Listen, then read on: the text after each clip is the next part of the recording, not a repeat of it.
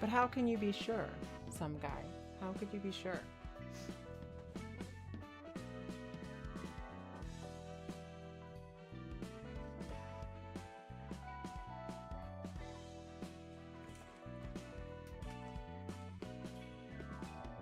I think I might actually just be one of the crazy people who would probably go in for eternity. I think most people would be driven completely insane by eternity.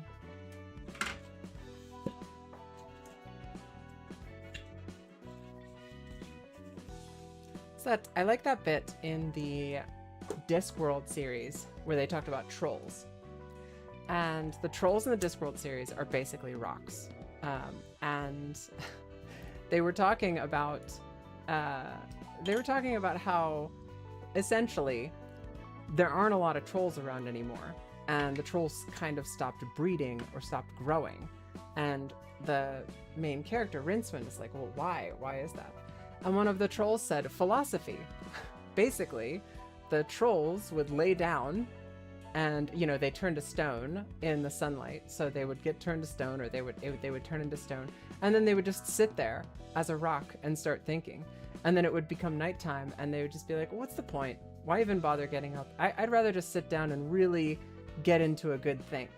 And they just stopped, they just stopped moving altogether, which I found to be an incredibly fun way to like phase out a sentient race or a sentient group of beings from your world, is just to be like, oh yeah, they're still there. They could technically still move, but the ones that don't have dementia, they're just deep in thought and they don't want to get up.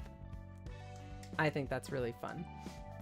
I will forcibly add the 1 out of a million chance to instantly fight the Red Mist mod that might or might not exist onto your computer. I would genuinely be impressed if you could pull that off. I'm not challenging you to do that. I'm just saying that I would genuinely be impressed if you were able to do that. I wouldn't even be mad. I'd be like, how the fuck did he do that? Anyway, how are you guys doing today? I'm doing all right. I had a nice morning. Woke up at 4:30. A little bit earlier than usual. My cat got out yesterday and he's still at large. So I'm generally not bothered by it. He's like mostly an outdoor kitty. But we just moved to the mountains several months ago, and my partner's a little worried that he's not going to know the layout well enough, or that there's going to be genuine predators out there. But I'm like, honey, cars are in the city, and he's a street cat, grew up dodging cars. The final reception of this game are kicking your ass. Well, that would be a thing. That would be impressive. Unless you're like, I honestly, like, yeah, that would be impressive. I don't know where you're living. I don't know where you're actually from, but good gravy, that would be insane. All right, let's do some murderizing. Let's tenderize some of these thumbs. How many do we have left to skewer? 193? Would you please stay still? How could you do this when the finger bow bell is imminent? Don't act like it's anything new. This isn't even the first time we've had a quarrel with the thumb. Your boss isn't going to make a big deal out of this, you know. Remove the limbs of all thumb personnel still remaining in the nest and hang their bodies on skewers. We're simply carrying out our prescript. No personal feelings are involved in this process. You fanatics, you're blind and deaf to anything but your prescripts, obeying them without a second thought. I can't fathom how you stake your lives on following orders from nowhere. Isn't that how everyone in this city lives? We're all fundamentally the same, aside from the variation in methods. And that's the end of this prescript. We only have one prescript left to carry out now. It's quite a magnificent sight to see those limbless bodies make futile struggles with their fading consciousness. That makes the index the last finger standing in L Corp's nest. The only other obstacles remaining are the beasts of R Corp and the blue reverberation. All hail the prescript. I love how it always leads us to blissful places. Prescripts are just meant to be followed. It's not a good idea to give extra meaning or have any sentiment to them. Some big mouth you have, Mr. Messenger. You were barely alive when we found you. Your lower jaw destroyed and your tongue and eyes gone. If it weren't for the prescripts, you might not have gotten any treatment, let alone lived. I still don't thank the prescripts or anything. That's just them being carried out. The messenger is correct. Prescripts are to be fulfilled. It's as simple as that. Messenger Yan demonstrated it well through his past actions. Gee dear, the scent of blood in the air. I'm not one to speak, but the index really hasn't changed. The blue reverberation. I don't believe we're mutually hospitable enough to be having chats in such close proximity now. Friends, no need to be so wary. I'm here to ask you a favor, Proxy Esther.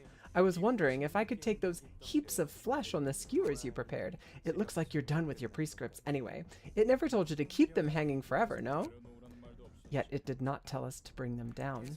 It's up to you to interpret the messages, so I'm personally asking you, Proxy friends. This is tough. What do we do? I really don't want to let him get away with what he wants, but there's no good reason to refuse. Let the blue reverberation do whatever he wants with them.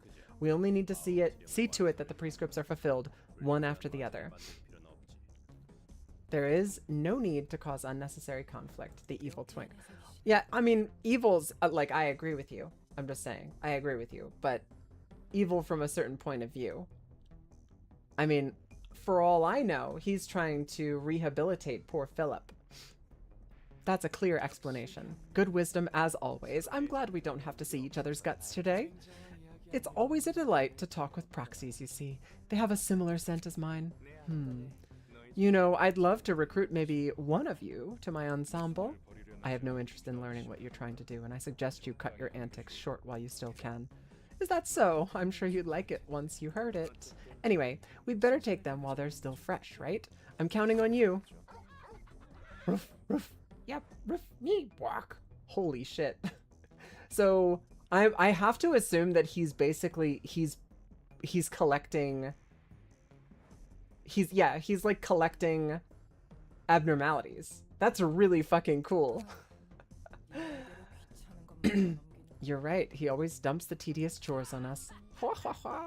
Look at the meat skewered nicely on these sticks. It's like I'm looking at fine brochets with a delicious smell.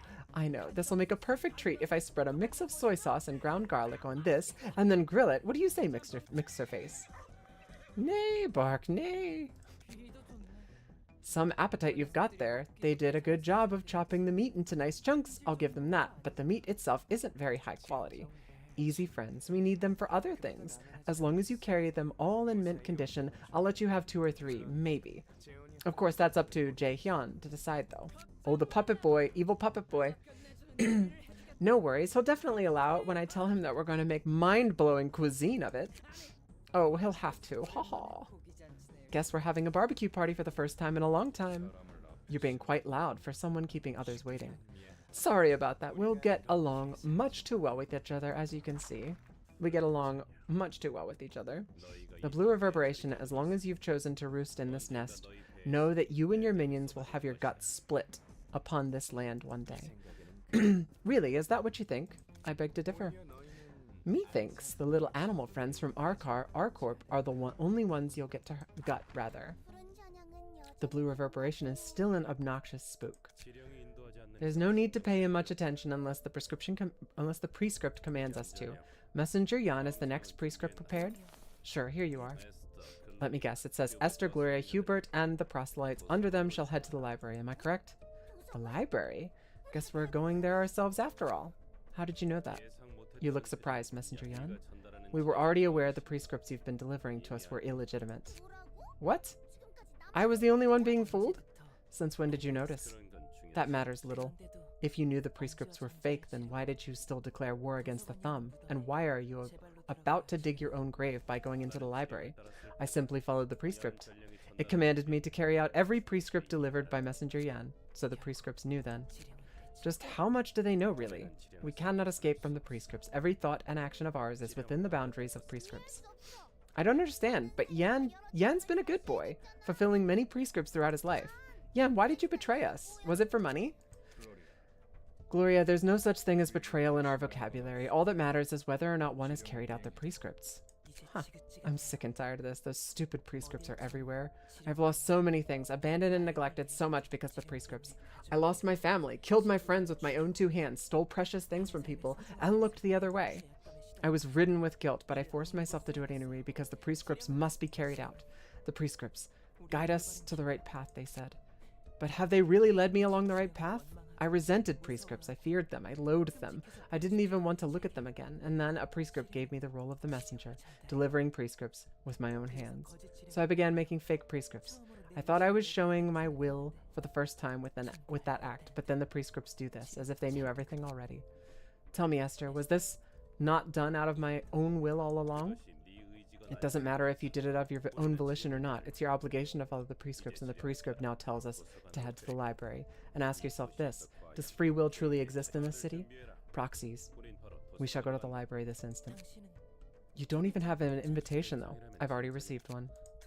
But how? The order to head to the library was just a lie I made up. Messenger Yan, the prescript has invited you to a certain place. The prescript invited me? Are you guys actually going to the library then? As the prescript orders.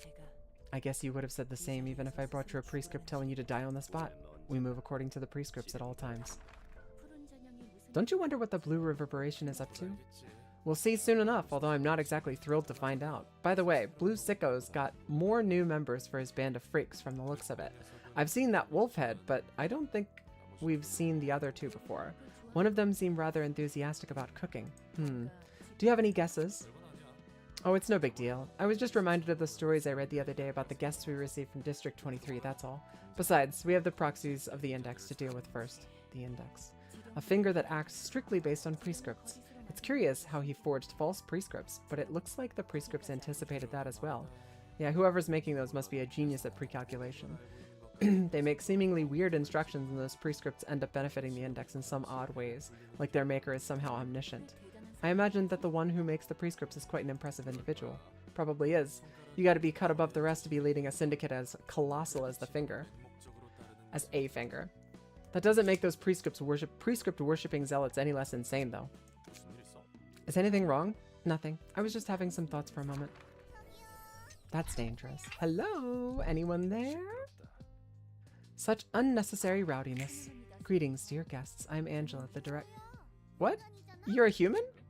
Is she? She seems rather ambiguous to me. I don't believe that's relevant right now.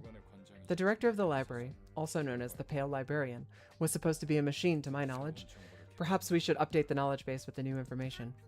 She's a liger... I'm surprised to see such an awkward freak still exist in the city. Oh, look at her. She's razor sharp. Are you getting mad? You are to overcome the ordeals in this place and fight for the rewards, dear guest. Please go through that door if you wish to enter. And you're calmer than what the current information suggests. Proxies, our primary directive is to enter the library as the prescript dictates. Stop this quarrel and get on with it. Okay. May you find your book in this place.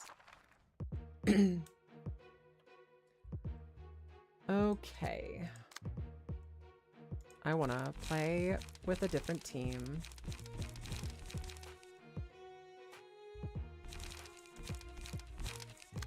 I want to do Smoke Team Alpha on Yasad's team. It's been a while since I played with Yasad's team, and I miss Smoke Team Alpha. I do appreciate how powerful Jebra is, and it's not like I'm never going to use her or anything, but I really, I want variation. I need variation in my diet. I love Yasad's team, and I love my Smoke team. It's very fun. All right, so let's check what this team has. I love their hat, their little face mask thing.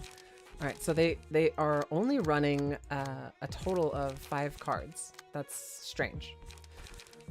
They have multi-slash, draw 1 page. If singleton, restore 2 light as well. If singleton, all dice on this page gain 1 power. If execute, we know that one. Binding chains. If singleton, reduce power of all targets' dice by 1.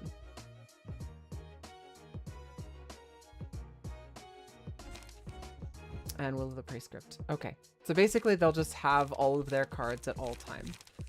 That's a pretty tight deck. Let's see. At the start of the scene, restore 1 light if the current light is 0. We like that respiration. Draw 1 or more pages at the start of the act. Skim the prescript. I like that. It's a 1 cost, and you can kind of include it with other stuff. And then each scene, boost the power of a random type of offensive dice by 2. Grace of the prescript is a good one. We do like the index proselyte page.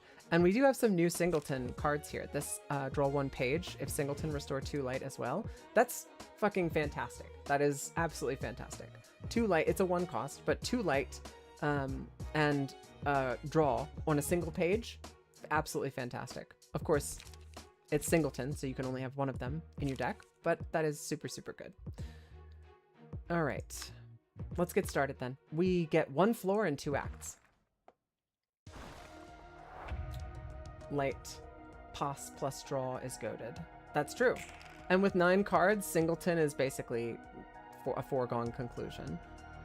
You're not quite guaranteed to have singleton, but there's a very high chance of having singleton. So we know that this card slaps. We know this shit hurts really bad if we're not careful. So with a 3-5, that's not a 3-5. That's a 7-9. So we need to make sure that we treat it as such.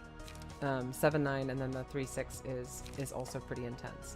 So I do think that using Deep Drag is a really good option here for this. I think Deep Drag is how we're going to counter that particular one. See who else is running Execute. We've got 2 more people running Execute, and we'll see if we do have the Deep Drags to handle it. It seems like we do. And then we can use Smoking Pipe is our light restoration, and that needs to be played after the other one. And we've got Smoking Pipe here, which we'll play to counter that. Wait a second.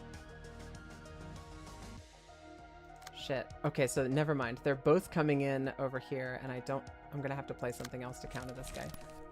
Play a Smoking Pipe there.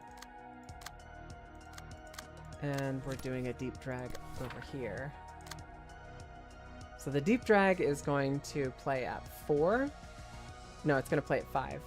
So that means this one here, which we can do a Smoking Pipe, that's going to play at 2, or 4 rather. Okay. I'm trying to pay more attention now to when I get light back and when I spend light. So I know that it is incredibly important to regain light at the right time.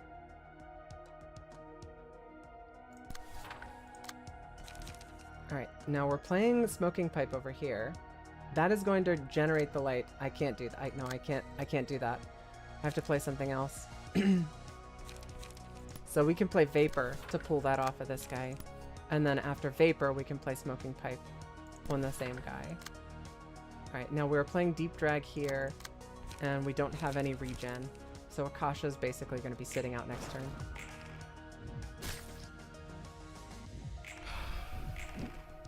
Nice dodge.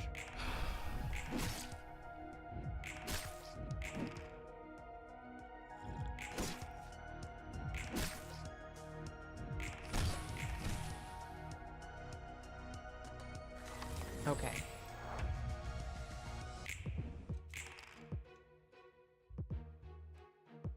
So yeah, the people who got to actually do their one ability. Why are they all attacking Kyle? I guess their prescript says to fucking kill Kyle no matter what. That sucks. Well, we can do Guidance of the Gears, I guess. Because if I use a defense order, I'm not going to be able to regen any of the light. So we can use a Guidance of the Gears. Kill Kyle. Kill them now. You can use cool thing about this floor, if for some reason attribute Red Mist's the strongest ability and get Chained Wrath, you have yeah, I know about the all infinite die and the Chained Wrath combo. It's pretty strong. But I don't know why you would attribute Jebra's key page. I guess if you were genuinely not gonna play Jebra at all, I suppose it would make some semblance of sense to use that. Alright, we're gonna have to pull somebody off with Fatal. I think that'll work. Excuse me. And this sucks because we're basically going to be using... I guess I could use a defense order to pull off one of these guys' attacks.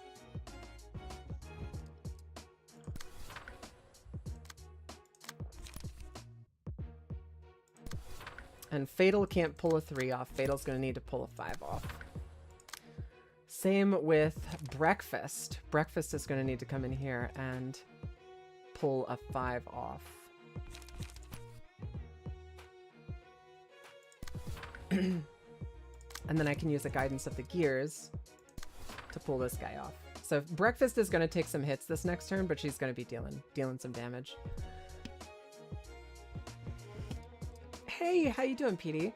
Battle plan, Cowabunga it is. The battle plan is always Cowabunga. You know it. All right, this guy's got 2 smoke. That's not going to be enough to trigger loss of senses. So I think we're going to probably want to play Vapor. And then I'm going to do a smoking pipe at the end to see if I can just regen. Got back from picking up the kiddo from theater class. Awesome. Welcome back home. Welcome back.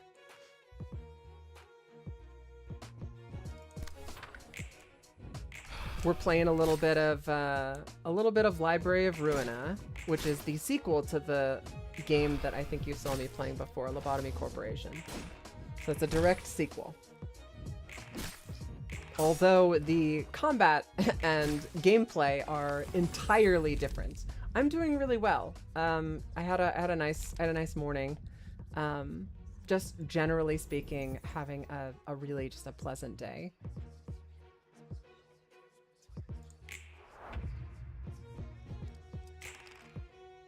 So I guess that smoke doesn't count as a status ailment if I have the smoke buff. Yeah.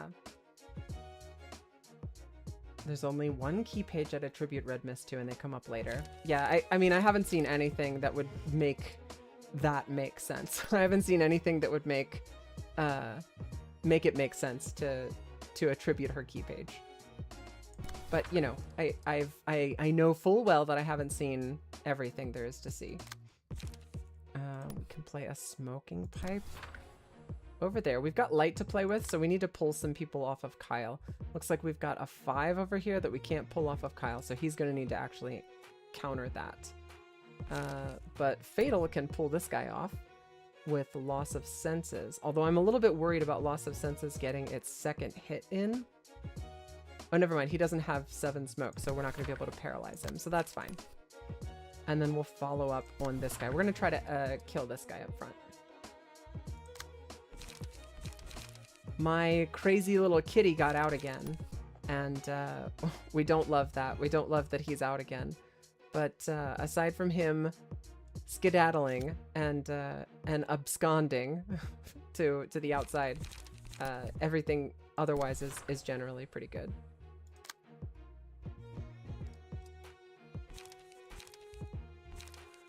I could do defense order. That's definitely going to give us a chance to defend almost all of the first hit, and the second hit is very unlikely to connect if we use defensive order. However, we could use Vapor, guarantee that the first hit won't connect, and very likely deal a sizable amount of damage to this guy. I think that's the play. We're gonna have Breakfast pull this bozo off. I think if Clash wins Singleton, reduce a next die. Yeah, we're just going to take the hit with Breakfast and have her bonk this guy on the head with Vapor. And then I think we can use Breakfast again to do Guidance of the Gears. Now, with what we have left over, I'm struggling to find somebody who's going to be able to intercept this Will of the Prescripts. Kyle's very close to dead, so I'm a little bit nervous about ignoring that. Who is okay, we need to pull this off with Akasha. So we'll do, it's either a Vapor and we take damage with Akasha, or it's loss of senses and we pit pit our dice against theirs. I don't love the odds of us beating that out, but you know, we have to avoid Kyle taking too much damage in this next turn. Yeah, just like Yasad just failed to connect in that combat there. Very close to killed that guy.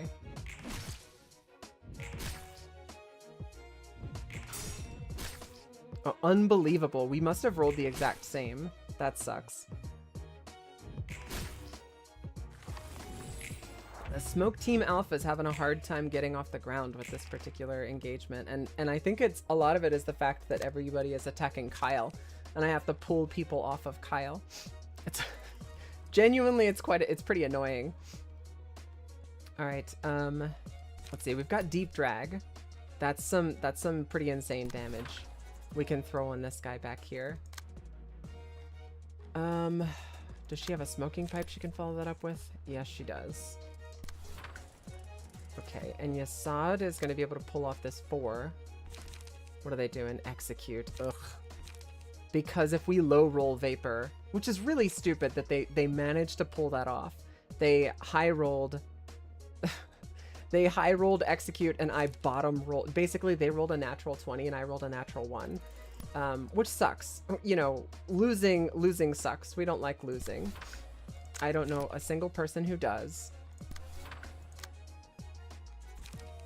And let's see, if we can pull off a loss of senses to gain the card draw, that would be pretty great. And then we can do Guidance of the Gears on this guy up here. It's a relatively low chance for us to be able to beat that guy's die roll out, but if we do, he's dead. He's got Paralyze on him, so actually, never mind. I think we should beat him. And that means Akasha's free to do whatever she wants. So we can have her come in here and do Vapor. If she lands that Vapor, it'll kill this guy, I think. At the very least, it'll stun him. But with the smoke we've got on Akasha and the smoke that's on this guy, I think that'll kill him. Just in case, we're going to follow up with something a bit harder.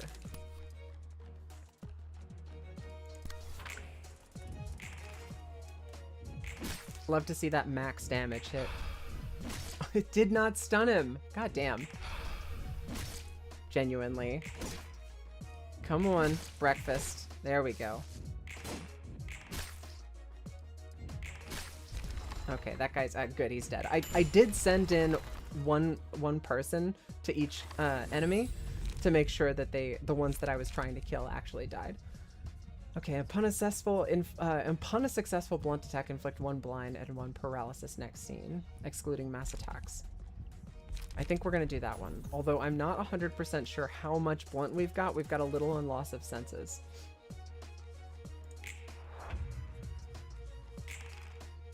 I should probably know that, but we do. We've got someone Deep Drag. That's where I'm thinking. All right. So this guy's got 7, which means a loss of senses is very likely to get us victory on these, because he's got two notes of paralysis. If we manage to land in with the loss of senses, the second hit will definitely trigger a card draw for Kyle, and the first hit has a pretty high chance of beating out this guy's die. We don't have a 6. So that means that these guys coming in here are going to land their hits unless we can bounce them off before they get the chance to. So a Vapor should be able to knock that guy out. It all depends on who goes first. Enemy team's 5 or my 5. I think my 5s go first, but I could be wrong about that. If I am, it's just gonna be unfortunate. It really is all gonna depend on whose 5s go first.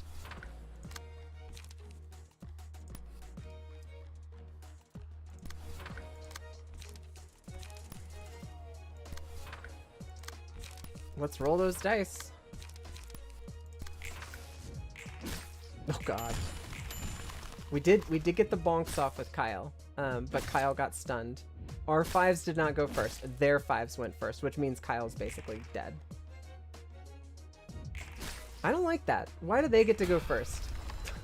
That's ass.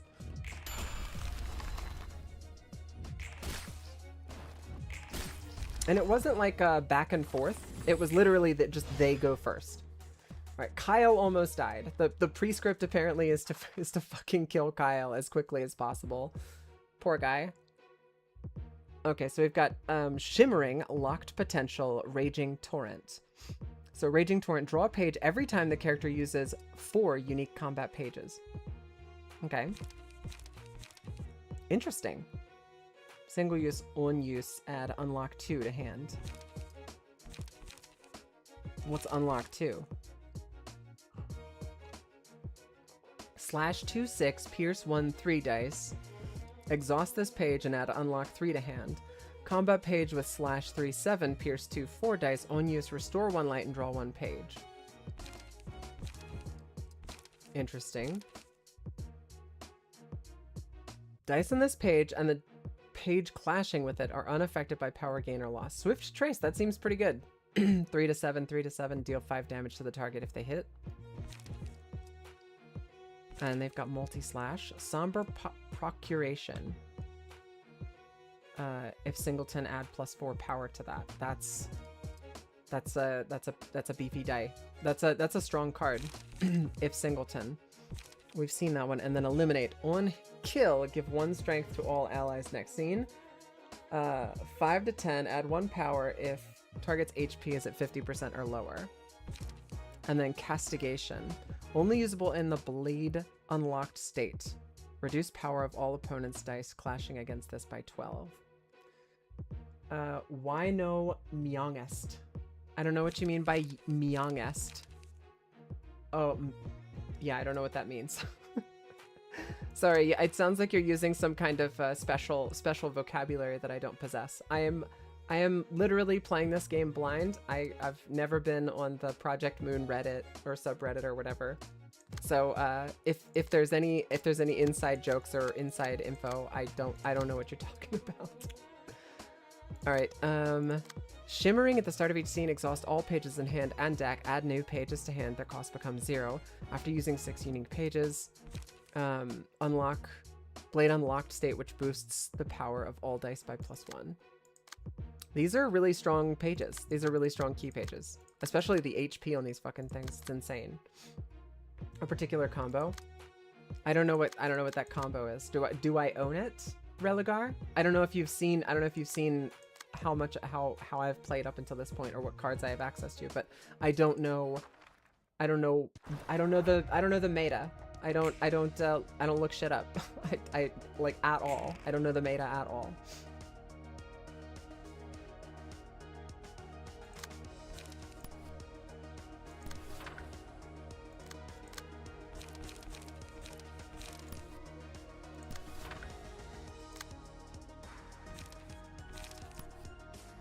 Like, they're not all attacking Yasad, but almost all of them are attacking Yasad.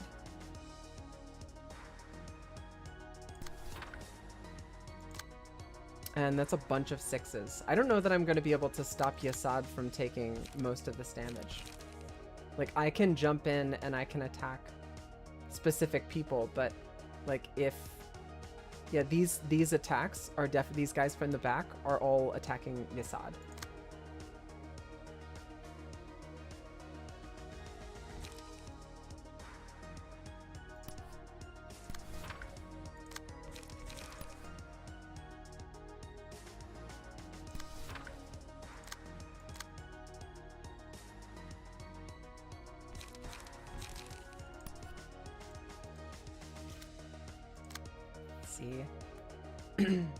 If we do a loss of senses at 3, unaffected by power gain or loss, it's literally just a hard roll. And the 6 is coming in up here. I can't defend against that. I need to keep hits off of Kyle if I want Kyle to stay alive. But I don't know that I have the juice to be able to do that. This is a 3? Okay, I might be able to pull these 2 hits off of Kyle by using Fatal as a shield. It's a 2.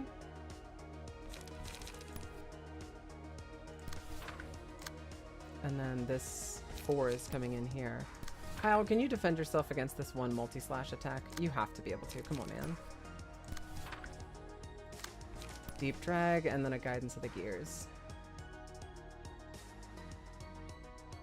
It's wild because I don't have the ability to do like any kind of focus targeting. I'm on the back foot the entire time. I feel like if at this point, Jesus fucking Christ, that did so much damage. I think I wanted to not be metagaming. I wanted to not be playing Jebera, but I don't think I can. I don't think I'm allowed to play the game anymore. I think I have to metagame, or I'm just gonna get steamrolled by higher value cards. It's genuinely very frustrating. I think getting to this point in any game is kind of the point where I get irritated.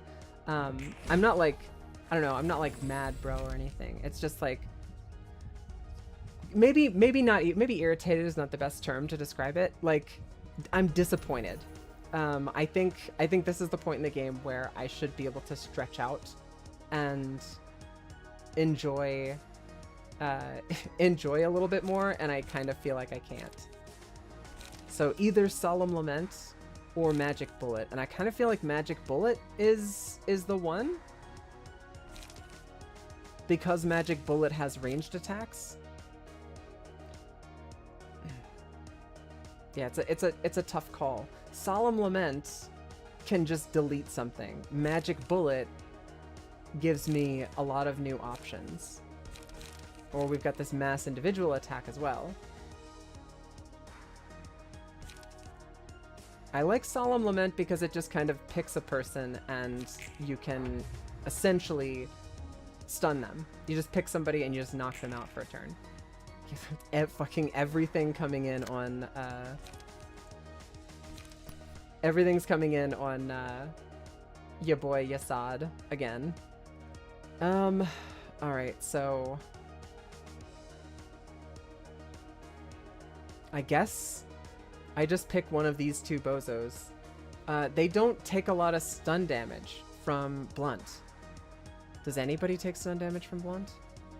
This guy doesn't. I don't think I'm going to be able to pull out eight times. I don't think I'm going to be able to pull out that much stagger damage. I think I could probably stun one of these two guys. Whichever one is... Yeah, I think they're both doing the same exact thing. That should stun that guy. I can ignore both of his dice. These other two, I need to try to counter.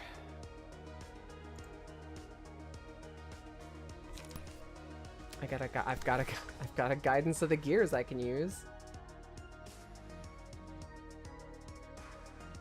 And we don't have the dice necessary to make it through that. I can use a deep drag, and I can use the guidance of the gears.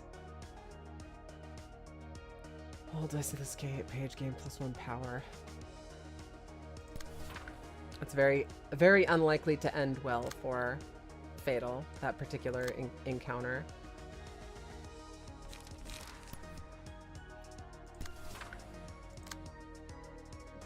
And we could pop a Vapor with this 5.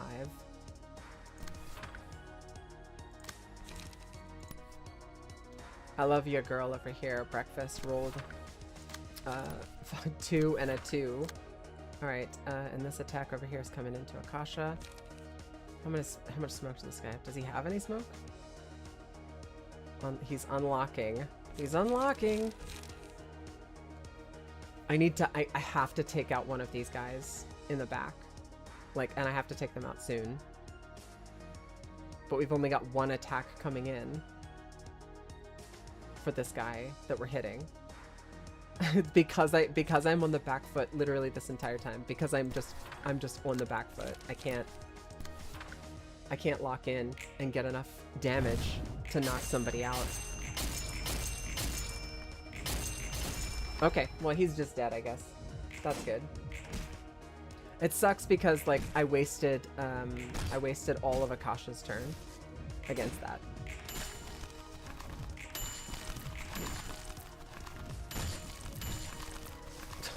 and Fatal is almost knocked out. Kyle, oh my god, Kyle's at 6 HP. Yasad just got knocked unconscious. I wouldn't be surprised if Yasad died this turn. Would not be surprised at all.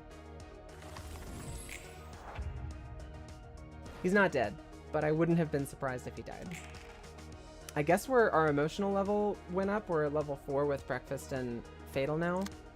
But we're kind of in a I'm not even gonna say we're in a tight spot. We're kind of fucked with this 3 to 5 coming in at a +4 power with the Singleton build that the guy has. It's that's a 7 to 9. I need to beat out a 7 to 9 in the second slot. I don't have anything that's gonna be able to do that. It's like the 4 to, if he bottom rolls, I could top roll with defense order and maybe be able to defend against it, but it's very unlikely to actually work out that way.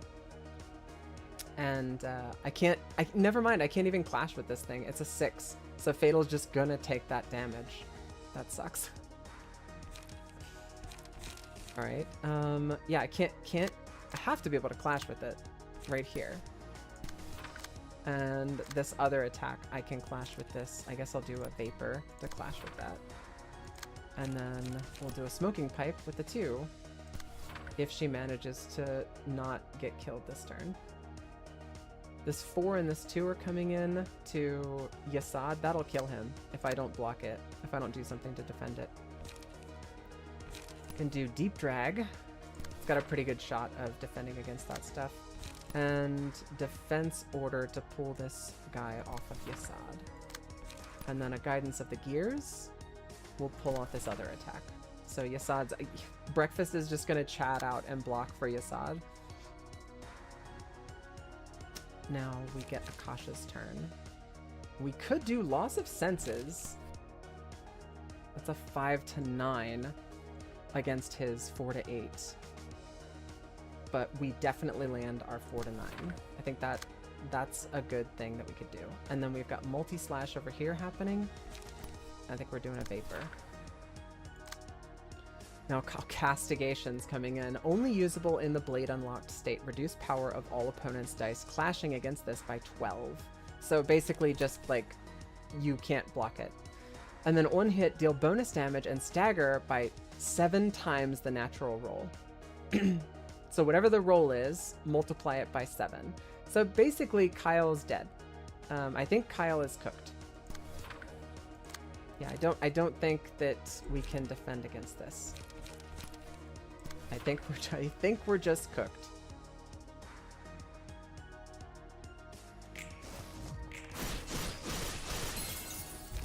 Yep, he's dead. And Breakfast was not able to block the entirety of that attack. And Fatal's almost dead. And Breakfast is unconscious.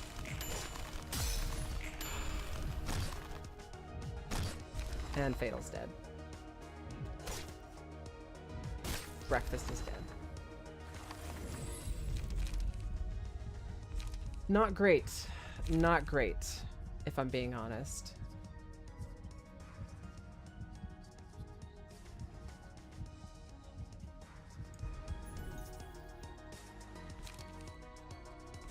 Okay, what do we have here? We've got Mass Individual Grinder. We've got Regret.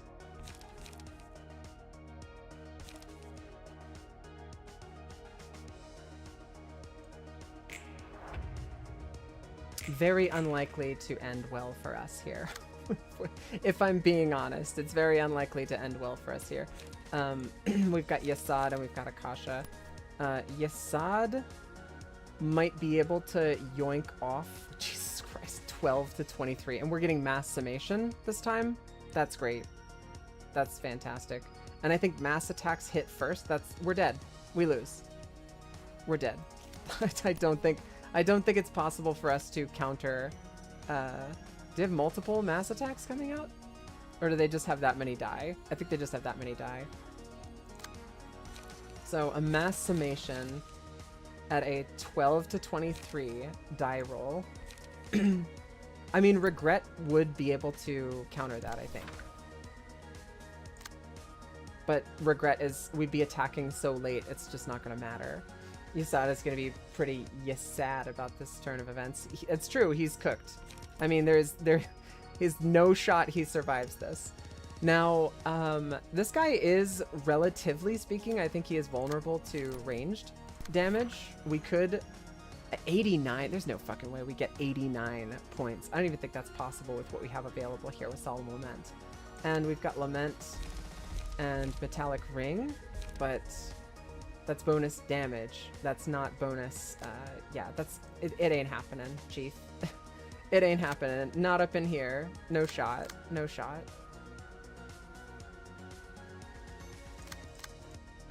It's cooked, as they say.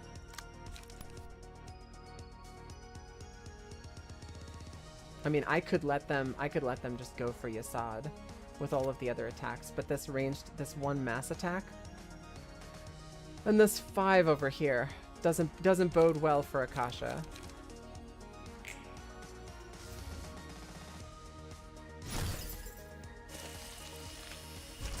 Oh, he's just dead. Never mind. Yeah, we knew that he wasn't going to get to do that attack because ranged attacks go after the other attack does. I'm genuinely surprised that your girl is still alive. We could seal speed dice. All characters deal +4 to 8 damage with attacks this reception. They also suffer 4 to 8 stagger damage upon taking a hit. It doesn't really matter because, like, this floor is done. It's cooked. Do we have anything that's ranged? I guess I got Grinder. We could do Magic Bullet. We'll do Magic Bullet. Oh wait, no, shit. That's not what we want to do, actually. Magic Bullet, I think what that would do is... Okay, I have an idea. Oh, do we have any mass attacks coming out? Okay, we've got a ranged attack at 5, Decapitation, that's coming out. But I should be able to get Solemn Lament off first and kill this bozo. Maybe we'll get 1 book out of this. Okay, we got him. It's like, come on, please fucking kill this guy. Alright, we got eaten.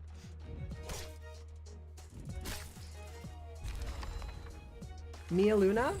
Hey, how you doing? Whenever you say, do I remember you? This is saying that this is your first message.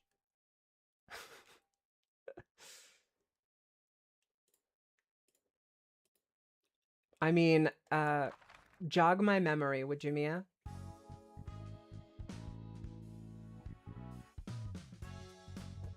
So we got some books of the Index. We got 3 books of Gloria. I mean, we didn't come out of this entirely empty-handed, but I'm not necessarily happy with the outcome. New cards is new cards, though. So we're gonna burn some stuff and see if we can get anything good. I do feel like the Smoke team is not gonna be up to the challenge. I don't think they're gonna be able to handle this. Gloria's page. This seems like a pretty good page. Not gonna lie. Seems pretty good. Only usable in the Blade Unlocked state. We're gonna build something out of that, for sure. I think we're gonna make something for Jebra team out of that. We've got some burn over here. I'm gonna get rid of Cecil's page, and we're gonna throw in this new one, Gloria's page. It looks goofy as hell. Alright, we'll throw in Eradication, and we're gonna do Singleton. Add Unlock 2. Singleton. Binding Chains. Somber Procuration. Execute. Undertake Prescript. Will of the Prescript. Multi-slash. And then we need light generation outside of multi-slash. We need something else.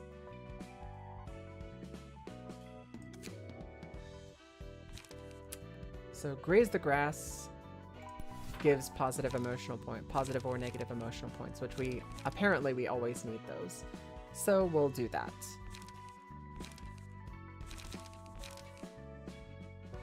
We'll roll with this and see how it feels. I think we have enough draw. The thing I'm a little bit worried about is whether or not we're gonna have enough light, because if we don't draw multi-slash or graze the grass, we will run out of light, simply put.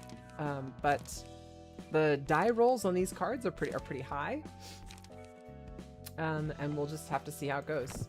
And with Jebera and with Verdigris's ranged page, which I feel pretty confident in, the energy beam ability, which is pretty badass, and we're still running this emotional turbulence build, Lowell's page. I want it to work, but we'll just have to see how it feels. Now we don't have the prescript thingy-majiggy, so let me see. Let me search prescript.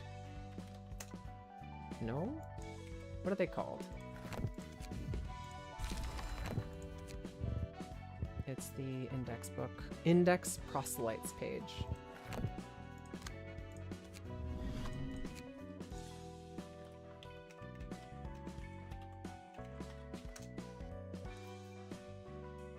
Oh, I guess we have all of these. We're only allowed to have 4 of these key pages. Interesting. I thought that there was more passives on these. Huh. Yeah, I thought for sure that the index proselytes, maybe the ones that we're fighting, are not the same as the key pages that we're getting out of this, because there were multiple really good looking stats available there that I don't really see anymore.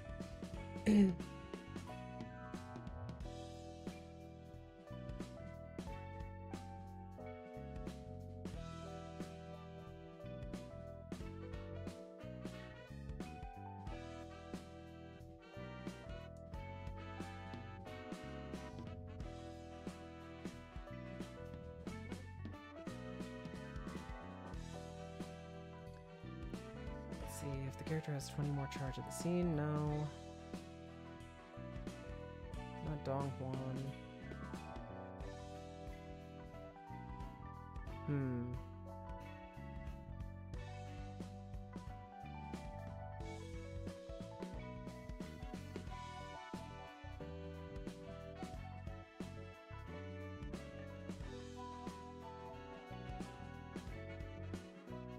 The game has gotten so big. There's just so much information available. Random enemies resistance changed to normal for the scene. When attacking with a damage type they're weak or fatal to. This is focusing on different kinds of damage types, whereas I think with Gloria's page we're probably going to wind up just throwing in whatever sticks or whatever we have available.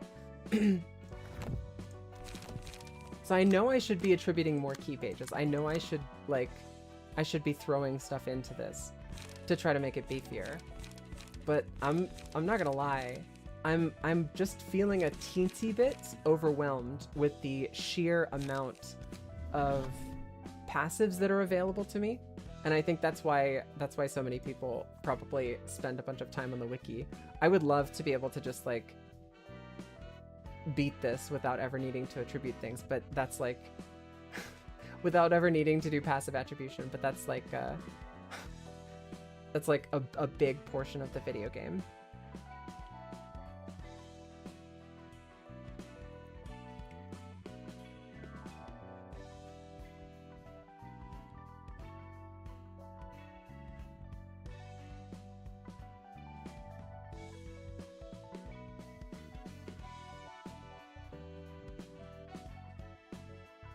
Recover 3 HP when the character discards a page.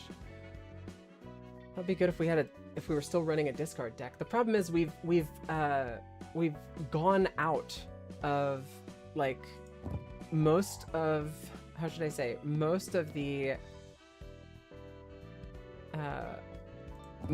the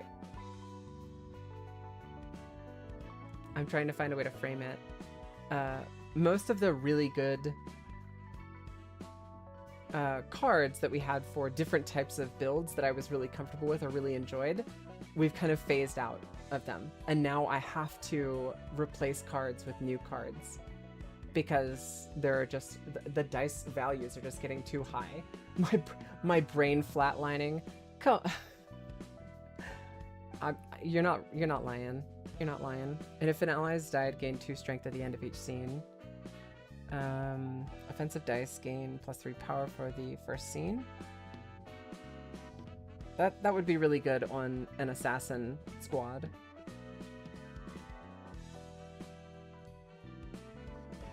When inflicting burn using combat pages, apply +1 additional stack. No.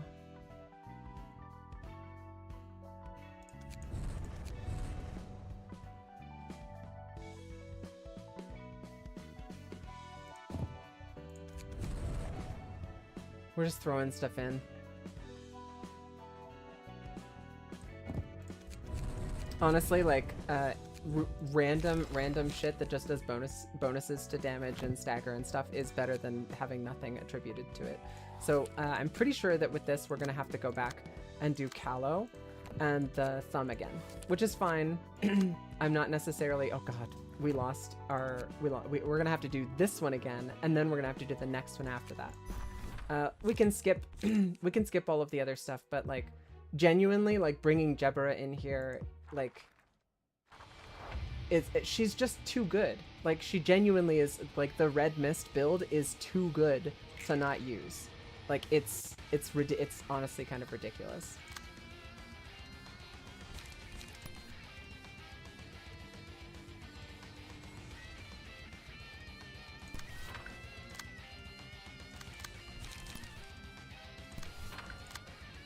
Too good to not use. And we'll do an upstanding slash. And let's see how this necro thing works. Okay, so we've got a special icon here, which I think this means that these are all unique cards. Basically, when this character uses a series of unique cards, they I think it's 4. What is it? Six. After using 6 unique combat pages, they unlock a special ability. So let's try to get there as quickly as we can. We'll do a regeneration if we have it. We can use energy conversion. That restores 3 light, and we'll draw a page if we hit. And then we have concentrated fire. We can hit this guy with in the front. No, this is going to go off at a 5. God damn it. So we could do concentrated fire, which is going to happen at the 5. And then we'll do energy conversion after that with our 4. Genuinely, the timing with all of this is, it's a lot. It is a lot to get used to. I feel bad. Mia Luna's like, yo, baby boos, do you remember me? And I'm like, I looked at your chat history. I didn't see anything. I literally didn't see anything listed, so I'm not exactly sure when was the last time you were here. But maybe it's been a while, or maybe my memory is just not that good. Probably that. That's probably it. Counter that, and then we come in with Leap for a card draw. All right, let's see how this goes. Unfortunately, we kind of knew we were going to take some nasty-ass hits there.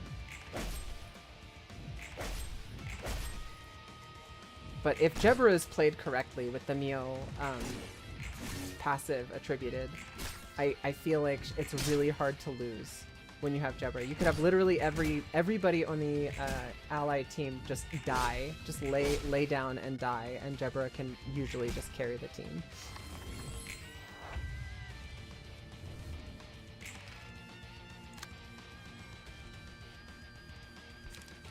Alright, so we've got somebody's about to get staggered here, and we've got multiple people who could potentially get staggered. I think with the die roll being +5, using an infinity here will probably net us the most overall damage. And then we'll do a level slash to regen light after that. Oh, look at all these cards. Holy spumoni. Alright, so Execute has deceptively high damage rolls, so I think we'll do an Execute or a Somber Procuration. Somber Procuration? Somebody's pinging me.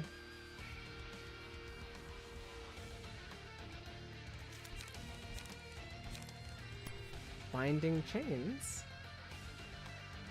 One Clash win if Singleton reduced the power of the opponent's next die.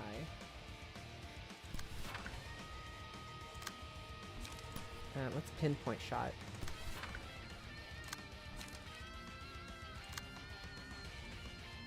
And then we can do a Intercept here for Jebera with an Absorb Impact. That'll save her the trouble of having to defend against that. Gun him down. Alright, that guy's staggered, and we follow through. It just kills him. Not quite enough. Very, very close. I almost staggered that second guy. But 3 attacks with a single card. It's pretty great. You know, some might even say that it's the best right now.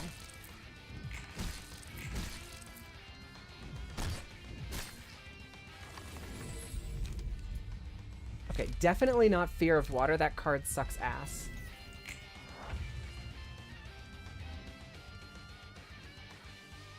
Hang on a second.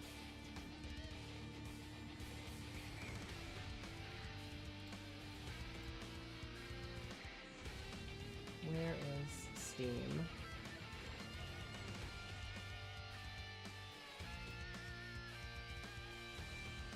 I'm tabbed out. If you're messaging me on Steam, I can't see it, and my keyboard is not plugged into my primary PC, so I'll get to it later, or you can message me on Discord where I can actually see it. Alright, we're not quite unlocked yet. We've got 4 unlocked, so 2 more attacks and we should be unlocked. Alright, so 2 random ammunition to hand, 3, 7, 5, 7, 4, 6. And that's a 4-7. Yeah, I don't think that's the one. I think doing an Execute has a pretty good shot of giving us what we want, and Multi-Strike should just kill this guy outright. It's always hard to predict. Sometimes we hit somebody who's knocked unconscious and not defending with like a single attack, and they just implode. And then other times we attack them and it seemingly does nothing. So we'll do an attack just to back it up there. And we'll do an Upstanding Slash and a Level Slash with Jebera, and because she's OP AF, it's just gonna kill everything instantly.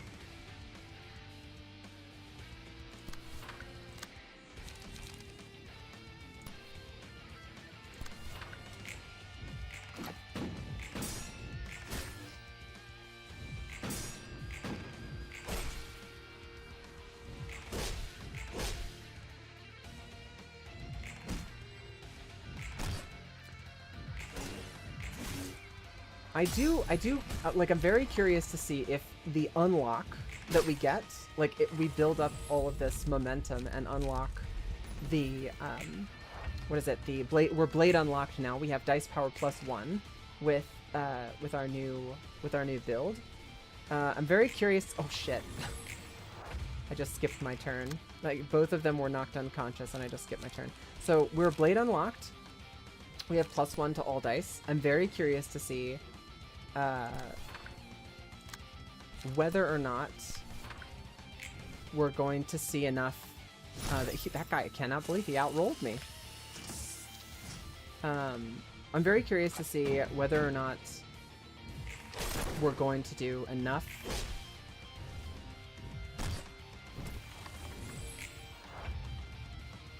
Sorry, my train of thought just died there for a second, but I'm back. Blade unlocked.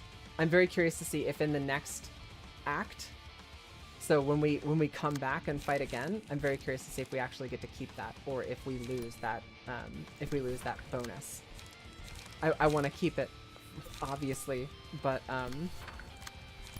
I don't know if the game is going to allow me to do that.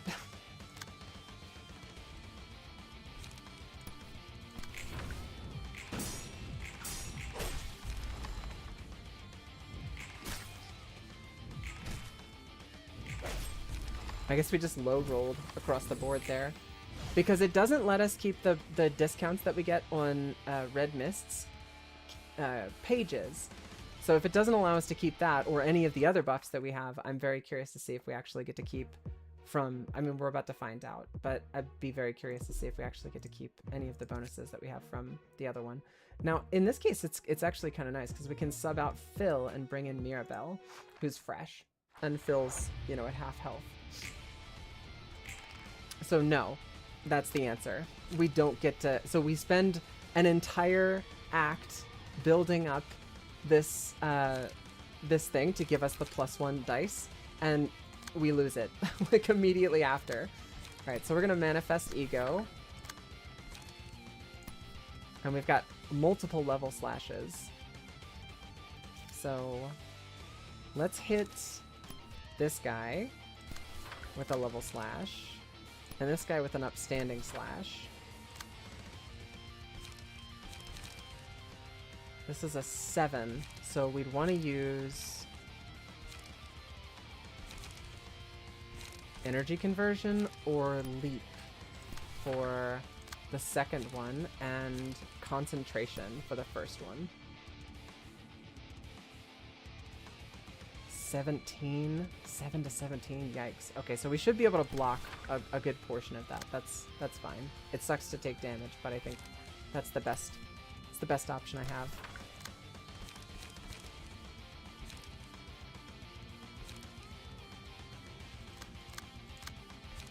How about we use Steel Knuckles on that attack, and then we'll use Cut the Grass on this attack.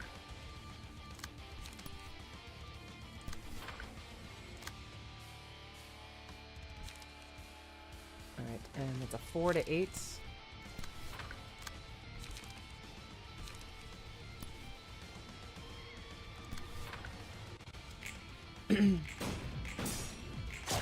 I cannot believe that, I mean, he must have rolled like absolute shit in order to not hit Verdigris with that attack. The problem is like things either go painfully slow or they go so fast without a, what's the word? A combat tracker or a combat log. Things go so fast that like, I genuinely, like, I don't know what I rolled on anything or why I lost particular in encounters or combat. Alright, so this is the point where Red Mist or Jebra just goes completely apeshit and is out of control strong. So we do Greater Split Horizontal. That will stagger 2 and almost kill everybody else. And then we'll follow up with, what is it? We've got Upstanding Slash and Level Slash.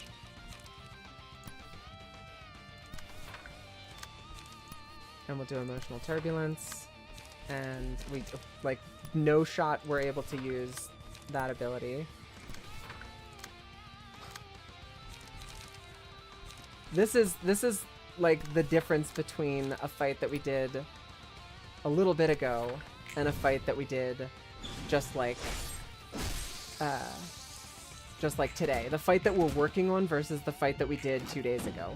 And the difficulty spike is absolutely insane. It's genuinely like nutso how hard things have gotten just going up like two levels.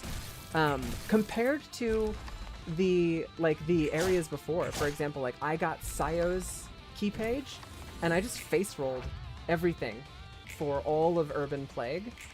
Just the entire thing. It was just no problem whatsoever. Easy peasy lemon squeezy. But you get into this and it's just if you're not mated out or using Jebra, then you're gonna struggle.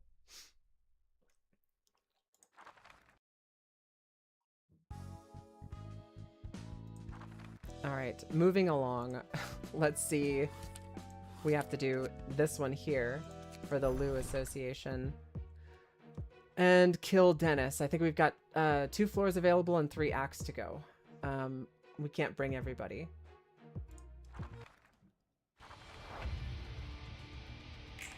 We need to make sure we get one of the old guy's books. Dennis is the one I want to neutralize.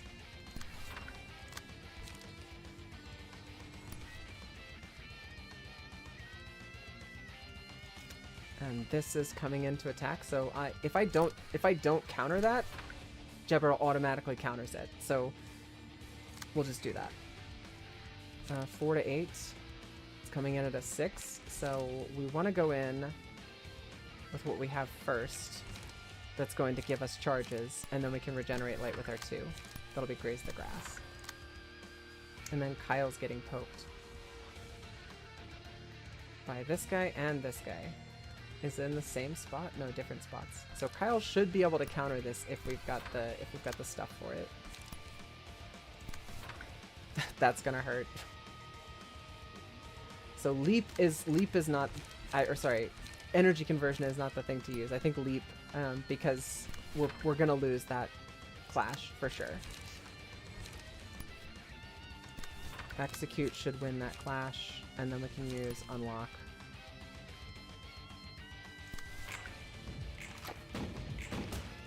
Ouch. And Kyle, just like that, Phil starts off the fight with like 20 HP down.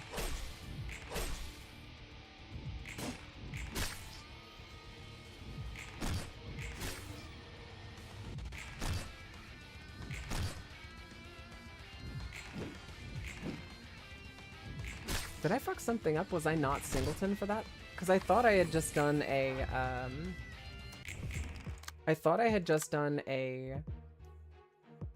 what's it called? The Slay one. That's got bonus 4 to dice power on this page. Gloria looks so funny on the player. Gloria looks ridiculous on Necro, but I'm here for it. I love it. 375746. I don't like our odds with Undertake Prescript on that one.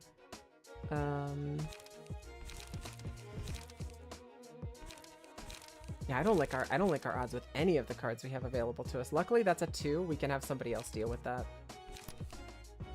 We'll go against that and hopefully be able to beat it out. Jebra double rolled infinity dice, as one is wont to do, which means she gets the benefit of +5 to all of her dice rolls for that. And then we'll do an upstanding slash. No, we do an upstanding slash first.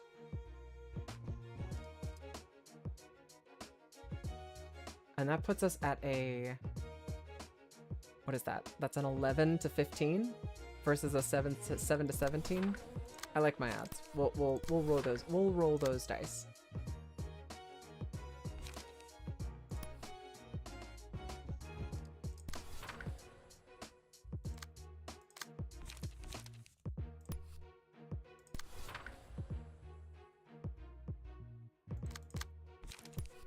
That's not the card I wanted to use.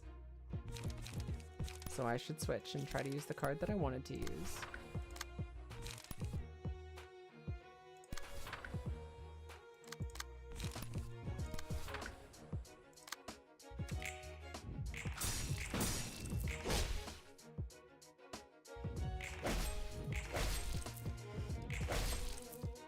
Alright, so he's staggered.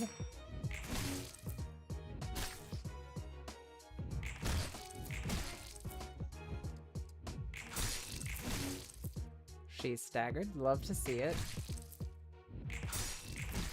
And he's staggered. Awesome.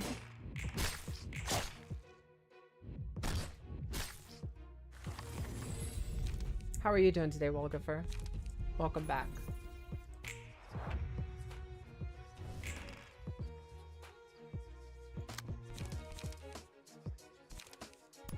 Glad to hear that.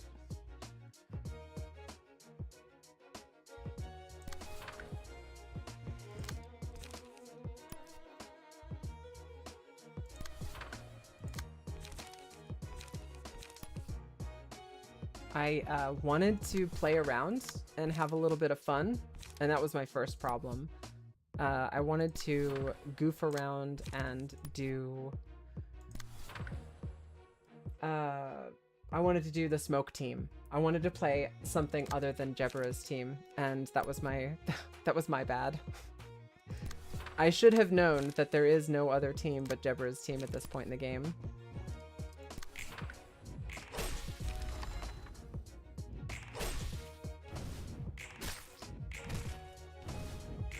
So we had to roll back all the way to the beginning of the thumb and work through the thumb in order to try to, you know, get past this bit and give it another shot. This time I'll use Jebra. I think I could beat the whole game with Malkuth's team. She's fun. You mean Malkuth? Malkuth is adorable. I don't think I've used her team enough to really be able to say one way or another. I imagine she's just about as strong as any other team if you get good with them or if you have the right cards.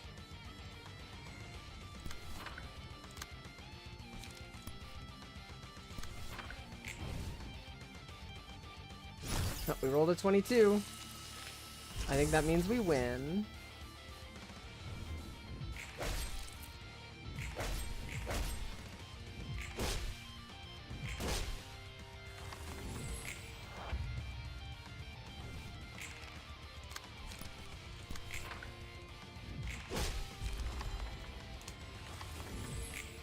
Her Abno pages are generally very good, and Happy Memories enables insane strategies.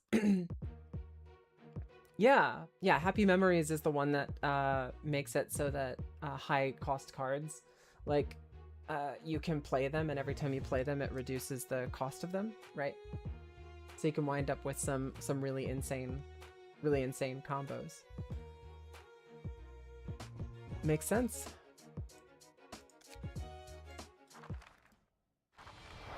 Nemo's build is feeling weaker by the moment.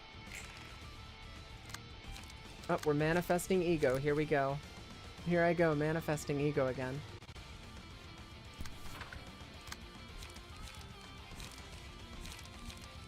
So one of each. We're gonna let this guy hit us. And we'll use Upstanding Slash on something else.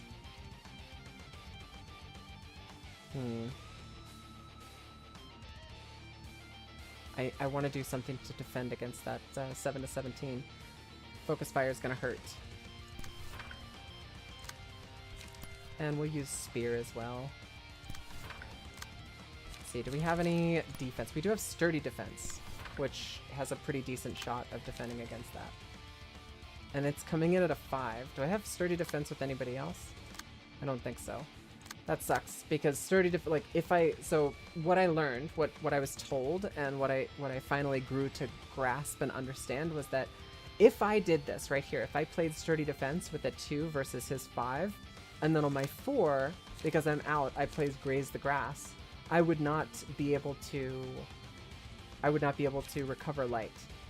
I would be wasting Graze the Grass, because you only gain light after, or you only spend light after you use a card, and you only gain light after, after you use that card. So, if you use a stacker, and then if you use a light recovery card while you're at full light, you gain nothing.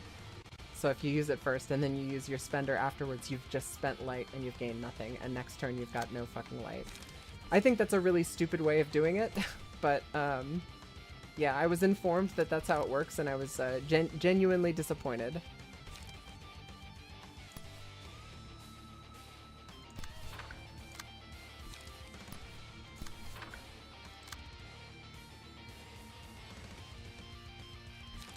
So Concentrated Fire. Our dice is 6 or up, so we get +1 to all dice power. And then we can do Graze the Grass over here to recover.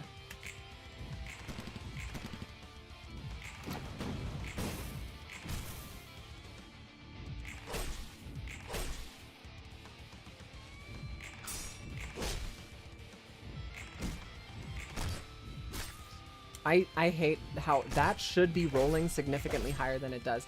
There's probably some nonsense where that, like, something is broken and it's not counting that singleton, or there has to be some reason why that is rolling so low, because the minimum roll on it is supposed to be like 7.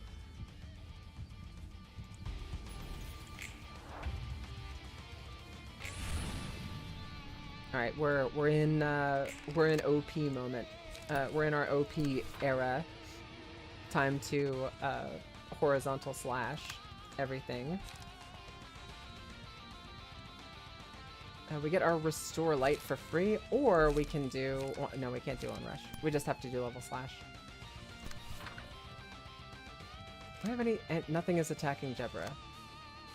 Okay, yeah, nothing is attacking Jebra. What we do is we do greater split horizontal here, and then that guy will attack Jebra on this die, and we just don't do anything with that die, and focus another attack elsewhere.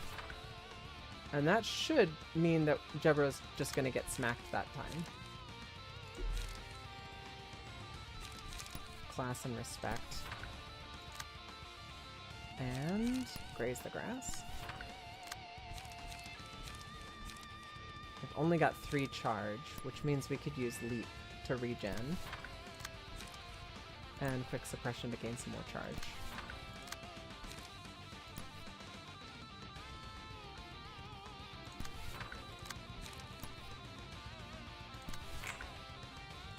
$40. We just rolled a 40.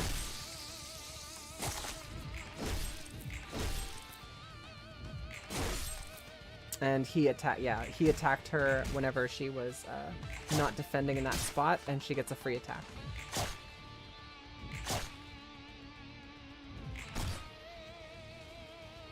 So that got us free stagger. You love to see it. You love to see Jebra just be completely overpowered compared. Like if the Smoke team was playing, sure, Smoke team is pretty strong. They're not this strong. Nobody's this strong. This is ridiculous. This is insane. Genuinely, look at her go. She's just gonna finish everybody off by herself. Here she goes. While smoking, she's just gonna kill everybody by herself. She's just so impossibly strong. It's... I don't know. Like, I think it's cool that she exists, and I think it's cool that she's so strong, but I wish that other people were manifesting their egos, or other people were being as strong as she is. I don't know if that's a mechanic later. That's cool. But I think the middle range, you're basically... I guess well, I maybe it's because I did Red Mist first, and I got lucky, and I unlocked her super early. But it seems a bit silly to me that she's so goddamn strong. I'm just saying. Alright, so we can do upstanding slash. That's a draw. And we're gonna do upstanding slash on these empty slots so that they're not defending. And then we've also got a level slash we can play, or a spear. I think we're doing spear. And I think the reason for that is because we want to draw as much as possible.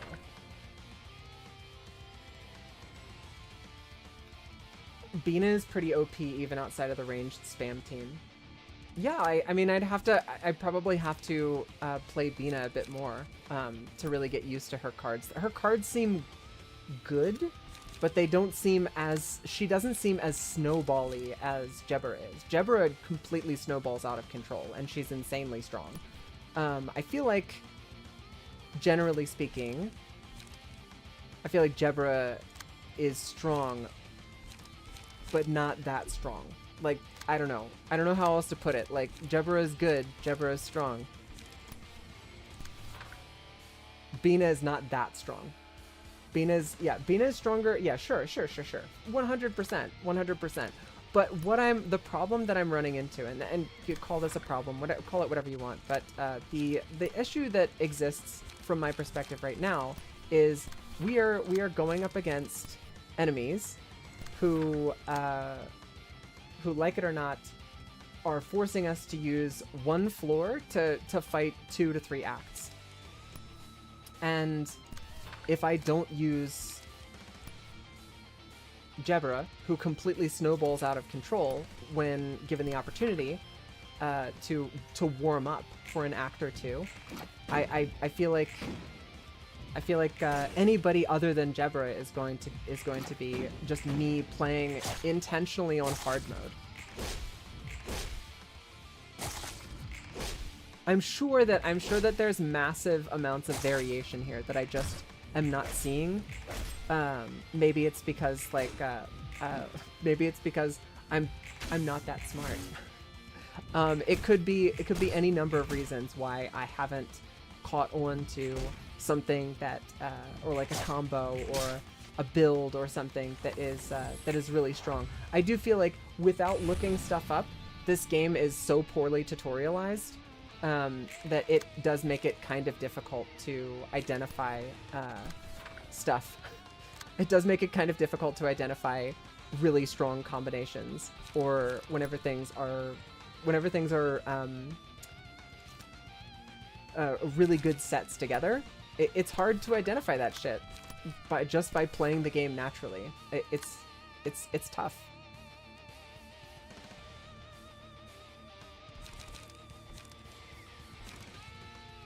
All right, we've got Absorb Impact and we've got Leap. I think we're gonna do both of those.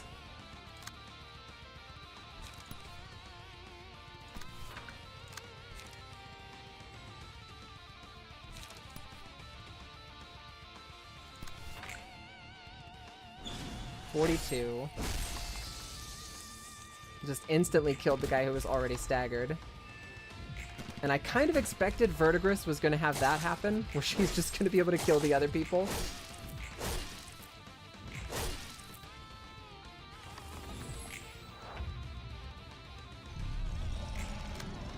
I don't even know why she's warmed up. Like, why does Claws of Savagery trigger for this? I don't understand that.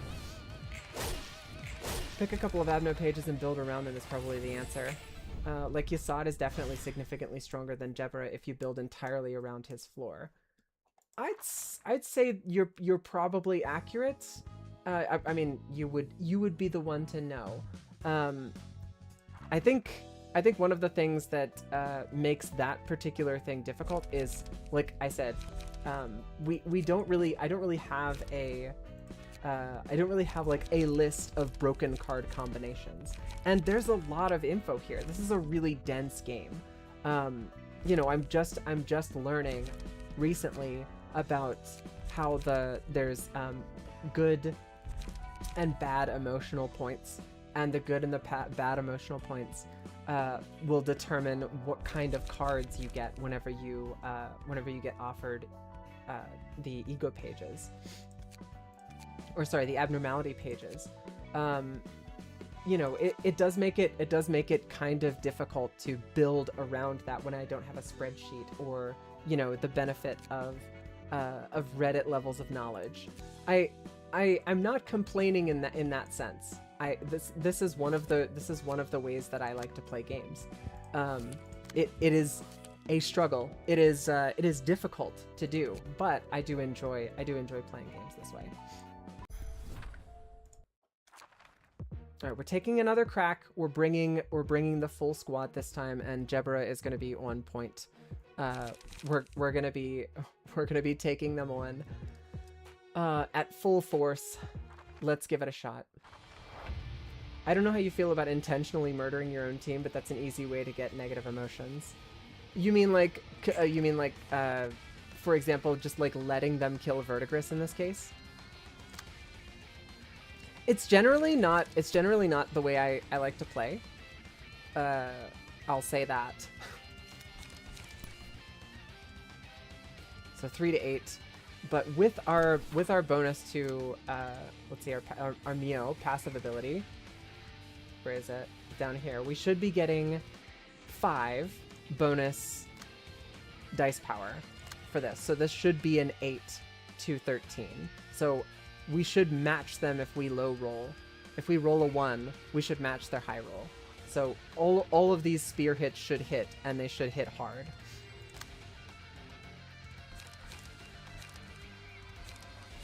And I think we do level slash to recoup.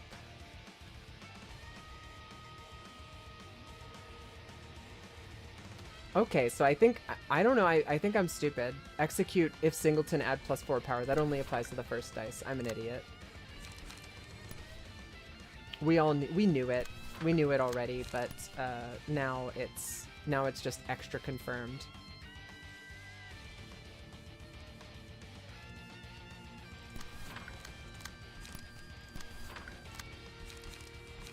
That makes sense that that card is not nearly as good as I thought it was.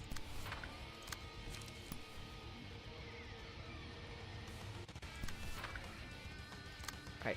All we have to do is counter this last attack. And then once we have it countered, we can kind of open up.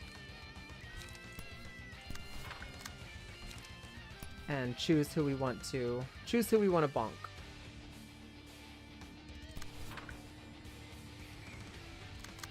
Not concentrated fire. Oh, concentrated fire is the only option I have. Okay. So golden opportunity and leap.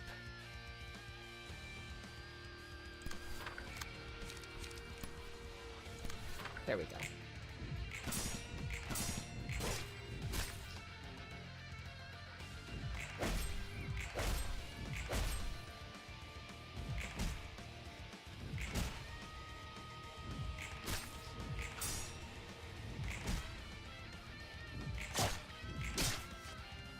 Oh, that sucks. That dude high rolled against Deborah. Both of her attacks got nullified. I'd love to have seen those die clashing. I do kind of feel like, and this is, you know, this is just a general video games, #video games gripe, but I do feel like a lot of games do this thing where they essentially will put broken mechanics for AI. Like the bots in a game will just straight up be broken.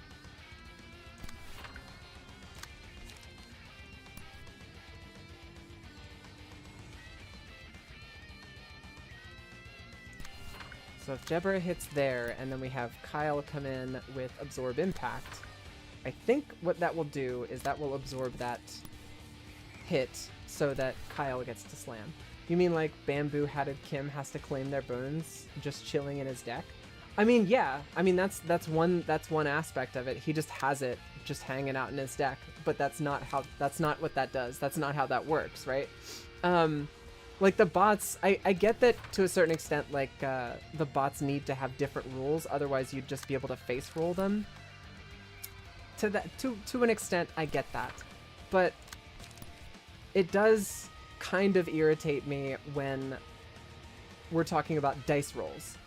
I don't know if you guys have ever heard of or ever played the game Armello, but Armello is one such game where you have the computer literally cheating with dice rolls. If you're gonna use dice rolls as like a method or a system in your game, make them actually be true dice rolls. Now I'm not necessarily accusing them of anything, but I do feel like sometimes whenever I do calculations, soft calculations in my head, I'm like, I need to roll a 1 and they need to roll a 20 in order for me to take damage from this. And I fucking take damage from it. And it happens way more often than it should. If we're talking about just like actual naked probability. And it again, this might just be like, well, you were unlucky. Get wrecked, bozo. It might be one of those situations. And you know what? I get it. That shit happens. I don't think so though. I don't think it is. I don't think that's what it does. I mean, maybe that's the case, but then don't fucking use dice. Right? Like, I don't know, my biggest gripe with that is whenever I'm running numbers and I'm like, I should be able to do this, but they do it the other way as well sometimes, where the bots should have won an encounter, and I don't understand how because there's no combat log, I can't go back and check.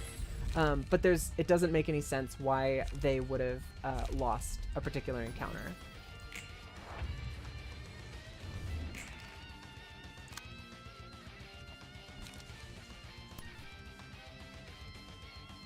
It's weird, that's all I'm saying. It's weird.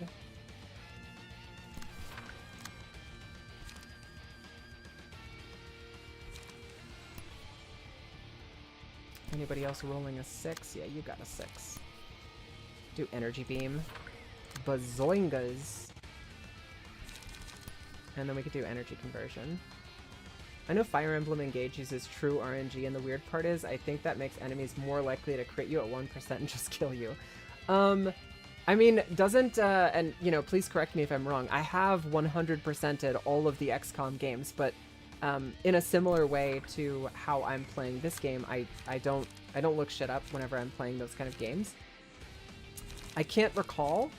Does XCOM do the same thing? Because I recall XCOM having that be like one of their mechanics, where it is true RNG, and that causes really dumb shit to happen, like them actually hitting on a 99%, or missing on a 99%, and them hitting on a 1%.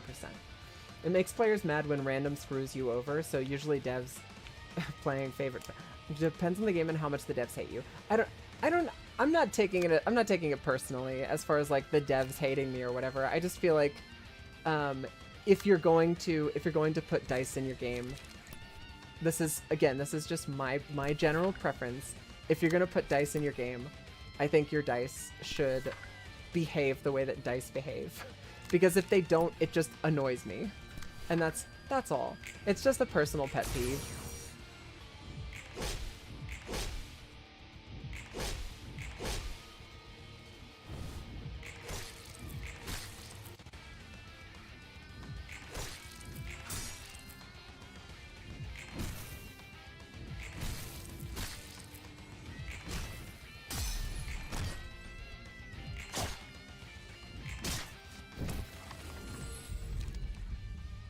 And again, I can't stress this enough. I'm not implying that, or I'm not outright claiming that the game is not behaving appropriately, or that the game is not using actual like dice mechanics.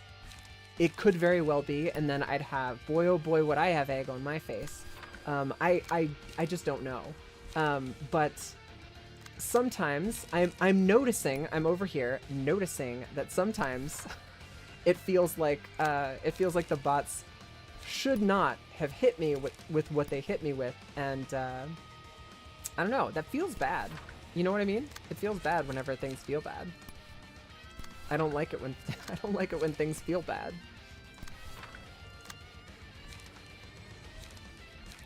Also, it's funny. Like, I'm not necessarily just going through the motions, but to a certain extent, I do kind of feel like I'm going through the motions with these characters, going through the motions with like the characters other than Jebra, but most of the time the only person whose turn actually matters or is consequential is Jebra's turn, and that also feels kind of poopy to me.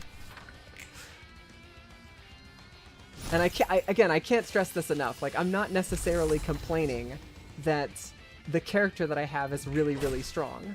That's not what's happening. What I'm complaining about is I would like to have more apparent variation. I'd like it to feel like the other characters' turns mattered more than Jebra's turn. But for the most part, I can just block and fail almost all of my clashes. I could just run all defense cards on literally every other character and just body block for Jebra, and like it would be a sound strategy. I could literally kill everybody and spec Jebra to be strong solo, and it would be that's probably a strategy, like a meta build, is just to have Jebra, let Jebra do everything. Like, why even have anybody else do their turn when I can just do this and Jebra just fucking kills everybody? I don't know.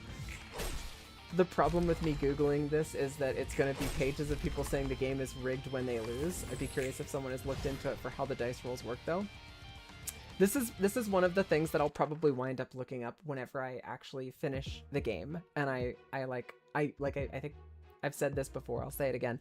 I don't look anything up whenever I'm playing these kind of games until I have beaten it. And it's just kind of unfortunate that this is one of those games that you need to have sunk in hours and hours and hours of time before you're actually able to find stuff like that out. It sucks. There's a lot of really important knowledge that you would get just by looking on a forum while playing this game. Right, so it looks like they've decided these guys in the back have chosen Jebra to be the one that they're going to attack. So I wish I had counter dice on Jebra. That'd be pretty cool. We've got a couple of 6s over here. And we're getting hit with a 7 and a 4. Alright, so we could do... We don't have the ability to manifest ego yet with Jebra. We could let this hit us and we'll clap back, but I think it would actually be better to let this one hit us and to come at this with a spear. Now for these two down here, I think we can do an upstanding slash, and then we've got 3 more attacks coming in on Jebra.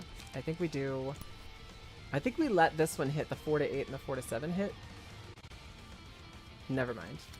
I'm changing my mind. We're doing upstanding slash to block Will of the Prescript, and we're gonna make that be our infinity. And we're gonna use level slash to block this down here.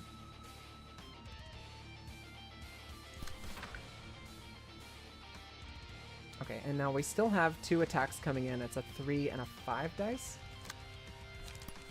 Kyle can absorb impact up here, and then we let this 2 to 6 hit us. We'll defend against this one down here with a energy conversion. This 3 is coming in to hit Jebra as well. I guess it's all going to depend on which one hits her first. It's so goofy when everybody on the enemy team is hitting the same person.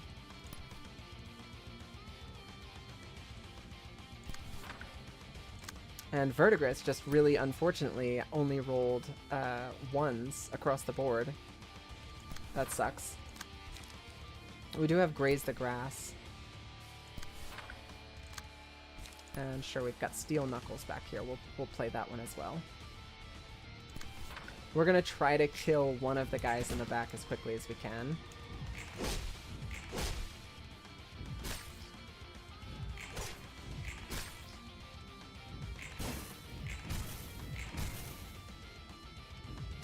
Shit, I did not realize that Phil was at 20 hit points. That's not good.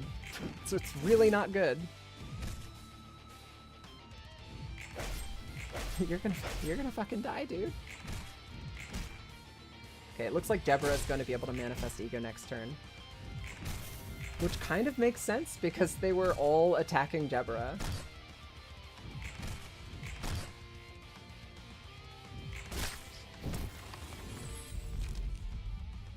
Okay, and then we've got each time the selected librarian wins a clash, the last die on their current page gains 1 to 2 power, and we recover on a successful hit with that die.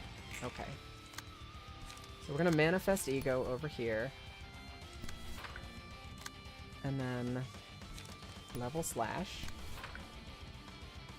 I think we're gonna use an infinity die to block that level slash. Or block with that level slash. We have another infinity die we can use. I think we're going to use Focus Spirit. The reasoning behind that is we need to be able to block. Actually, we can block that for Phil. And then with an infinity, we need to be able to get the strength boost that we'll get whenever we manifest ego next turn, because we're going to come out with a really heavy hit. And I want to make sure that that does as much damage as possible. That's a 2. Alright, we'll just hit this other guy over here with the infinity. Nope, not that guy, the other guy. Because we're trying to kill this guy up top. If we can kill him this turn, that would be cool.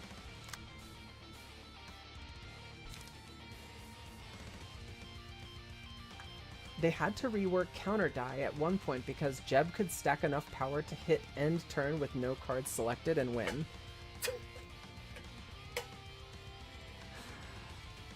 I mean, that doesn't surprise me. Genuinely, it doesn't surprise me. But yeah, like, I don't know. I still feel like she's broken. Like, she's too good. And I don't think that it's I don't think what I'm saying would be controversial. I mean, somebody might you could tell me what the general vibe is in actuality with like what people are saying regarding this particular character, but like I don't think what I'm saying is wild, or I don't think what I'm saying is crazy or what I would consider to be like controversial. I think what I'm saying is pretty sound and pretty reasonable. I think that she's too strong. I think she's so strong that I feel stupid when I don't use her. And I don't know that that's necessarily good for like maintaining a healthy state in this point in the game, especially in this point in the game where I feel like it's a bit of a struggle. I enjoy this. I'm like, I just want to say, if I was not having fun, I would not play this game. I would play something else. I'm genuinely enjoying playing the game. I think one of the things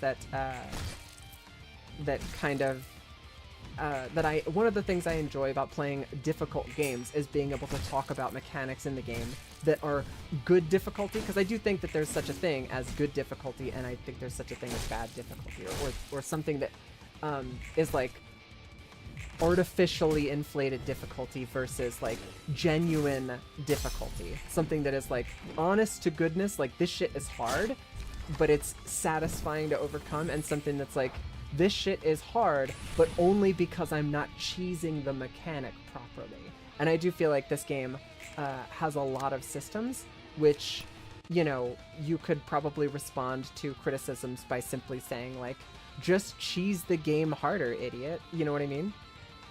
Reduce the power of all opponents' die clashing with this by 12. Yeah, we're not going to do that. We're not going to do that. We'll hit this. Or, you know what we could do is we just hit this guy in the back, and then it hits everybody. And then there's no clash.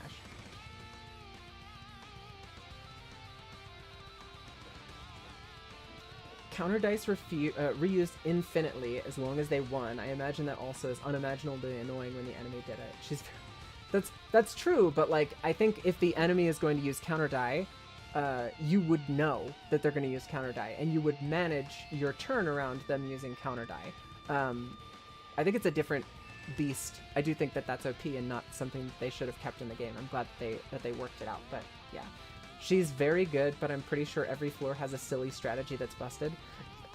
Wolgafer, I understand that statement, though, is she's really good. She's very good, but every floor has a silly strategy that's busted. Is Jebera, by herself, a silly strategy that's busted? Because I think that, like, any idiot, after unlocking Red Mist and using it once, would easily be able to wrap their head around how to make this work. I feel like it's not some goofy goober bullshit where you're like actively killing members of your party and then you play these two specific cards and it completely breaks the difficulty of the game, and it's like pants on head silly easy, right? I feel like this is like so strong and so obviously strong that it's kind of deflating to encounter. Again, I'm having fun, but I am generally deflated with these other builds. Like I spent a lot of time on my smoke build. I spent a lot of time on the burn characters that I tried to put together, but literally nothing even comes close to how broken Jebera is. You understand what I mean? Like, it doesn't matter how much I think about a build or tweaking passive abilities to get a +1 die or a +2 die over here. 28 to 42 mass summation damage, inflict 5 bleed next time. Automatically, if you stagger somebody, automatically attack again for free. If you use it at the right time, basically kill the entire team in one card play. Right? Like, you understand how, like, it does, like, I feel a little stupid for spending more than 10 minutes investing my time and my thought process in trying to build a cool deck whenever that deck just gets beaten by Jebera as she is, right? That's just her entire character, though. Yeah, but that's what I'm saying, is, like, I think it's a bit silly to hand the player a character this strong and then be like, don't forget there's other stuff you could do. It's like, but come on. Tip can get really good, can get to the point where you literally let the game play itself. It really only works if mechanics aren't obfuscated. If you can watch and learn mechanics and then apply the game's own rules to counter them, then that's a fair difficulty lever. I don't disagree with you, Eagle. I think, I don't think Walgafur would disagree with me on this. I think a lot of the mechanics inside this game are opaque. Like, opaque. Like, very, very difficult to grasp. Not even obfuscated, not even just poorly tutorialized, just like horrible in that they are just not, they're just simply not, they're just not expressed. Like you'd have to look at the tutorial for what I saw in the, how should I say it, like in the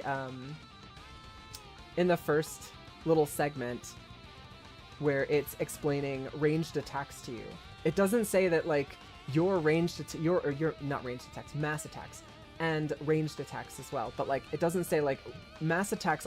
Your mass attacks always trigger first. Enemy mass attacks always trigger second, or first if you're not doing a mass attack. And then ranged attacks trigger after. But enemies can just ranged attacks that hit. A like unguarded section always do their damage, but if you ranged attack somebody who has any cards played at all, if you're clashing at all, then they can just slash your bullets away. It's really, really poorly tutorialized. I've figured it out by the gentle and patient guidance of chat, but like if I was not looking shit up in this game, this would drive me absolutely crazy. Like, this would drive me insane. The power of all opponents clashing dice by 12, which would bring my 13 down to a 1, and my 21, that would come down to a, what is that, a 9? I have a pretty decent shot with Energy Beam of actually beating this out and avoiding this castigation damage, so I think we're gonna do that.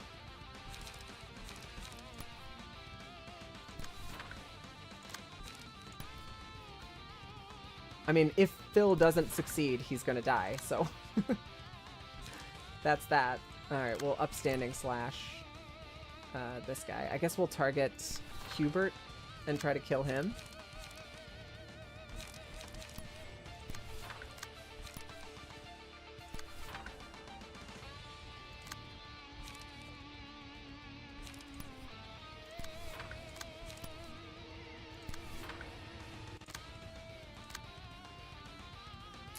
This is coming in over here.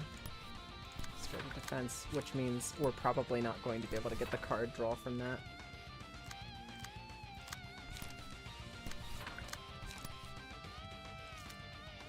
Got 4 charge on her.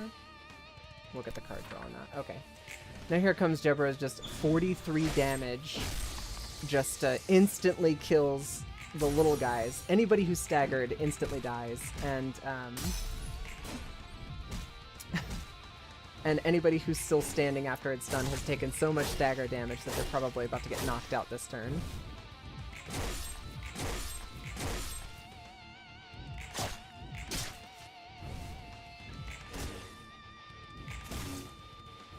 The most common criticism of a Project Moon game, probably.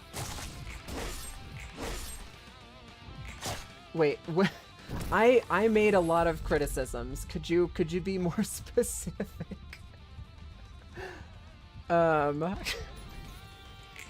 Mechanics are too opaque. Yeah, okay. They're good games, but yeah, the mechanics are not clearly defined. Alright, that bozo first. This bozo no, I wanna kill this bozo second. And we'll let that hit us for free. That should give us some defense. God damn. And Phil's getting mass targeted again with attacks. If, yeah, we don't have enough light. Ready Up is probably not going to be enough. If we don't win this this clash with Ready Up, we're cooked. But I think we're just about cooked anyway. Unless we can come in and intercept here for him. I think we're boned. We've got the 7. We come in with a multi-slash, and then we've got a 5 over here. That's another multi-slash that's coming in to hit him. So we can do a Somber Procuration. And then we could do a Graze the Grass. That should knock that guy unconscious. But any extra attacks are going to go to Gloria.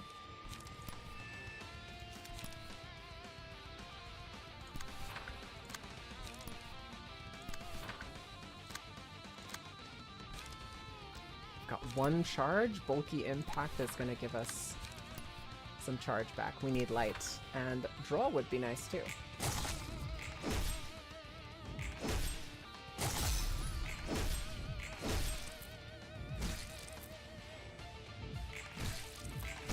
No! Necro staggered.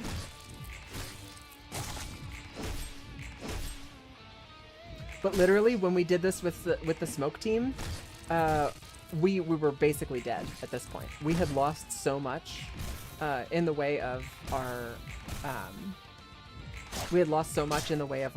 like team. Like we had 3 dead at this point. I think before this point we had 3 dead. We didn't even get that other guy killed the last time that we did this. So it is nutso. All right, Eradication. This is a mass summation.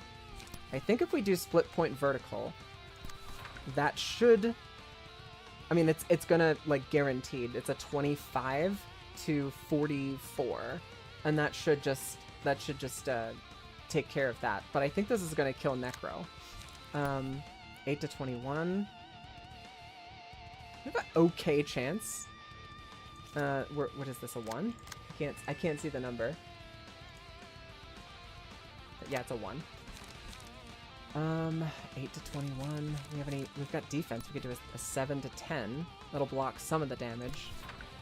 It is summation, so it's possible we could still get past that. And this guy is popping off. Well, Infinity will go first, so that should knock him out. Then the 7 will hit. We'll get our Upstanding Slash, which should kill him. Then the 5 can come in and hit this guy and probably kill him. Let's just go see what happens. We know Phil's dead. Necro almost died. I thought Necro was cooked there. Genuinely surprised he made it. 42 damage. So he's definitely staggered. Oh no, he's not staggered. You've got to be kidding me. Alright, so Necro's dead. I was hoping that we would be able to take out Gloria first, because I didn't want to get extra Gloria books. But alright, whatever. We made it. I mean, like, genuinely at that point too, it wasn't even close. Jebera was still at full health. Yeah, we had lost 1, probably 2 people, but Jebera can carry an entire team when she's that worked up. She's so strong. We got a... Okay, we did get 1 book of Hubert down here. Okay, so I think we got books of everybody. You know, sometimes it doesn't sound too bad to just let go of all the complicated thoughts and follow orders like the Index does. I think otherwise. You won't be better than a corpse if you just mindlessly perform tasks as they're given to you, and the Index looks just like walking corpses in that regard. God, that tea is still hot. They appear to have no respect for the free will of individuals. You know, I do have a thing or two to say about performing tasks as they're given. Here's the difference. Both you and I are working hard in order to get out of this place. We have a clear goal set in our minds. We're doing this because we wish to be free. However, Yan's efforts to prove that he has a will of his own went up in smoke. You used to berate it hard, calling people who follow it pathetic and stuff. Have you changed your mind on that? Perhaps I have.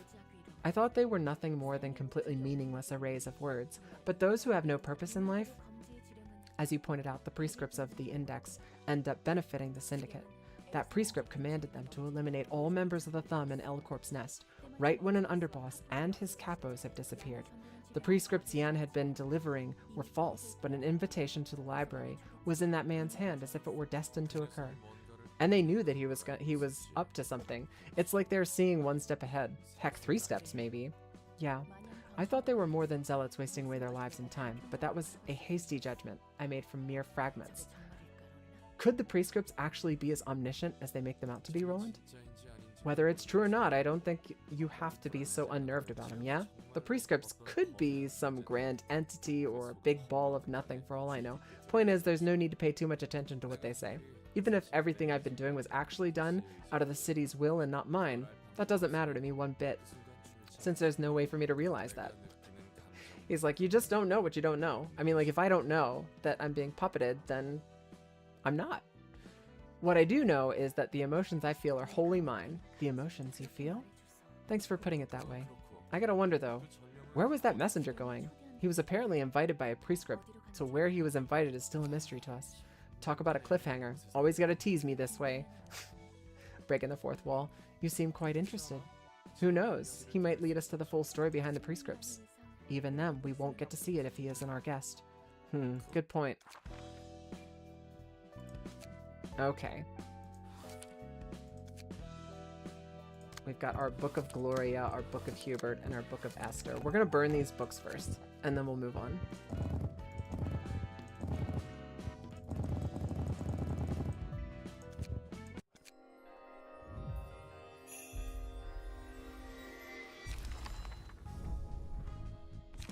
And no key pages. Get fucked, bozo. This is good, though. Eliminate is a really strong card. There are several other cards that I think popped in here that are pretty good, but they're probably exclusive cards to key pages. Castigation is incredibly good, but this is Esther's exclusive page, so we don't have Esther's key page, so we can't use it.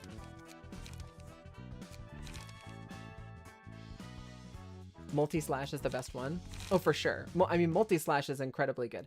I think, of course, it needs to be singleton, but it's got one, even if it's not singleton, it's still got draw one page. Definitely the two light restoration plus the draw is insane. It's almost like they're trying to make you do singleton decks for everybody, because some of the, like, there's one or two really, really good singleton cards. The Will of the Prescripts, for example, is just incredibly good for a 3-cost, giving you 3 card draw in a game where your deck is 9 cards big. That's insane.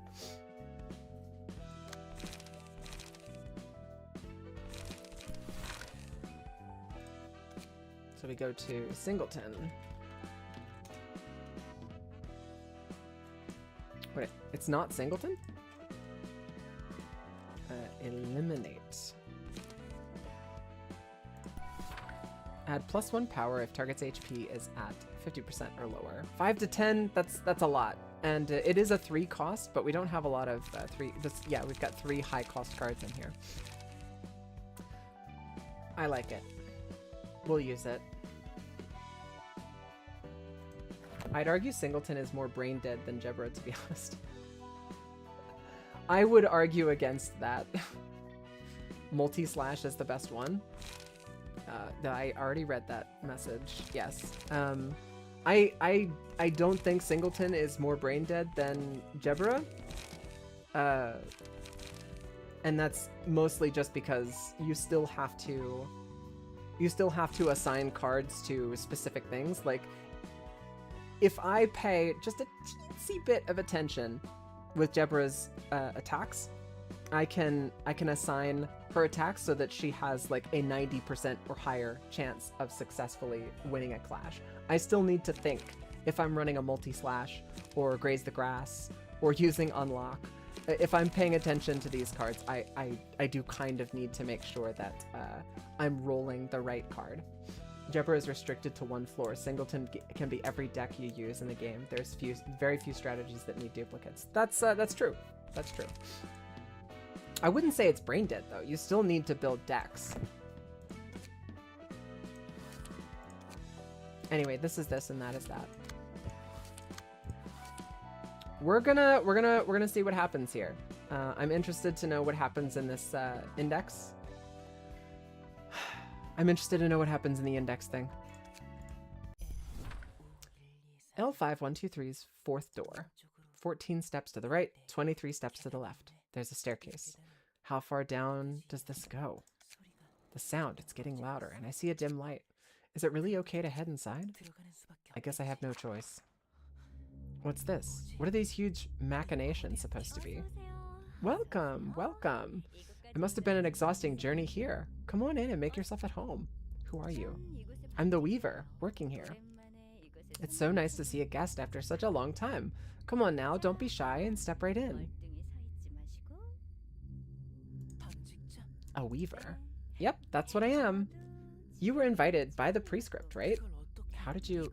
The likes of you couldn't even dream of finding this place without the guidance of the Prescript. It only invites people here on very extraordinary occasion, so consider yourself honored. Does this place have something to do with the Prescripts? Yes, oh yes, it has plenty to do with them. This is the birthplace of Prescripts. Prescripts are born? Your face tells me that you must have a lot you'd like to hear, and that's good. I was really bored too, actually. You should take a seat first. Here. This would be a long story. Here's your chair. Sorry I have no tea. It's hard to come by warm water down here. Where are my manners? What's your name? Are you a proxy or a messenger? My name's Moirai. Hold on. Could you please slow down? First off, I'm Jan Vismok. I'm a messenger. I only started working less than a month ago. Jan, so you were a messenger. Yes, I've been delivering prescripts full of absurd and brutal orders. Oh, I understand. Prescripts are cruel indeed, and naughty too, which gets some people killed. I had to hear many resentful remarks and screams from the people who received their prescripts. Are you the one who wrote those ridiculous prescripts? Yeesh, so scary. Don't scowl at me so dreadfully now. To answer your question first, no, I'm not responsible for the contents of the prescripts. My occupation is to manage these spinning wheels and loom. Then how are prescripts born? Shh. Is this Wanted? Is this like Wanted? The movie, the movie and comic series Wanted? You know, the one with Angelina Jolie and Morgan Freeman and that other guy? Can you hear this sound? Can you feel the tremor climbing up the feet and touching your bosom? I can feel a tiny quake, yes, but what about it? It's just a small vibration. Wrong. This isn't a simple tremor. You're feeling the heartbeat of the city. It vibrates at random frequencies. Those vibrations move this pendulum over here, and I spin the wheels to make threads. Oh, why hear me describe it when you can see it in action? Here, why don't you come closer and take a look? A new prescript is about to be born. The pendulum swings above the threads I spin, inscribing meaning on them. Meaning? All I see are random patterns. It could seem hazy at first. This is the language of the city, after all. You obviously won't recognize it. Oh, no. The language of the city? Were there more languages left to be found? It's a different kind from the languages people use. It certainly is. The thing is, I have no idea what it means either. But we'll soon be able to find out. There are 57 spinning wheels here. The threads spun from those wheels are then put in this loom, and I modestly weave cloth from them. Wait, just a moment now. And there it is! Look, a prescript has been created. No way. To Chaehyun, when you see a person on a three-way intersection waving their hand 7 times, follow them to their house. It really is a prescript. All right, no time to be spacing out. We should send this prescript to a messenger for delivery, right? Start with the stamp and... Let's see. The code is N next to L, N920, and 1. There it is. Pipe number N9201 is right here. Now we roll up this prescript, put it in here. The prescript will travel along the pipe all the way to the surface. That's what prescripts were? This can't be. Who made the spinning wheels, the loom, and the pipes then? I've got no clue. I was led here by a prescript too. Oh, my predecessor was waiting for me when I arrived, but they left after receiving a prescript one day. Have you never questioned the prescripts? Not really. I don't have much else to do anyway. Do you have any idea how many people died because of your stupid randomly generated commands? If this is where all prescripts are made, then you could have at least tweaked them a little so they're not as cruel. I'm doing this because a prescript ordered me to create and send prescripts down here, though. If I broke this prescript, the prescripts will get me killed. What are you talking about? You're the one in charge of sending out prescripts. What if there's another weaver like me somewhere in another nest? You don't possibly think that I'm the only one mailing all the prescripts for this city, do you? Someone has to be making the contents of the prescripts, but who could it be? In my opinion, that'd be the city itself. The pendulum inscribing patterns on the thread swings according to the city's motions, like I said just before. Footsteps of pedestrians walking around on the surface, quakes coming from construction sites, impacts created from some clumsy person falling on the floor, echoes of people's screams. There's a movie called Wanted, and it's an organization of assassins, and they have a loom and weavers, and essentially the loom constantly generates fabric, and the fabric is cut and read, and you get names out of the fabric, which assign people to be assassinated by this guild of assassins. And they don't ever question their targets, they just accept their targets and they go and kill them. It sounds very, very similar to the concept of the prescripts. Every little event happening in the city becomes a vibration that moves the pendulum, even the sound of us talking. At the end of the day, us city folk can never be free from the city. Every deed committed by the denizens of the city is ultimately the city's deed. We're representing its will in a sense. All the cruel things we've been committing were out of the city's volition? Why did the city have to be that way? Because the people are. The city was built by people, and their cruel nature had to naturally reflect on their creation. We were born that way. This is a mess. People build the city, and now the city's controlling the people. Does the order really matter much? I think the point is this, that whatever we do, we're essentially part of the city. All you do is weave cloth in this peaceful bunker. You probably have no idea what kind of brutal outcomes that piece of cloth you just make can bring. That's why you can talk about this with such carefree attitude. You're right. It's beyond me. I only do what I was ordered to do. Do I really have to care about that, though? According to the city's will, it's volition. The city's will matches the will of the people living in it. Did you know there are beings born out of the city folks' wants? Humans want to walk the path that's given to them. They're afraid to face the consequences of their actions and take responsibility for them. They know that they will only end up going the wrong way if they try to make their own decisions. They'd rather rely on something and expect things They'd rather rely on something and expect things from it rather than to live a life of struggle. That sentence is fucky wucky. People without purpose in their lives, desiring and yearning for something to open up a way for them. It could be someone wishing for equality amidst the savagery and voyeurism, or it could be the vain hopes of those who want the city to thrive forevermore, providing for all of its inhabitants. That's how gods were born. People needed them. They didn't pop into existence because someone told them to. They can't be made up by anyone, nor can they be oppressed. You can't blame anyone for this. So many people, so many residents of the city want them. Thus, they're the fear that will draw near them. The temptation of happiness, the promises and wishes of all people.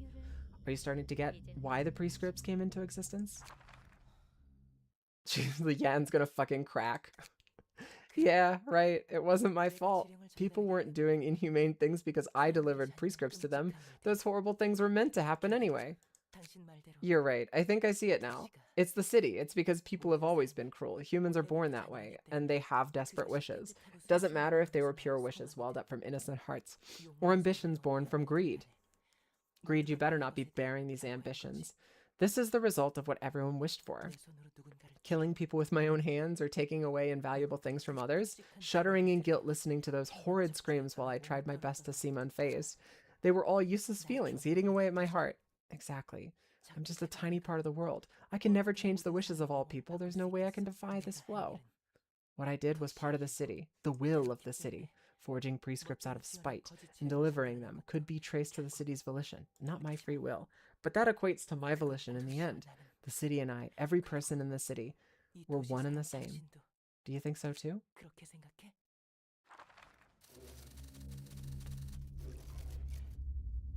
She's a distortion! And that's the will of the city, is for Yan to lose her shit and become a distortion. That's really fucking cool.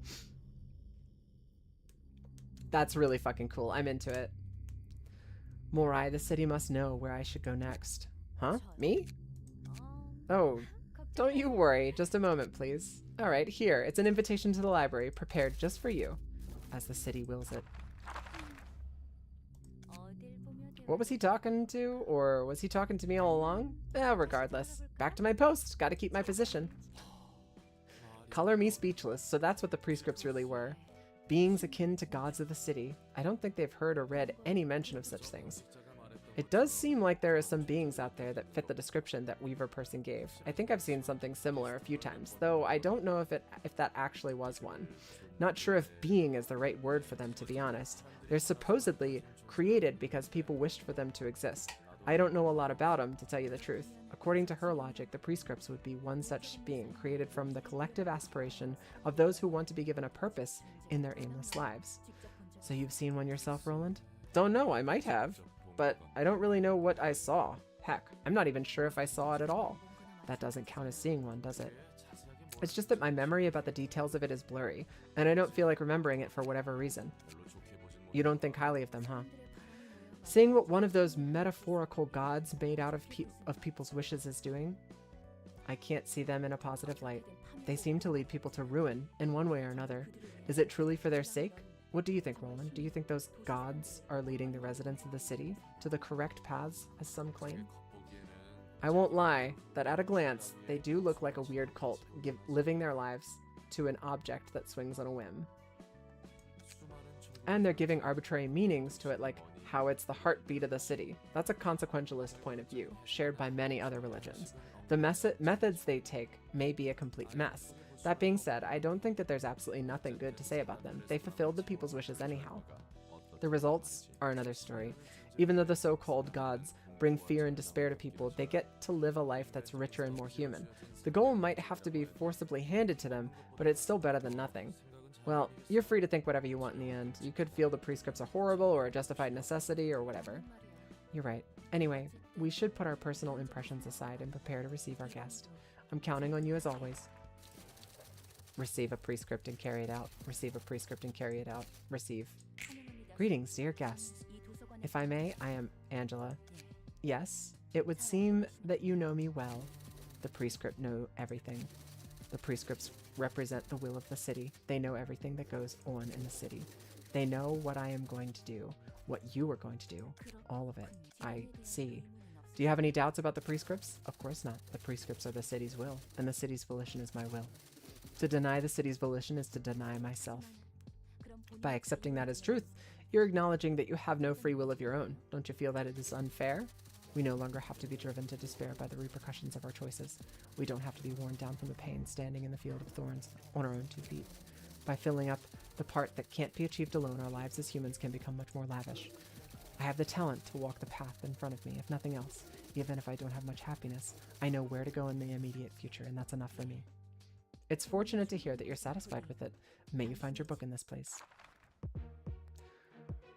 Left hand and right hand. This is a Korean name. I don't know what that means. Let's take a peek at, we'll check the right hand first. At the start of each scene, exhaust all pages in hand, add new pages to hand, the cost becomes 0, cannot be staggered, cannot be defeated by depleting, by depleting HP, cannot act if HP is at 30 or lower at the start of the scene, destroyed when the boss is no longer present. Same for this one. So the hands can't be staggered. The hands HP can be reduced to 30%, which would be 60 HP. So we get them down to 59 HP. They have the same exact cards with the exception of their epic or legendary card. On Clash Win, destroy opponent's next die. That sucks. Okay, and Baleful Brand. On hit, inflict 2 erosion.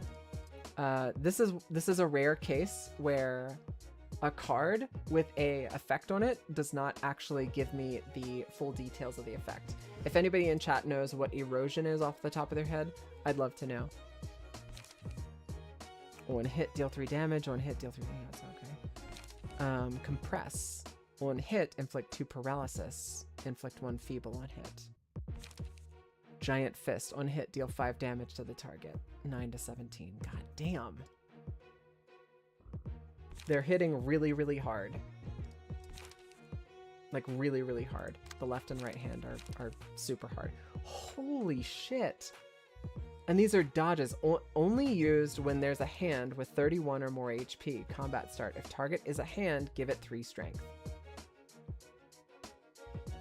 20 to 30. Only used when there's a hand with 31 or more HP. Combat start. If the target is a hand, give it 3 protection. Only used when a hand with 31 or more HP. Combat start. The target and any dice clashing with them are not influenced by the power gain or loss from the scene. So I can't target the main body. I can't target the main body until both of the hands are brought down. If target is a hand, recover its HP by 40. Otherwise, recover target's HP by 5. So repair happens at combat start. You take damage, end of turn equal to erosion. When it hit, take bonus damage or stagger damage equal to erosion stack. Okay, gotcha. It's really broken, and I had to look it up because it shows up like twice in the whole game. Yeah, it does seem pretty strong. that seems really, really hard. Distorted Blade, on hit, inflict 2 erosion, and its mass summation 18 to 33. Repair all, recover HP of all other allies by 80, and this bitch has 500 HP. Ass. So basically, if they're using Endure is something I might be able to actually work through, but if they're using Vigil, Protect, or Attack, I can't. I'm not going to be able to get through that. I guess if I don't know, we're gonna have to just see how this fight goes. I have, again, this is another case where I only have 1 floor available, so I would be dumb to not use my strongest floor. This is a really cool looking boss. I mean, like, hot take, the boss looks cool. Just outroll it. That's true. That's true. I'll just have to outroll it.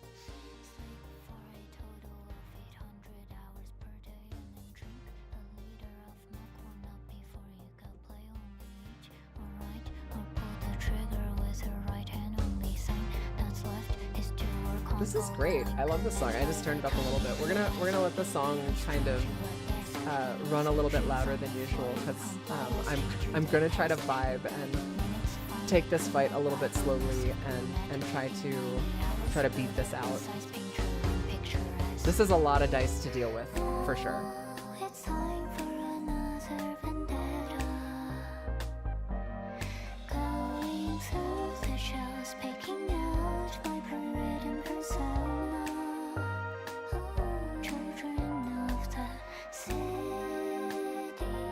So this hand is going to have 3 protection and 3 strength, which means the damage that it's going to take is going to be reduced significantly. This is so much damage that it's doing. 6 to 10 with a 6 to 9 block at the front. It's just, oh my god. Alright, we're gonna have to make lemonade. And I can just kind of ignore these cards in the back. So our focus is the right hand.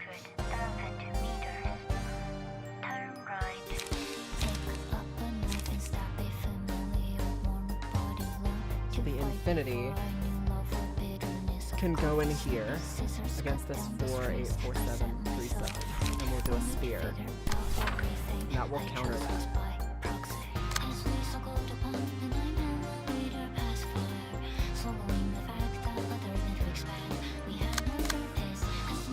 And then I guess the play here would be to intercept this.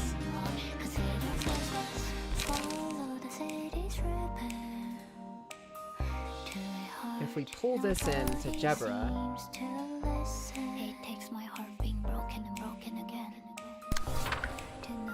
we'll be able to block a little bit of the damage.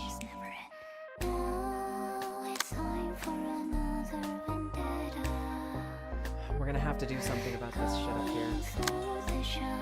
That's a 5. I've got nothing that can counter it, so that means Necro's gonna need to eat this.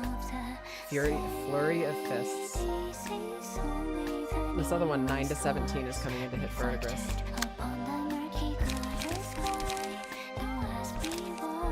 I've got Concentration. That'll give me a 7 to 10.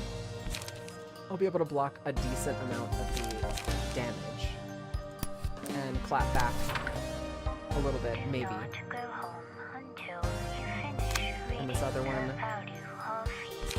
Somber Procuration, that gives me a 3-7 followed by a 7-9.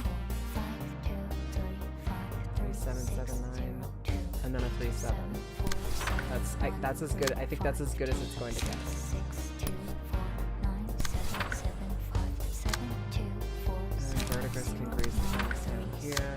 Kyle gets his turn.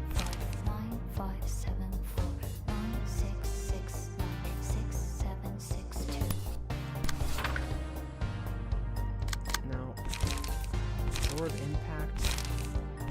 Yeah, absorb impact. That'll get us in charge. We've got Burning Flash.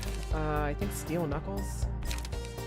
All dice on this page gain +1 power for every 2 emotion levels. We can inflict some burn. I think we're gonna hold on to emotional turbulence. We're gonna use Burning Flash.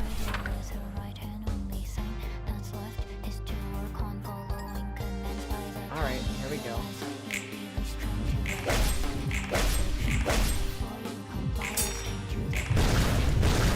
Man, that sucks.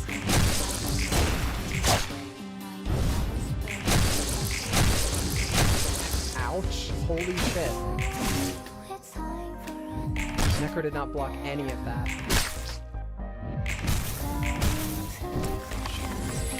Okay, that sucks. Alright, and they're using everything this turn. Damn it.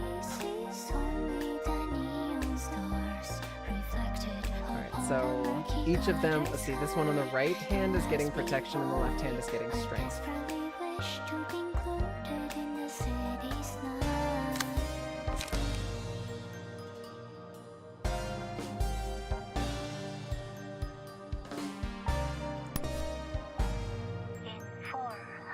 And it's protect, attack, and vigil again. The exact same thing that they did the first time. Okay, so I'm gonna need to intercept something.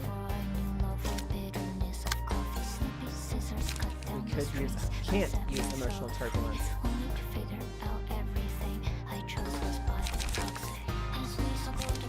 That sucks. That's ass.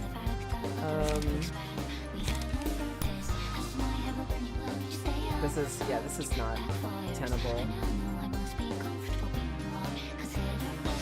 Alright, so Jebra can do Spear up here.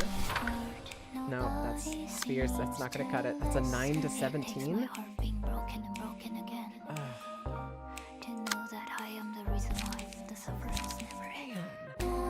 This shit is ass.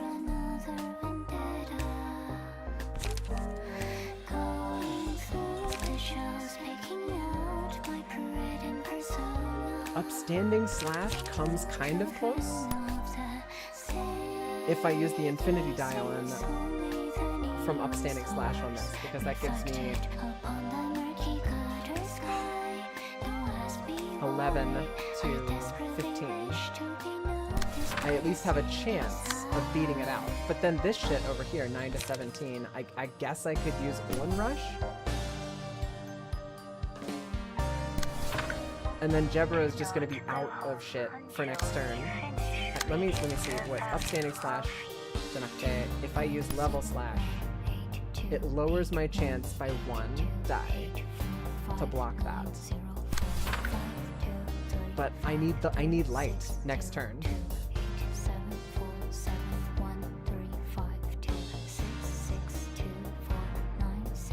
Shit. And this is another thing where like I'm restoring light whenever I'm at full light. Oh god damn it.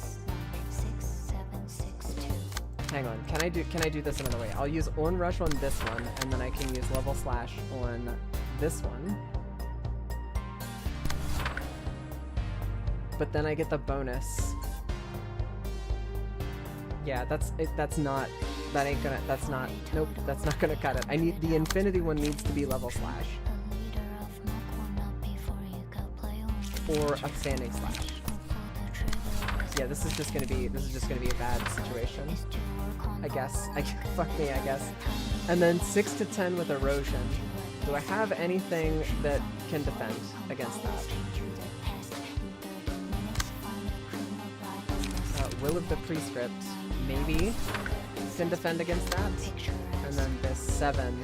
Shit.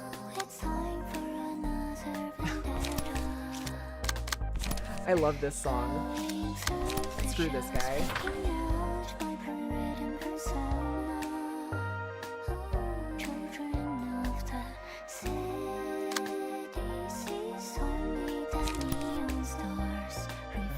cute. They have a decent chance of taking out the first one.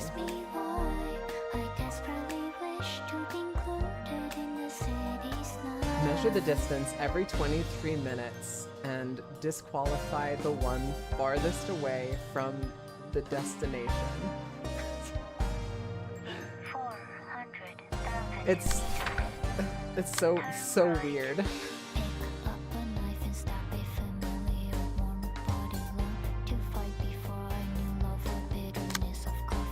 Oh, 6 to 10. I could do bulky impact, and that has a decent chance of defending against that.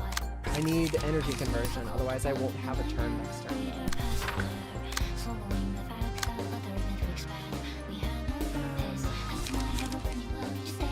Still can't do emotional turbulence. This, I mean, like, I think we're just gonna get our little pounded, our little pudding pounded over here with Mirabelle. Mirabelle's just gonna take the L.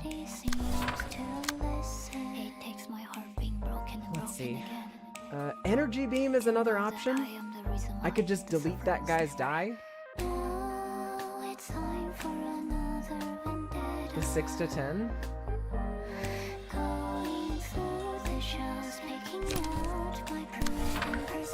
But it has to be destroy the opponent's next offensive die. Okay, so alright, yeah, no, I think that'll work. Phil's turn next turn is not going to be very good, but I think that could actually work.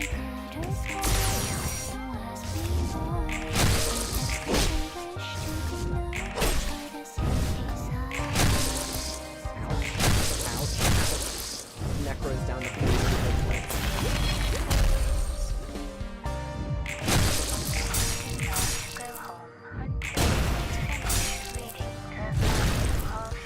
I love it. We do max damage and it's 1 turn. Verdigris is stunned. That's really bad. So bad I can't tell ya. Counter dice gain. No, like vengeance maybe.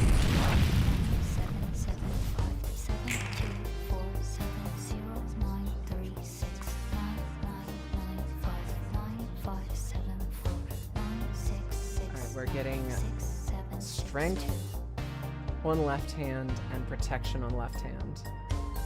So strength and protection on left hand. Target and any dice clashing with them are not influenced by power gain or loss for this scene. So Necro's about to be dead. Necro's getting targeted so hard with these attacks, and has like I've been doing clashes. I've been playing the video game, but it's not so far has not been enough to stand up to the damage output that they have.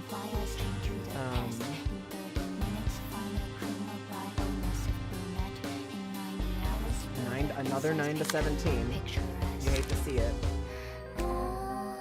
If 8 or more damage was dealt, do upstanding slash with our infinity and absorb that.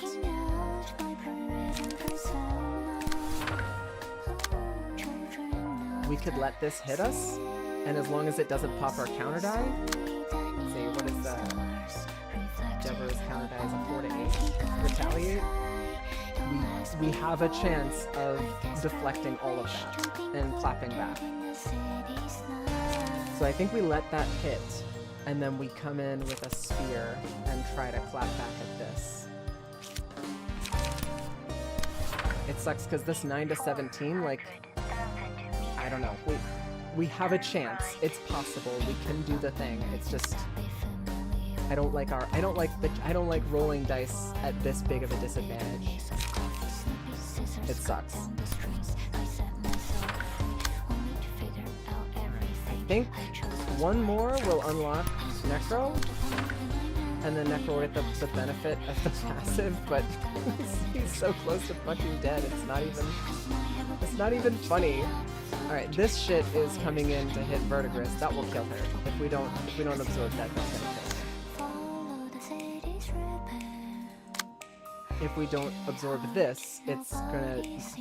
Phil can take a hit. It's good. That's gonna hurt, but Phil can take a hit.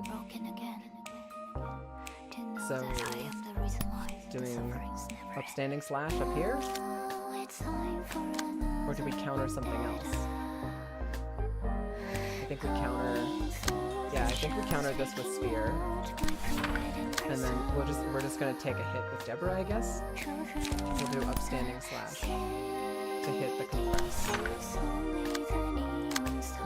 No, I'm looking at the wrong thing. That's this one. We're trying to protect Vertivis. I have to keep myself...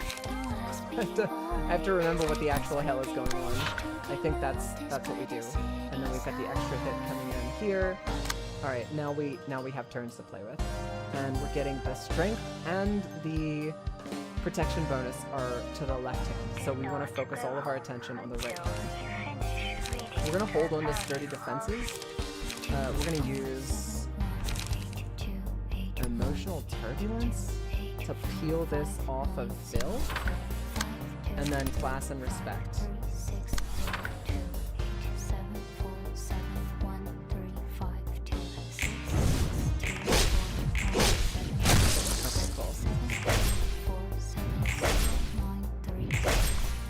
I think that was the one. No,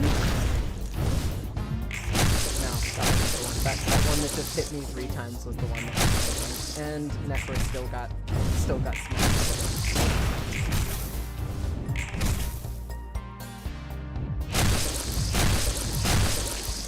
Damn. Deborah just got more heated. Counter die gain 1 to 2 power. Counter dice inflict 2 fragile. I think that goes on to Deborah. I think I should have taken that one earlier. I think this retaliate counts as a counter die, so that would give her a 5 to 10. 5 to 10 base for her counter die. Without any strength added. Alright, we're still doing attack, vigil, and protect, and the right hand is getting the protection and the strength boost this time. And they're fully warmed up. They're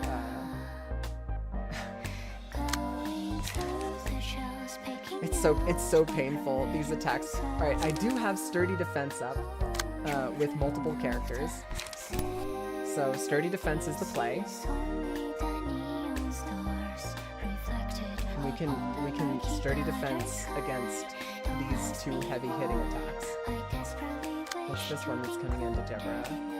Compress. I don't like that. I don't like that one bit.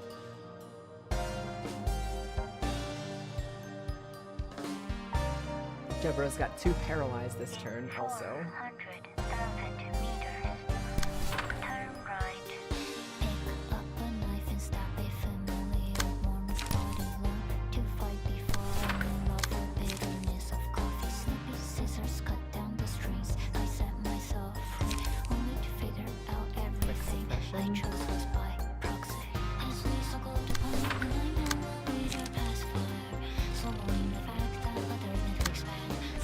Any defensive shit going on over here? 5 to 17? That's not gonna do very good in this case, I think. Spend 3 charge to boost the power of all dice in this page by +3. Still not gonna even beat the minimum for that. Golden opportunity. Very unlikely that we'll be able to win that clash. Absorb impact. We're gonna take damage, but we will take less damage. I think that's the play there, probably. And then we could use Ripple here. We'll have the from using Absorb Impact and gaining charges there, we'll have the leftover juice to be able to do Ripple. Unless for some reason this 6 attacks my 5 before my 6 counters the other 6. I don't know, the dice rolls here. There's no way to know what the turn order is going to be, so I could just be screwed by this. There's just no way for me to know. Fun stuff. So 12 to 19 coming in here whenever they hit Necro with block. If Necro doesn't have somebody block for him there, he's gonna die. So maybe instead of doing lock and block, they both are doing. So maybe instead of having one of the sturdy defenses go in for compress, we have the second sturdy defense pull in this lock. And then we have Jebra come in with an infinity die against this. That infinity die is going to make this second spear slash a base 8 min and a 12 max. It's got a decent chance of beating this out. I think that's the better play. Alright, and now we play Jebra's remaining cards over here. Level slash and level slash. Hoping that she doesn't get staggered, because if she gets staggered it's gonna be bad. Now Necro. So we could do Eradication.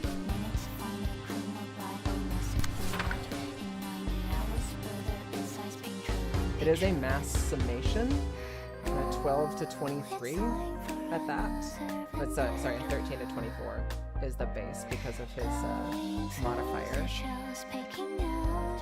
I don't know if the mass summation is going to be able to beat that out. I don't think the mass summation is going to be able to beat any of those cards out because it's getting countered by the 12 to 19. Yeah, I don't think that's a good play. I think that's just going to get me in trouble.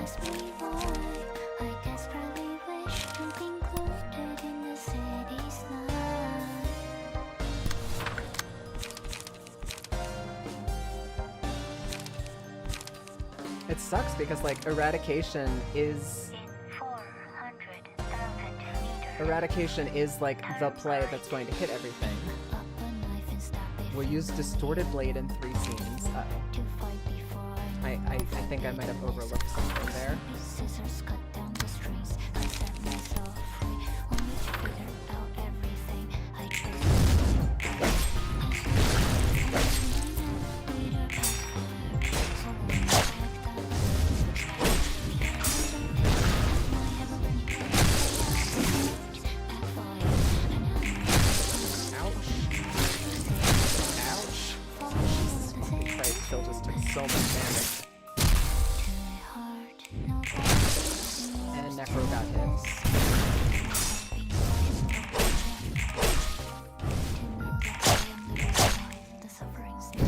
One hand is at 42.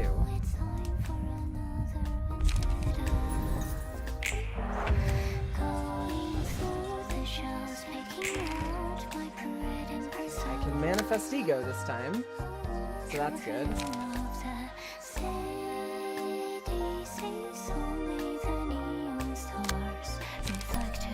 Alright, let's see where the bonuses are going here. We've got Attack and Protect. Protect is going to the right, Attack is going to the left. So we need... I want to take out the right hand because I think it doesn't get the chance to act if its HP is below 30. Do not go home until you finish reading the value of each. This is not good because Verdigris just doesn't have a turn. She just doesn't get a turn. Phil has taken a massive amount of damage. Alright,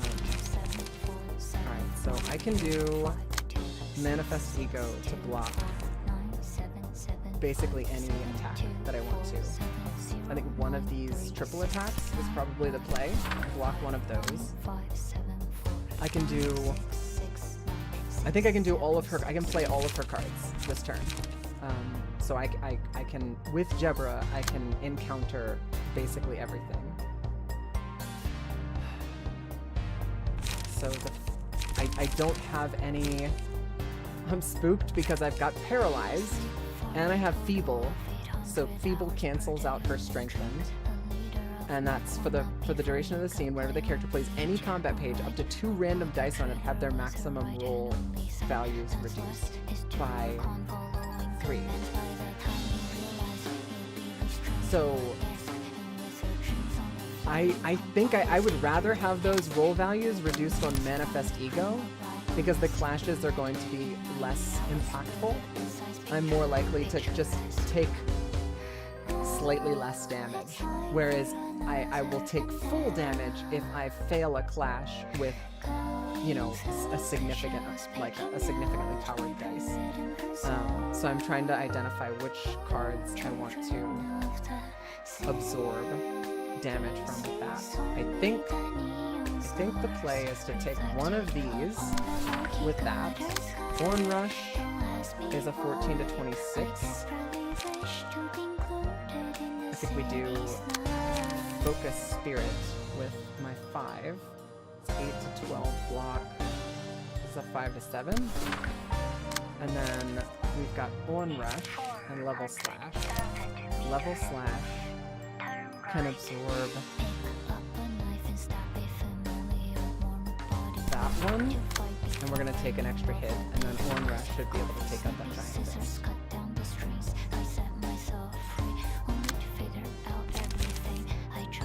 Okay, and then a Golden Opportunity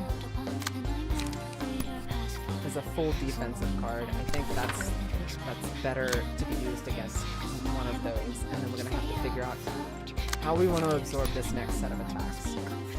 So it's 6 to 10 versus a 5 to 9. All dice in this gain +1 power for every 2 emotional levels. And your boy back here is at emotional level 3, so that's going to be a +1 to all die roll.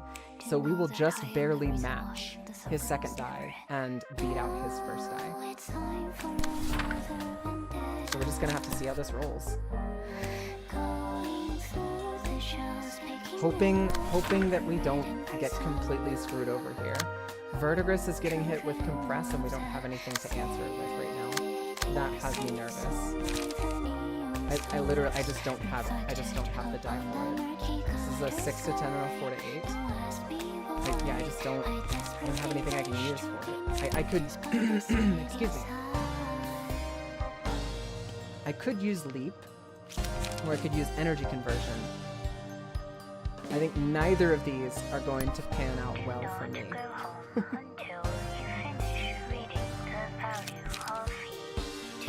A 3 to 7, 3 to 5. Yeah, I don't think either of these are gonna play out well for me on Verdigris. We don't have any defensive cards anywhere else, so it's either you clash with it or you don't. So we're gonna clash with it and gain light back, so hopefully next turn she can actually do something, but we will see.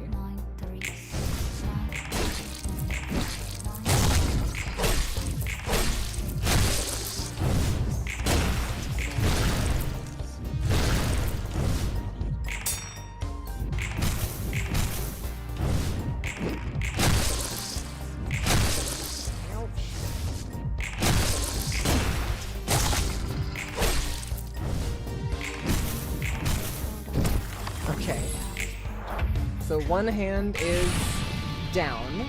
Jebbra's ego is manifested. He's blocking? What's he doing? Endure, endure, endure.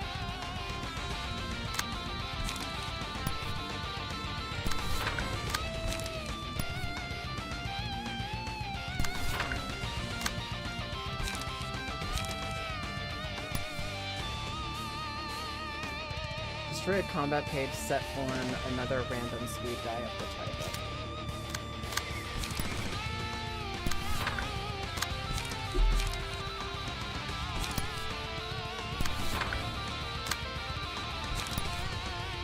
Everything we play needs to be enough to beat the shit out of her die.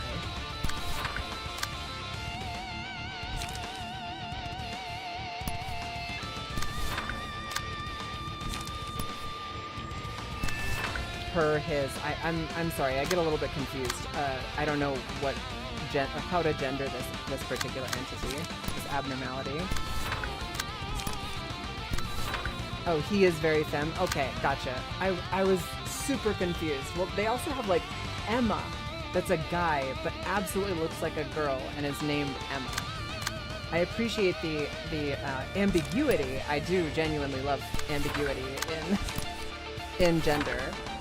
But yeah, gender is a suggestion in this universe. That makes sense. Well, body mod is like, you can get literally an entire body replacement. All right, we're just gonna have to see how this plays out.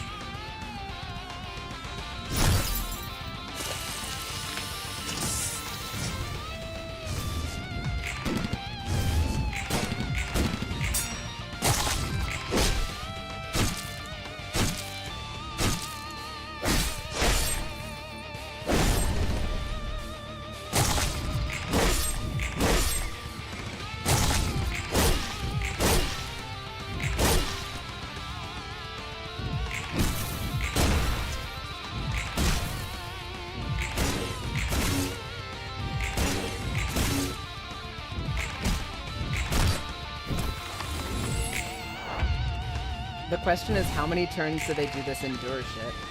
Okay, now they get Distorted Blade. Oh god. That's... uh-oh. Inflicts 2 erosion, Machination.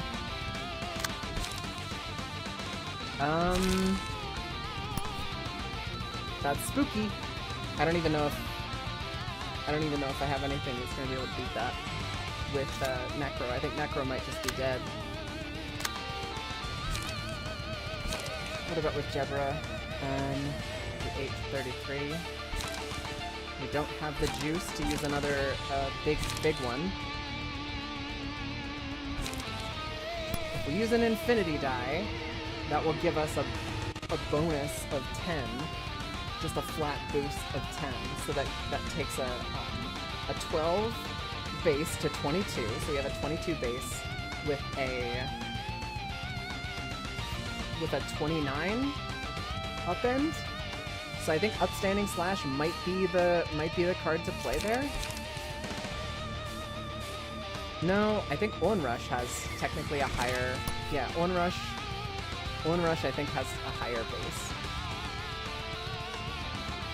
That's gonna be all of her hands though. She won't be able to play anything else. And if she misses, she's gonna take a bunch of damage.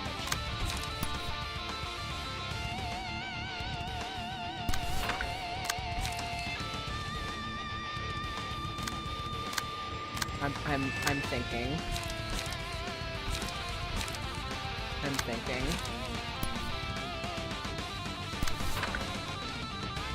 I would plan on not missing then.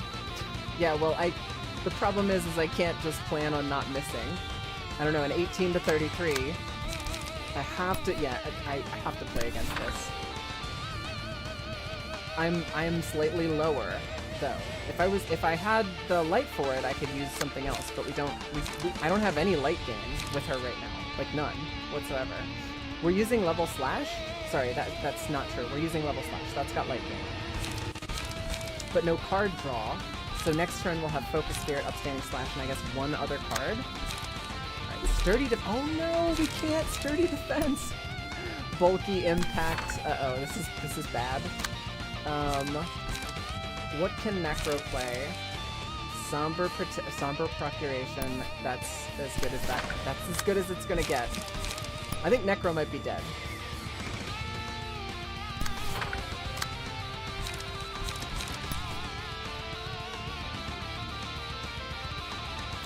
Well, I think Mirabelle is definitely going to get knocked out this turn.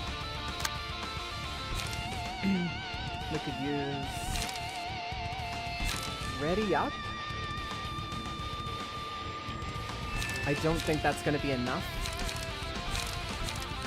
but it might be enough to block some of the damage and keep Phil from dying. He's going to get staggered though, for sure. So it sucks because we've got all this light and no fucking cards. It's the same problem we ran into with Mirabelle's deck last time. There's just no fucking cards. We did outroll with Jebra.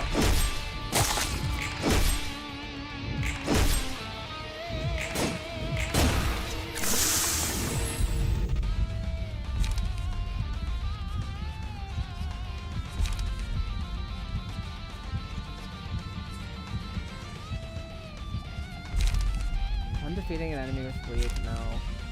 I think Ruddled Welts?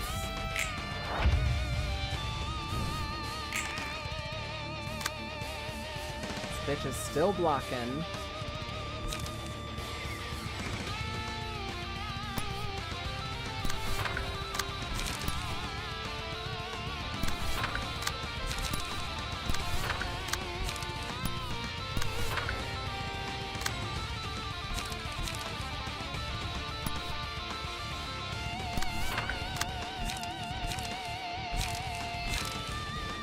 More light. Everybody's knocked out except for Jebra. We'll use Distorted Blade in one scene. Shit, that's not good.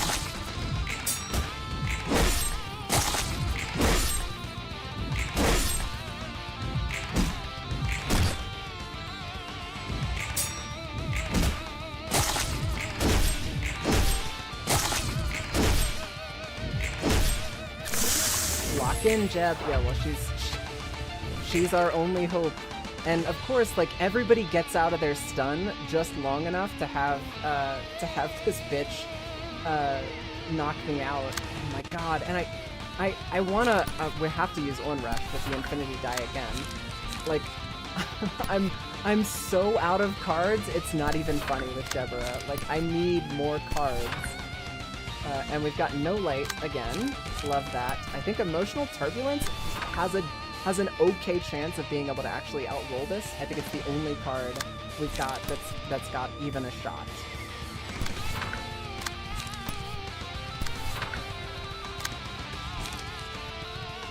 Let's see.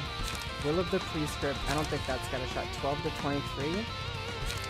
Technically possible to outroll it, although it's very unlikely. And then this one is 10 to 20. Yeah, it's very, very unlikely for us to outroll this with anything that Necro's got on deck, which means Necro is very likely to just die this turn.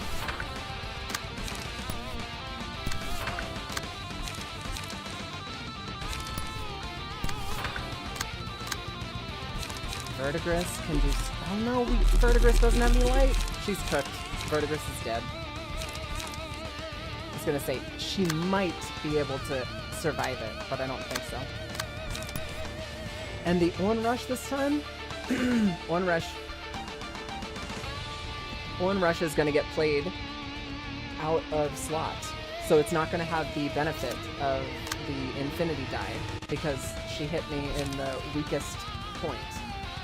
So Jebura might get hit with this as well. We do have +3 and then +2. So never mind, she does have the +5 dice power. Okay, so Onrush is going to hit significantly harder than I thought it would. Okay.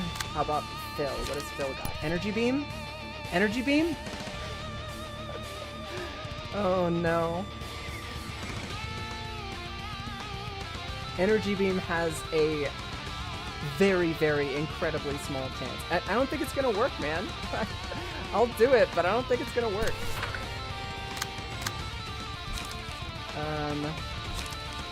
Absorb Impact. I think Phil's about to die. Literally, it is a lock-in Jeb moment.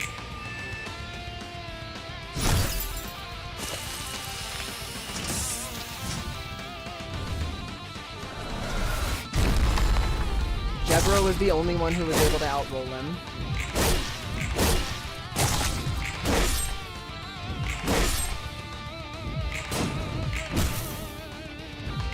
Somehow, Phil is still fucking alive, and I love that for him.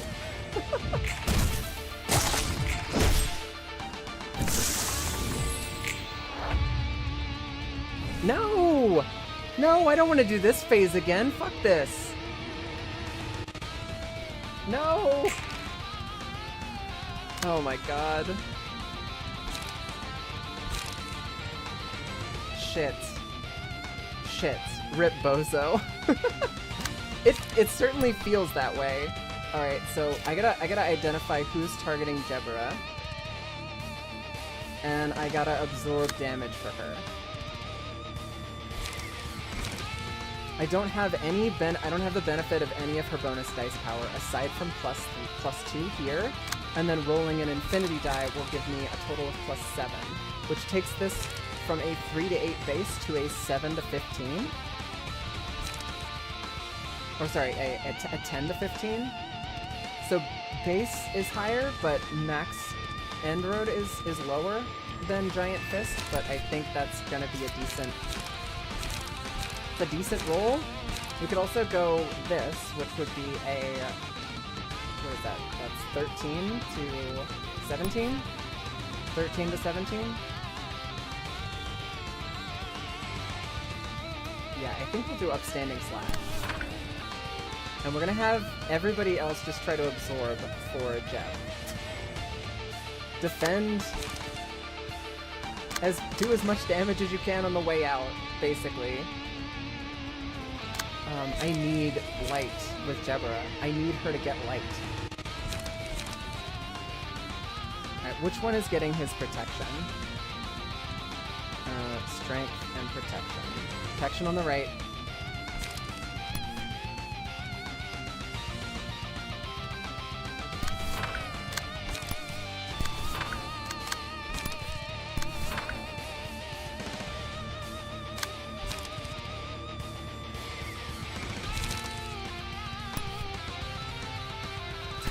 no fucking way Phil survives this.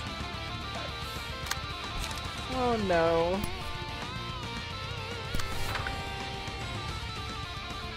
We're actually gonna have Phil use... Do we have any energy? No, we've got Erosional and Phil and a bunch of random... Okay, we do have 6 charge. We could use energy conversion, and that will give us... That'll give us shit for next turn. That'll give us light for next turn.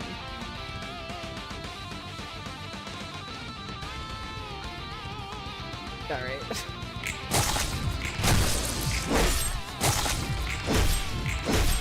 I want to say I can't believe I got fucking outrolled, but I'm not at all surprised. How are you taking 0 damage? Why is this asshole taking 0 damage? He doesn't have the protection. Why did Jebra's attacks do 0 damage to him? What am I fucking missing? What? Huh?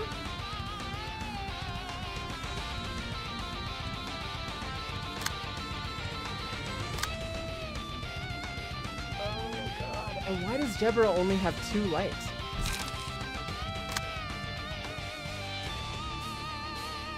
That's incredibly confusing to me. I'm sorry. I don't understand why that just happened. By all rights? Okay, I know. Never mind. I see what's happening. Pierce damage resist endured. But endured doesn't mean 0. It doesn't mean negated. What? All right. That's tilting. It's really fucking tilting.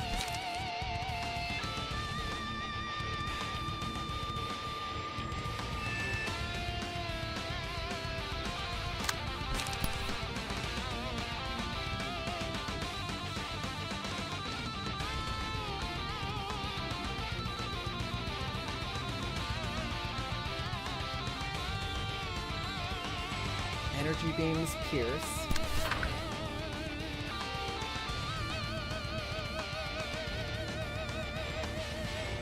That's a 7. I'm not gonna be able to pull that off of Jebra. Focus Spirit. I need to defend against. Destroy the opponent's next die. Yikes.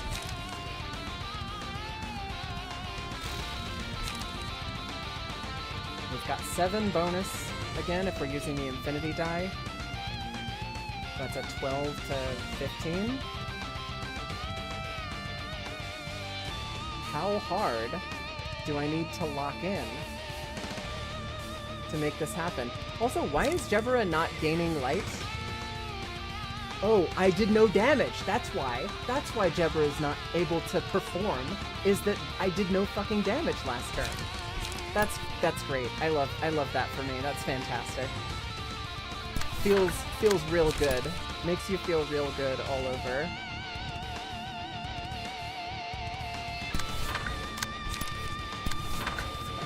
I fucking hate this. Oh, this boss. Can get all the way the fuck out of here with this.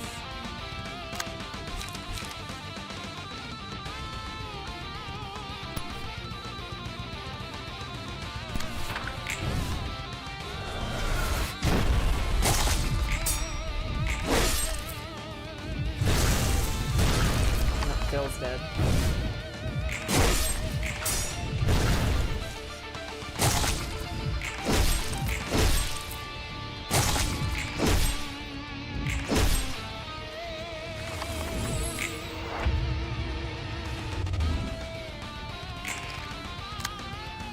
Yeah, I actually got light back this turn.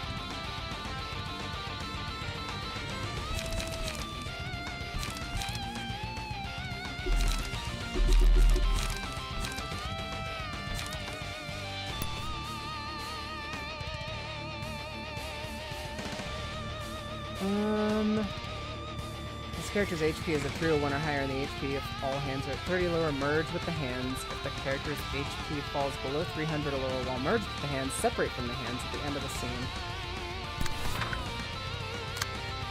When separating, purge all status ailments and fully recover stagger resist. If the character is merged with hands or is above the character's HP at 300 or lower, use a mass attack at regular intervals. The mass attack is also used if the act goes for a long number of scenes.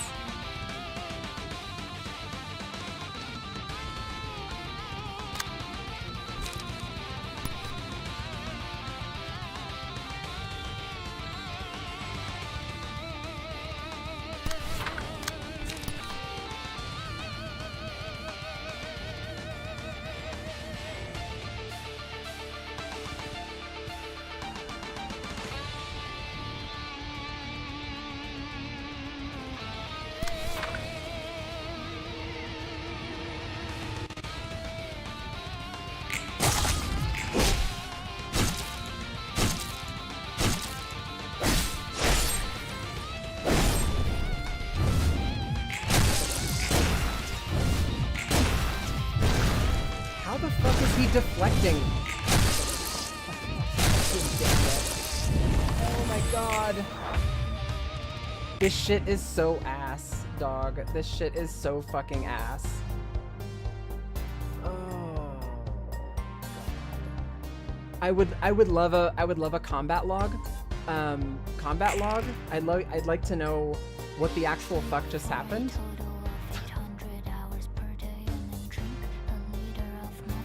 Alright, whatever, man.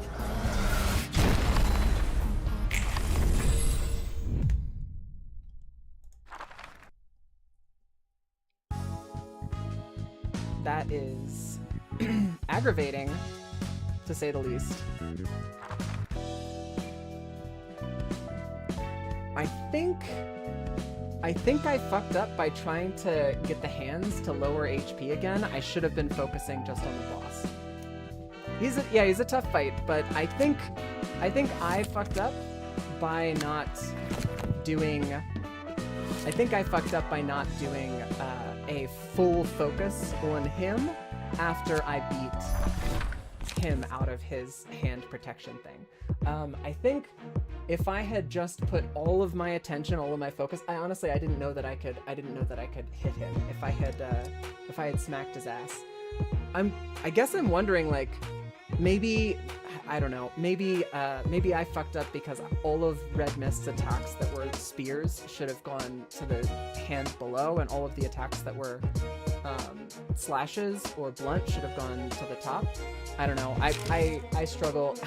I struggle whenever I have an encounter like that, because it's hard to know if I'm just getting fucked by bad dice rolls, or if something goofy like what happened with Red Mist connecting her attacks and doing 0 damage. I outrolled him, did 0 damage, so I didn't get my light, I didn't get my card draw, and I just wasted a bunch of cards. So I completely hamstrung Red Mist in that fight.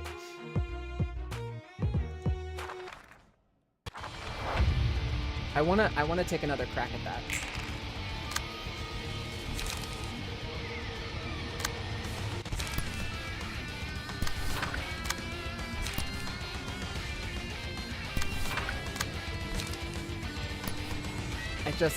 It sucks that there's this cooldown period where it's like, oh, I'm sorry, but you failed to successfully win that last fight, so now you have to go and re-farm books again. I don't like that cooldown period, but I understand that it's not, what's the word I'm looking for? It's not like the cooldown period is a penalty. I want the key pages, so I'm burning all but one book.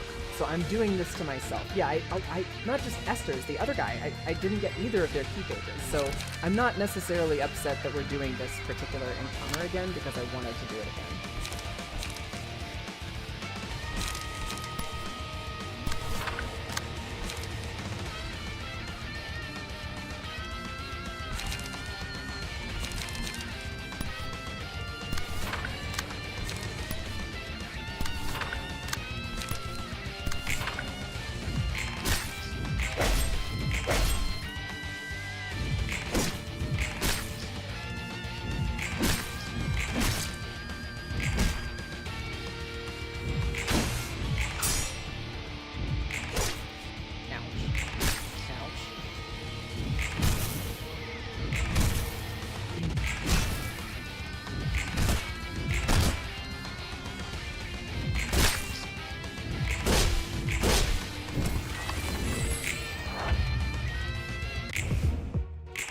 the music just immediately dies down. It's like, sorry, it's not that hype anymore.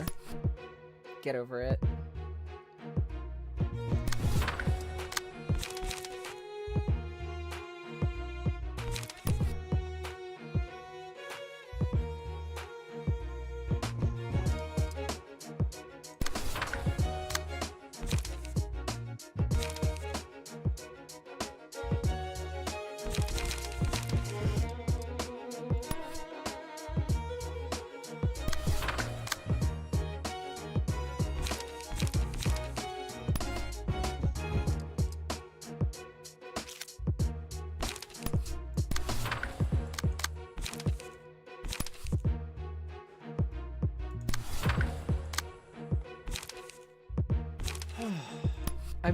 I'm still kind of genuinely coming down from that fight. Like, it's disappointing to have failed, but I'm still kind of coming down from the subtle adrenaline of that last fight. That was it's funny because I know that, like, it wasn't necessarily that it was a close call. I wasn't like close to finishing it, but it did feel like I was on my way. Like, I had finally found like a rhythm with that particular encounter, and definitely losing that fight sucks. Feeling that loss sucks. We don't love that. Oh wow, she just completely sliced Burgess's bullets out of the way. That sucks.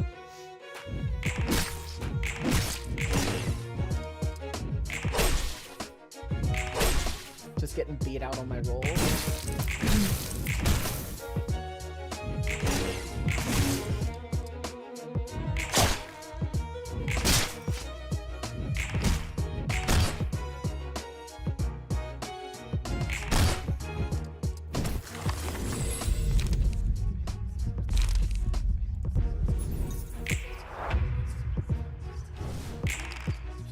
Alright, let one of these guys hit her. One rush should kill one of these guys. And then we'll counter Lucky Slash this guy. Are we turned on yet? We're still not turned on. It's 5. It's been 2 turns. We need one more. Illuminate. And multi-slash. Burning Flash. And Class and Respect. Kyle can slap down Energy Beam. Blow Blow. And Energy Conversion that spends 4 charge. I don't have to charge for that. Maybe then we don't use Energy Beam, because that's going to cost charge. We could spend 3 charge. Nope, we can't. Let's use a charge builder then. We'll go Absorb Impact, and then we'll do Energy Conversion.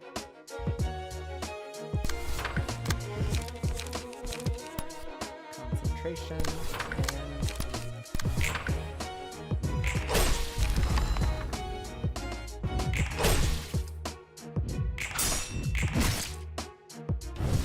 Wow. Get parried, Bozo, I guess. I don't know what to say about that. That sucks. It's a 5 to 10. I guess we roll a 5.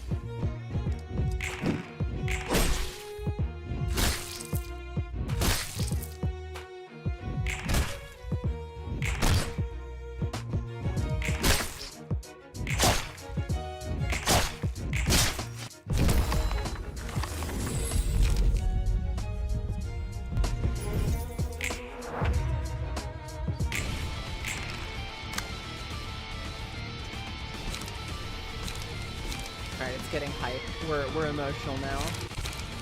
Alright, Upstanding Slash.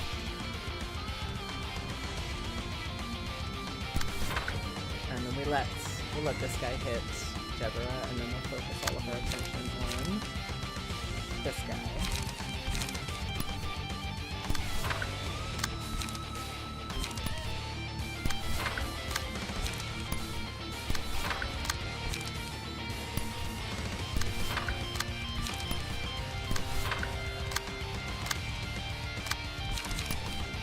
Energy beams. Oh.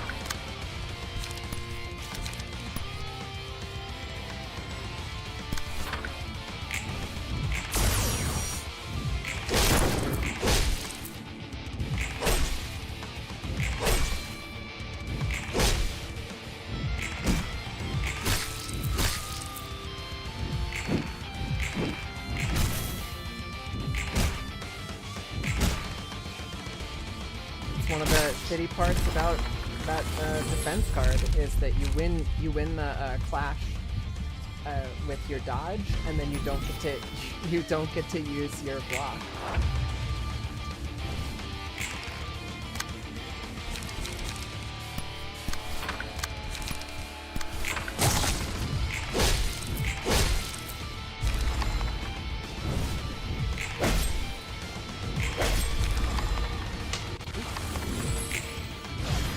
Just flying right out of my ear holes.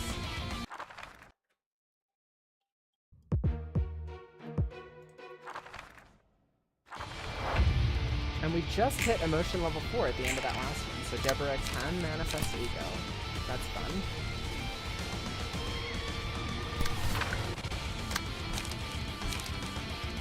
We've got multiple level slashes. We want to make sure that we trigger the passive for this by doing damage. And spear. And sure, damage slash as well.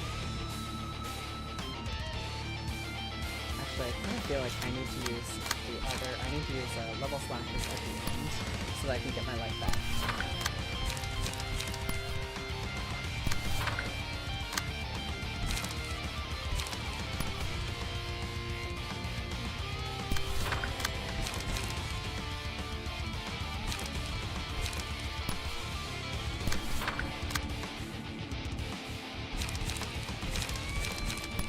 This fight genuinely was troublesome the first time we did it, and I'm not so sure it can be considered a troublesome fight anymore. I'm gonna save energy beam. We'll use that later. We can use it's a golden opportunity. A golden opportunity for golden showers.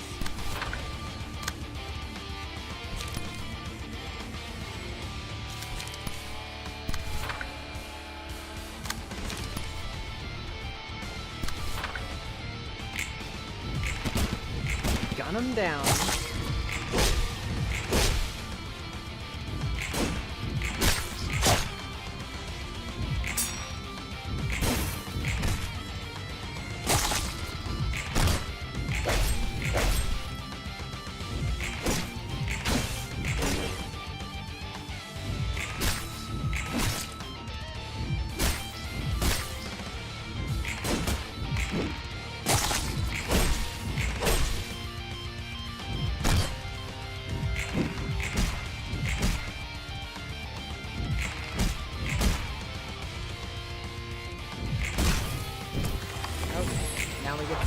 Now we get to have some fun with Deborah just going absolute insane style.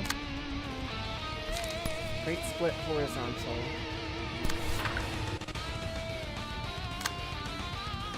And we can use Onrush after that, or we can use some other stuff. I think we're going to use some other stuff. We've got Level Slash with 8 or more damage. We start with this page. Restore 2 light and reduce the cost of all other level slashes by 1.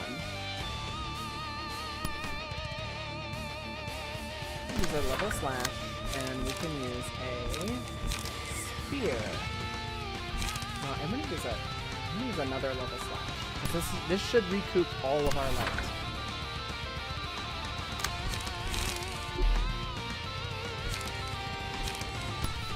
Binding chains. And eliminate.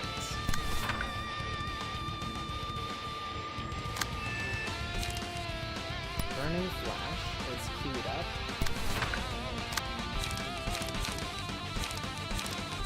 Emotional Turbulence, and then we can use Awesome Respect. What is these guys doing in the middle? Deborah is completely handling them. Alright, we'll take this guy and Zort him with Energy Beam. And then, we've only got one charge. That's not gonna be, we can't Zort him, never mind. Where's my charges at? I guess I didn't get any charge last turn. I don't know why. I thought I used his charge builder last turn. I could be mistaken.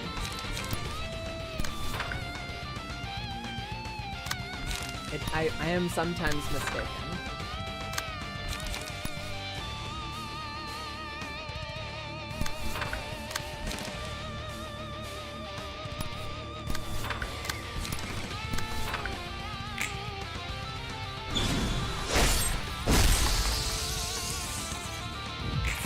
So much damage. It's ridiculous.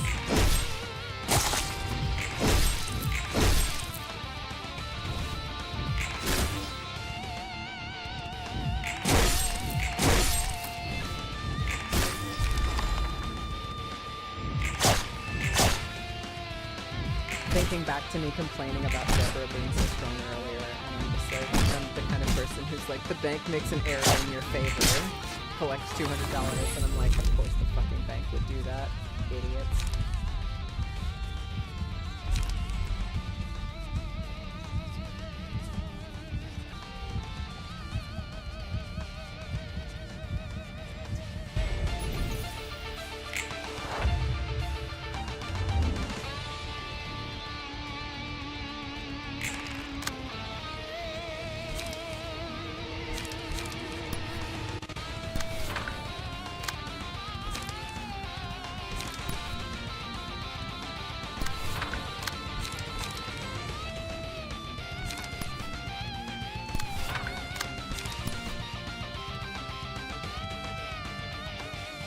We did not get Hubert or Esther's key pages. That kind of makes me want to slow roll killing Esther. And Hubert, honestly. I think I should be focusing all of my energy on killing Gloria, because we've got Gloria's key page already. We'll set everybody else to the task of killing Gloria. Deborah will join in on that, but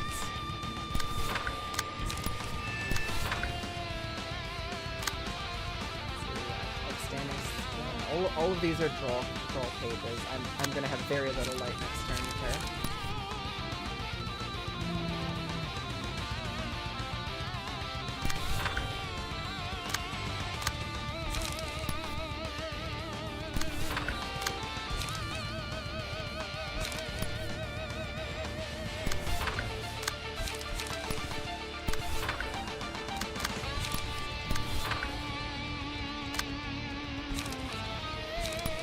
Still does not have access to his stuff.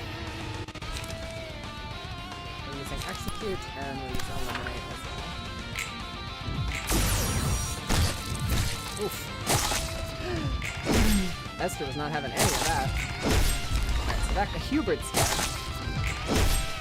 Uh-oh. Uh-oh. Esther's dead.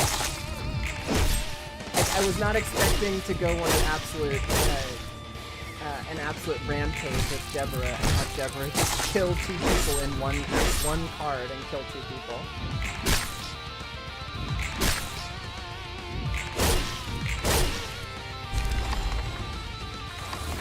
Okay, so that fight's done.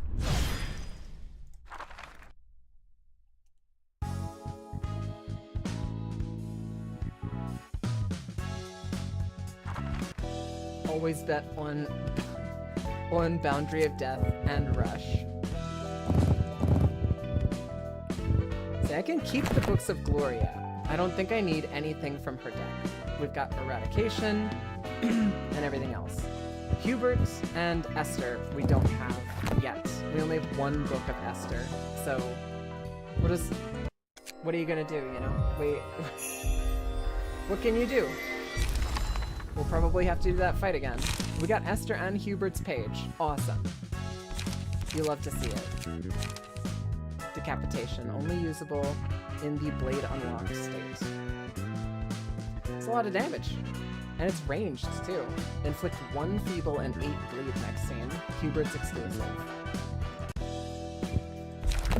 So now here's the question. I'm kind of inclined because Necro's build has been working okay. It's been working pretty good, even. I'll say it's been decent. Let's say decent, shall we? Do I run Esther and Hubert? Big number good. Esther is great. I can't help but notice that you didn't say anything about Hubert. Castigation seems pretty intense. It does have a teensy bit of a drawback. Hubert is fine. Okay. Singleton. Multi-slash. Obviously will increase crept. We like execute. And somber procuration. It's pretty good.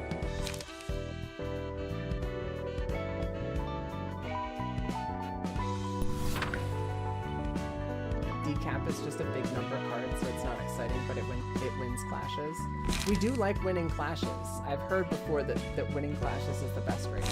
So I've got 3 cards left over. So I think we need something else that gives light.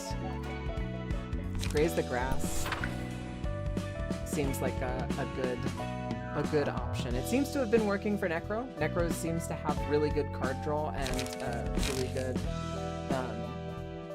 really good light management.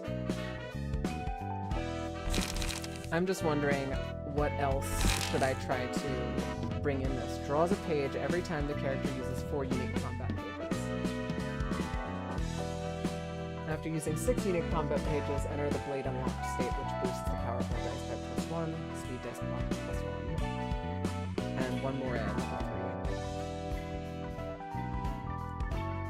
Are there, so give me a I'm asking for it now, Walgafur. Is there like a card that I'm sleeping on, or is there like a 2-step combo that I could throw in on a singleton, or I don't know, is there something I'm sleeping on, a card or maybe 2 cards that I'm like sleeping on that I should be using but I'm not? Emotional Turbulence can go in every deck because it's good. Okay, that's fair.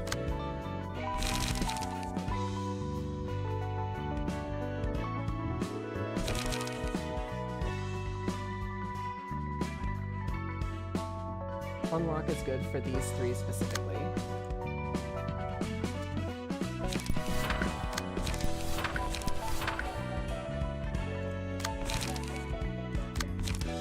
Turb.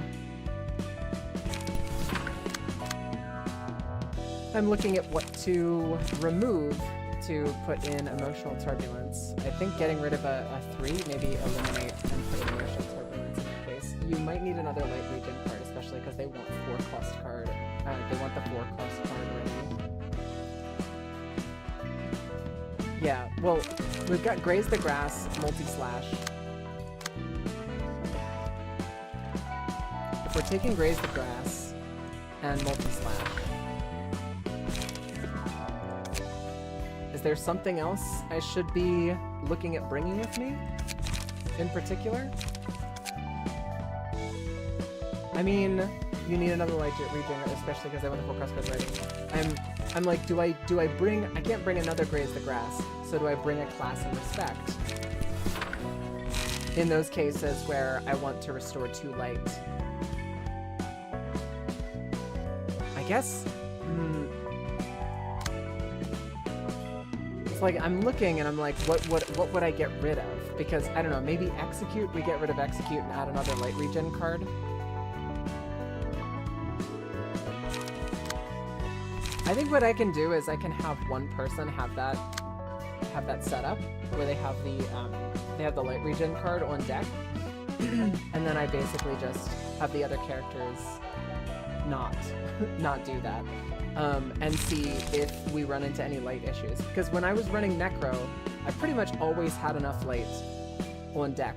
Of course, if I just played like Will of the Prescript and Somber Procuration, the next turn I'm not going to have enough light to be able to use Eradication, but Steel Knuckles is good. I do have that in, not in Phil's, although I do feel like I could probably stand to have that in another deck.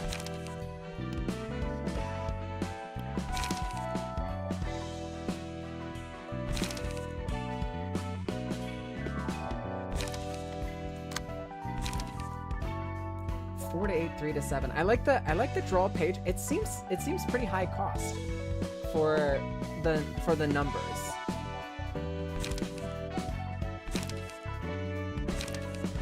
I guess it's similar in a way to Binding Chains, but Binding Chains is not giving me like card draw. Maybe we try getting rid of Binding Chains and add Steel Knuckles.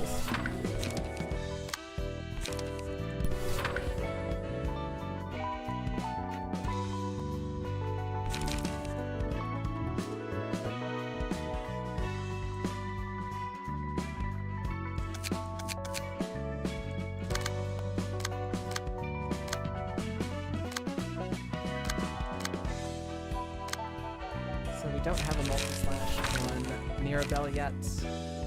And what everybody else is taking that she doesn't have is a Execute. That's why I think you probably want another Light Regen card, although High Kick could replace Steel Knuckles because it costs 1.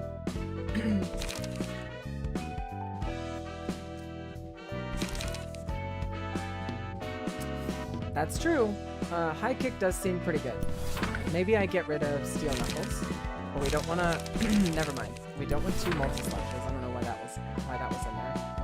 We're going to keep the Steel Knuckles in here. We're not going to take High Kick.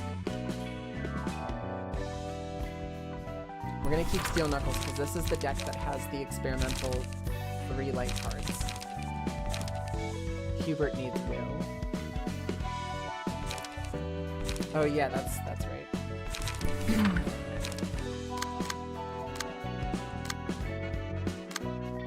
And then we have Somber Procuration and Execute. I think Somber Procuration is better than Execute, just across the board.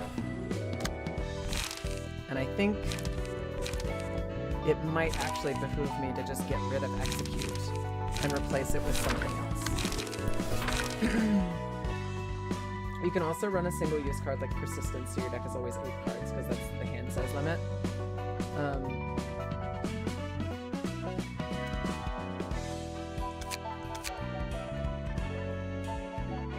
Single use. These are all ranged only.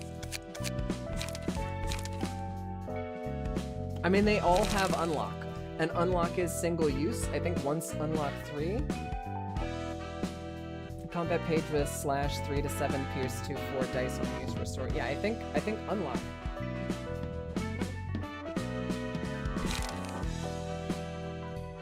Oh, Persistence. This one. I got it. I only have 1 left. Only 1 available. I'll put it on Necro's build and put on what is that other High Kick?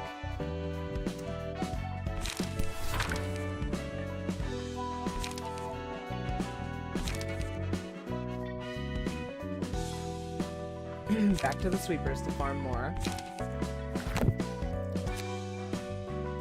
Actually, I wouldn't mind going back and beating the shit out of somebody. I feel like that would be really satisfying.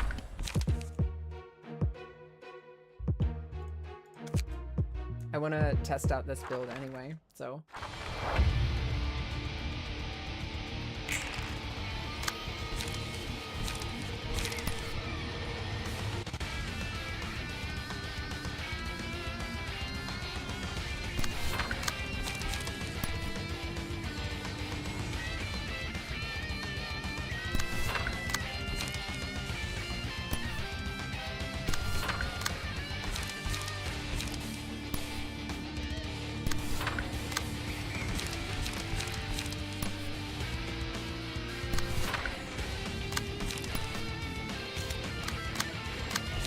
is one of the things where I've fucked up multiple times, where I should be using light at the end of the turn, but I'm using it at the beginning of the turn. Because I'm an idiot.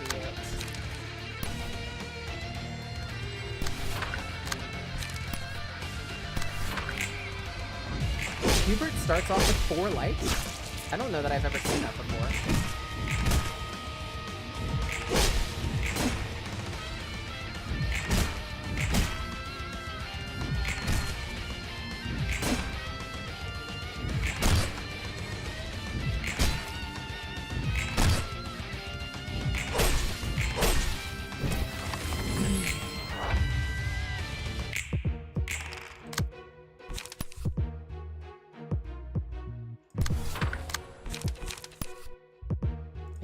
Wind up with just your entire deck in your hands if you're playing these characters. Just pretty cool. We love having options.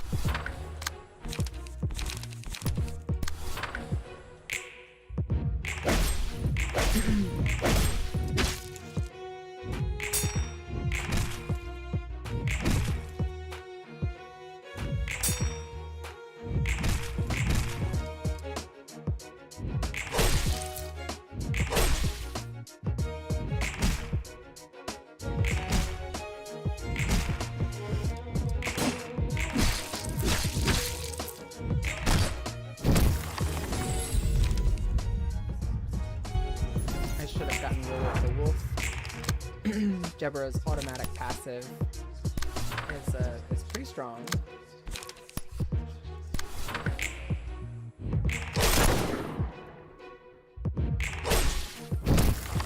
Oh, god damn it. I forgot they all have persistence.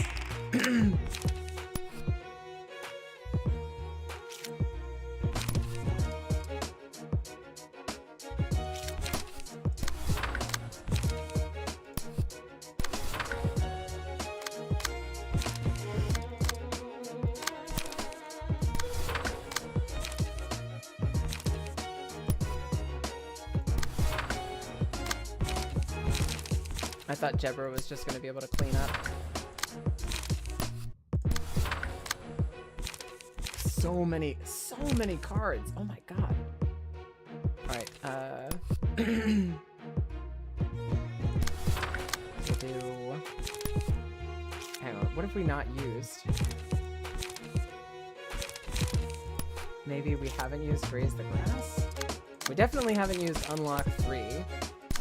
So I guess that's a freebie. Maybe Somber Procuration we haven't used. Unlock 2 we definitely haven't used.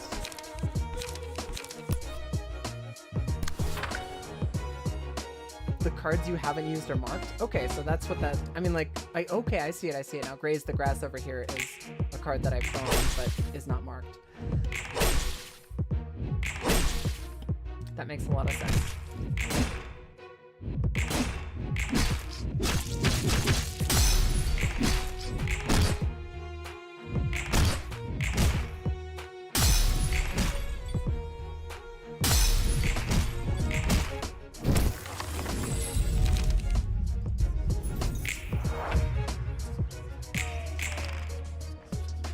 All 3 of them are unlocked.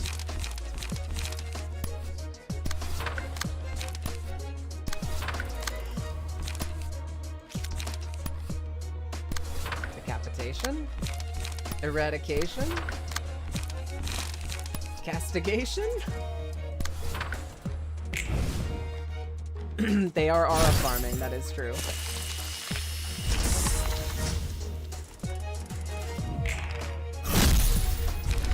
That's super cool.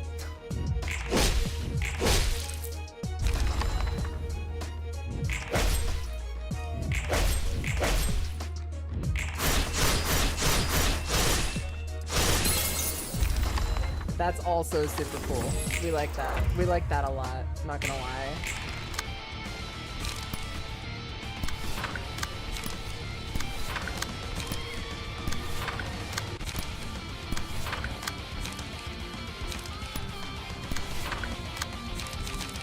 Oh, we just draw decapitation again.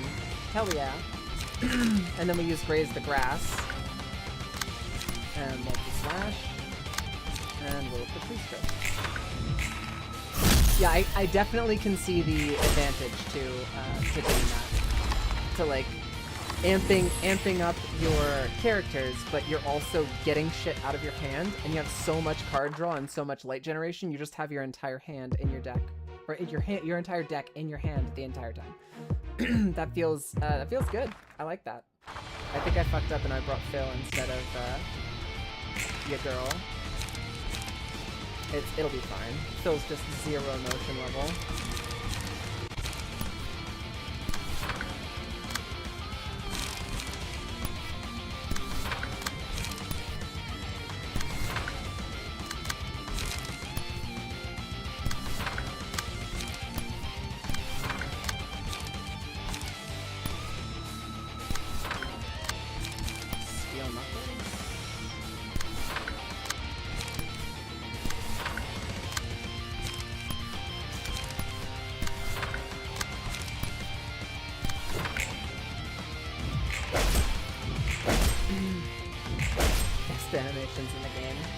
So far I really like this. I really like this theme.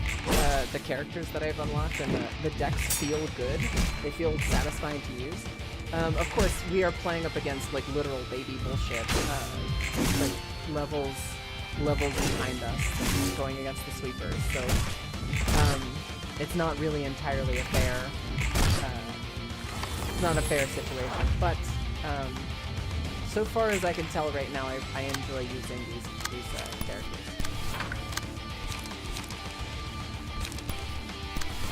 Definitely focus spirit, and then we can do upstanding slash and spear. Okay, there we go.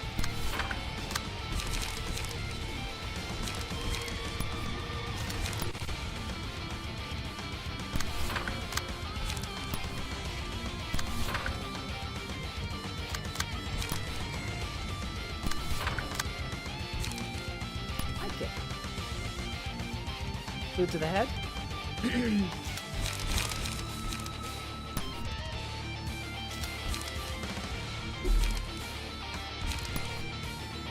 It does suck having to reset that every single time that we play though. I don't necessarily love needing to reset that. I like Esther the most, but they're all cool. I think Esther's got just more aura because of the cloak, the way that it's positioned. But I do think all of them look cool. I always like the white cloak as a uniform. I think the only one that doesn't look cool is Gloria, but I think that looks funny, so it kind of wins because it looks funny.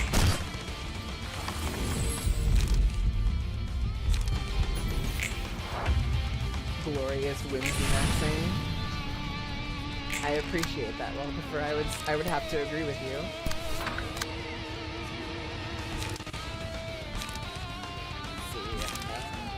Upstanding slash, and then level slash.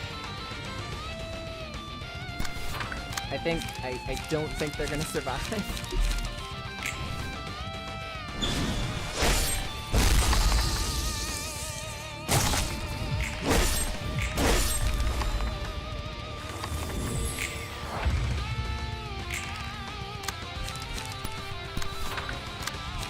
Let's see, upstanding slash. And the level slash, spear, and then a level slash. Just Jebra versus this one guy.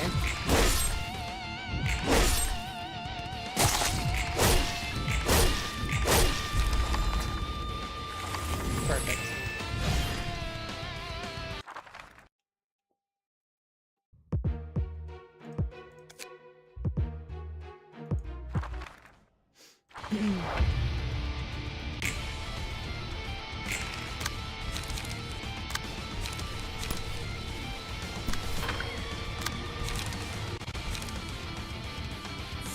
do Upstanding and Spear, and if we can swing it, Thorn Rush as well.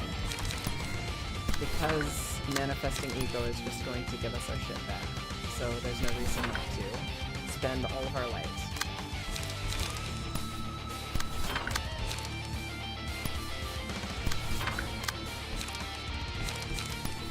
It takes so long to get these guys warmed up though. I can easily see how this would be a, like, if you're in this kind of if you're in this kind of an environment where you're obviously just pub stomping people, they don't feel quite as strong. But obviously once they get warmed up, they get really powerful. So did you win against the Index? Religar, I won against some of the Index. I have not beaten the new Distortion. That's what I'm getting. I see you, Pete. That's what I'm getting. So I'm getting one card that I only have one copy of, so that I can do more of it.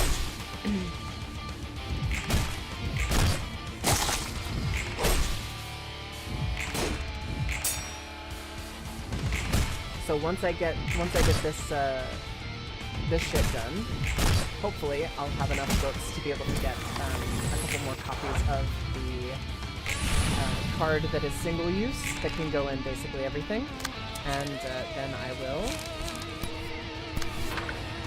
be able to. Then I'll be able to go back and try that fight again. It only had like 110 HP left. So I think it was pretty close to taking it out, but, you know, close but no cigar kind of thing.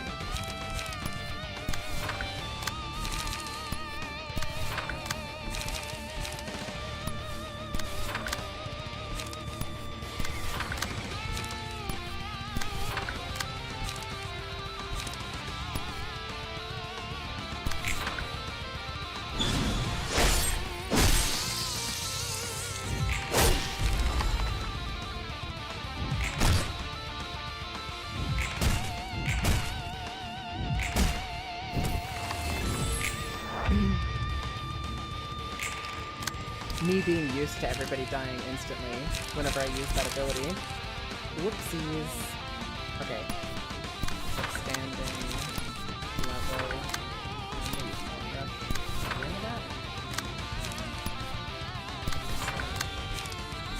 Spear Muffles is just in case. And Somber Preparation.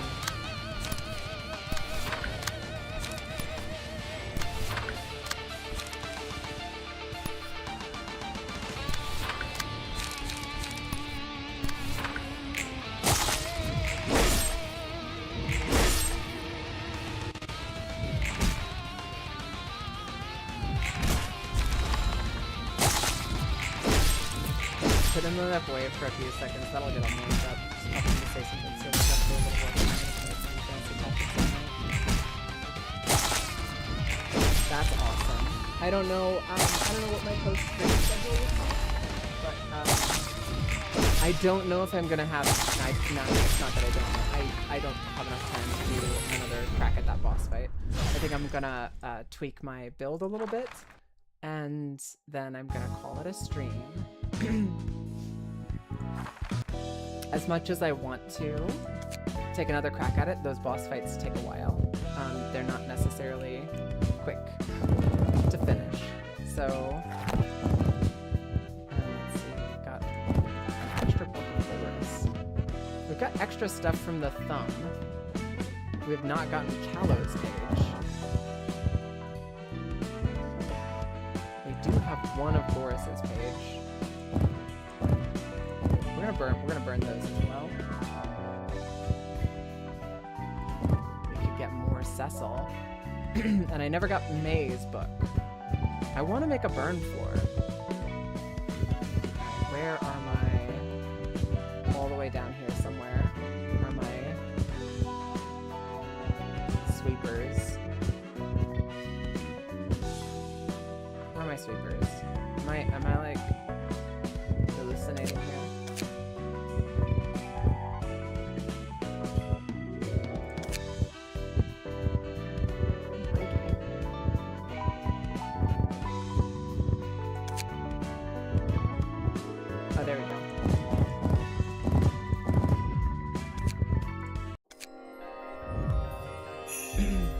burn floor is fun. Burn floor seems really good. I would like to have more burn key pages, but I just don't have any. I'm guessing this bit, like Cecil, well, Cecil, never mind. Cecil is part of the burn floor. We got 2 Cecil pages. That's cool. But Dennis, Boris, and Callow are ranged pages, thumb pages. We'll have to play around with that. We were looking for a specific page, and we got 1, 2. I think, yeah, 3, 4. Okay, I think we got enough. That should be enough to modify our builds. So getting rid of something. Gotta get rid of something.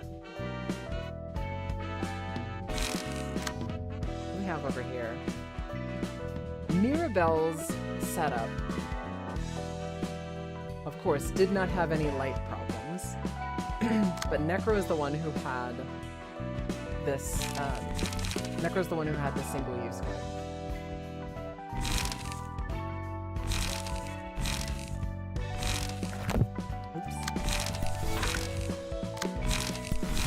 I like Somber Procuration. I like cards with the defense up front, and especially the shield defense. So we're gonna take...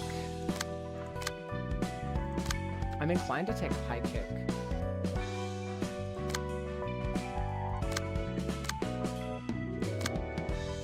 We either take a Class and Respect or we take a High Kick.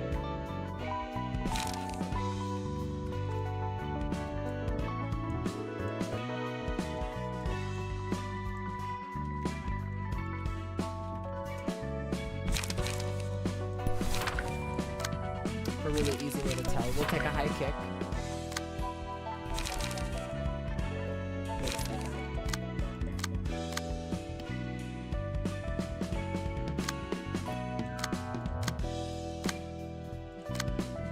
Oh, we've got 2 High Kicks there. One Verdigris is set up. We don't want that. We want... Is it 3, 3,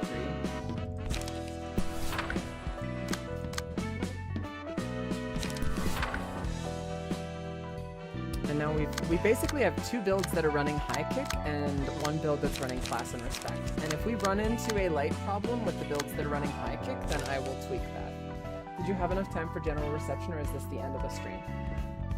You know what? I do have enough time for a general reception. Just because you asked, Walgifer. So that's Night Owls. This is a random one. So how about we take 3 books that we have backups of? Say Book of the Index. Oh wait, what? Book of the Index is a question mark? A single Book of the Index is a question mark? Oh, Irina. Life insurance. Untransferable. I love that. At the end of the scene, if the character has 30% or less HP, add a copy of life insurance to hand. This is great. She's like a multi-party compensation. What?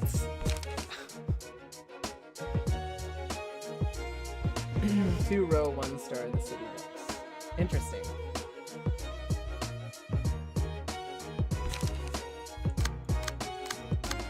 Yeah, I've never done this one. The insurer page. This is funny. If the character suffered 1 or more one-sided attacks in a scene, restore 1 light. At the end of the scene, remove all stacks of random status ailments. All right, let's see what we can do.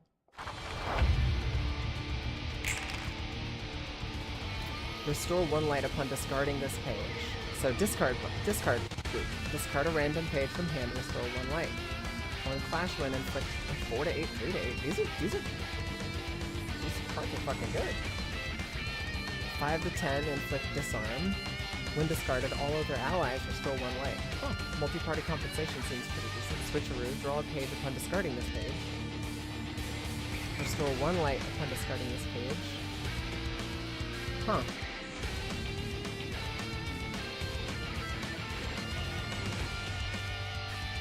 Olga can come back with a vengeance. Drunk life insurer. Sounds good to me. I gotta beat him first. Alright, so upstanding slash and then level slash.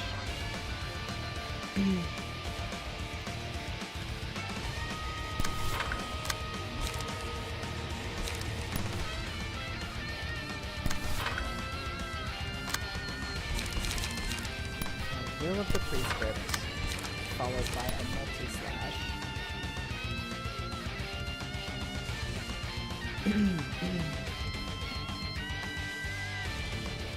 Yeah, like, multi-slash is really poorly suited to go against the cards they're bringing.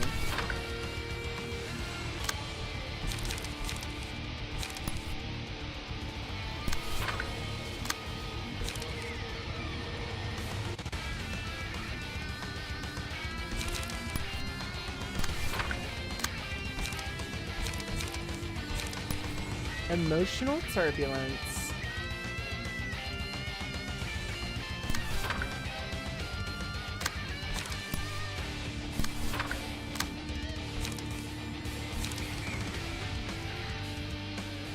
Oof. Inflict 2 bleed, inflict 2 bleed. Equivalent Exchange. It's a good card. It's funny, I just finished building a full deck, and I'm now like, oh man, those cards look it's that meme where the guy's like looking back at a girl who looks exactly like his girlfriend, and his girlfriend's like, what the fuck? Yeah, as soon as I see some new cards, I'm like, ooh, what's your deal? You look good.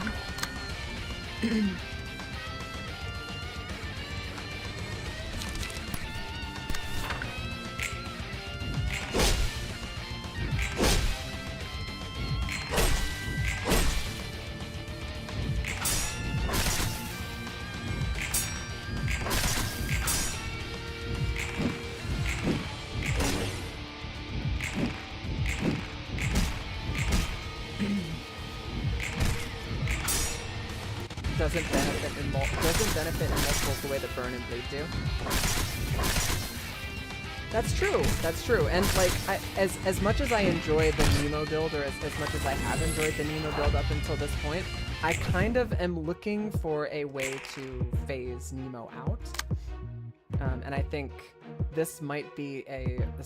like Irina could be a solid contender for phasing this out, I think.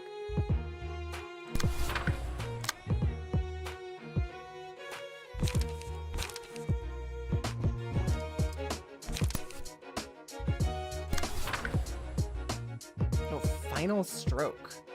When used, boost damage by +1 for each page in hand. Discard all pages from hand. Damn. Damn. Dog. Damn.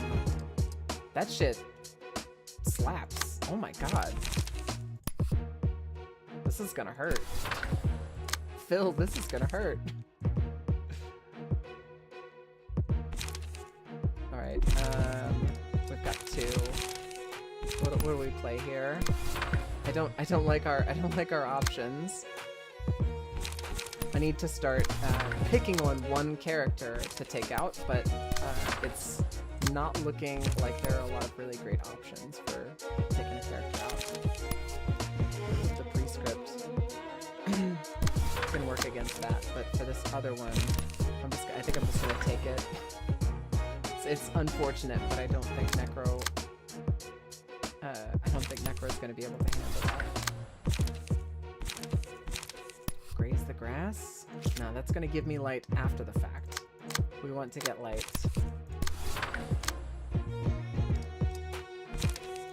Now. It's my money, and I need it now. Big numbers win. That's true. Bigger number win in this game. Big number win. So that is where it's at.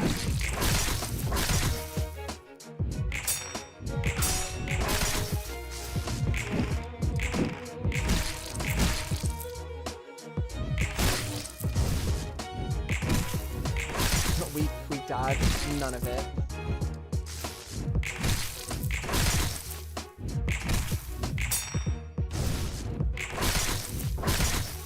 Yikes. Just watch Necro take 17 damage. Big yikes. Alright, this next one that Jebra does is going to need to tag Irina in the back. And I think we do... So we've got Slash. Slash does decent enough damage that we could, if we got a decent roll, we could stagger her this turn with that and maybe get a chain going. Okay, and then we could do level Slash to regen.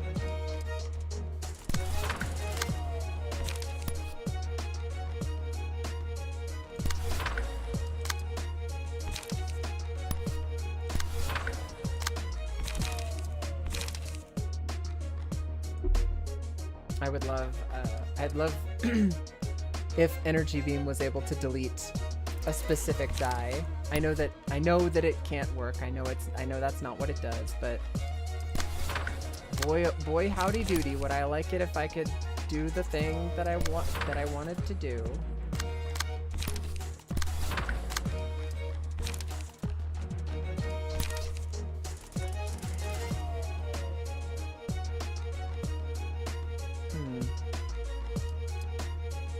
We've already used Will with Rescript, and we've already used Multi-Slash. We need to switch it up with these guys. Steel Knuckles? Not great.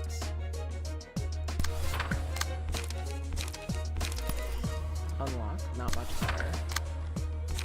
Necro is in so much pain right now. We don't love it.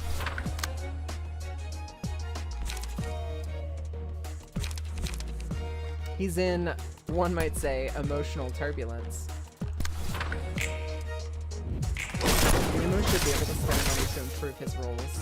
I think that would be kind of cool if he had dollars. But honestly, I wouldn't want to ask the devs to increase the complexity of this game at all. I don't think it would work out that great.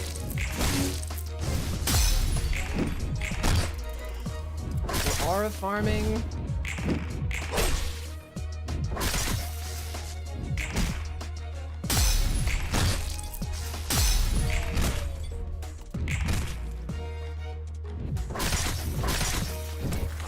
Like, what happened to Jebra? She didn't manage to do the thing, and that's exactly what happened. She didn't manage to do the thing.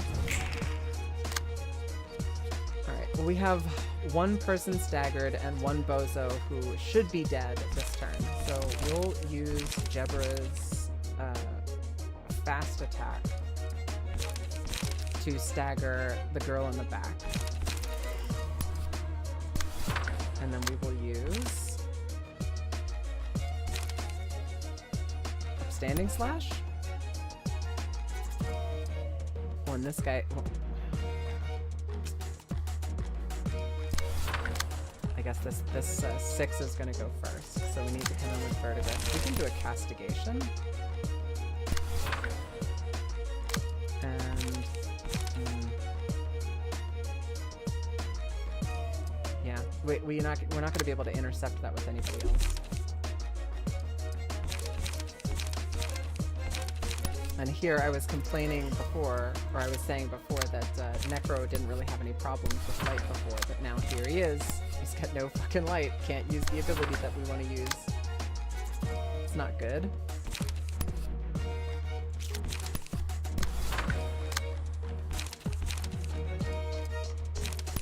And maybe we want to use Ripple this turn.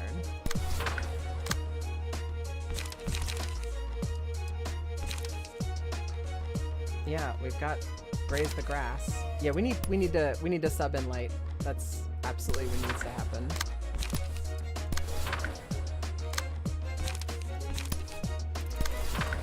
Not enough light flowing.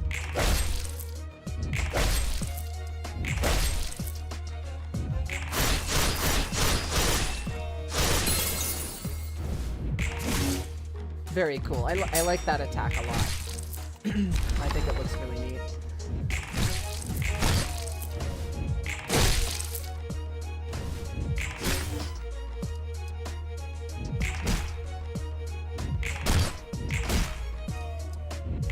I wanted a discard deck again for a while now. We had the discard deck pretty early on, and it felt satisfying to use, but I want it again.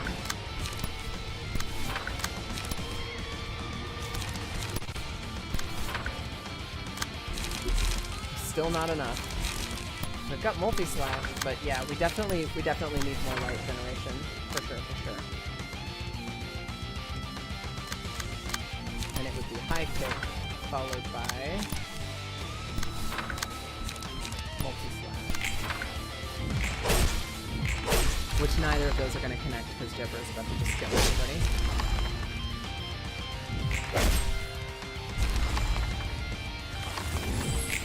Lovely. We'll burn some books and then we'll call it a stream. It's a good winning is a good way to end the stream, I think, for sure. We got 3 books of Irina.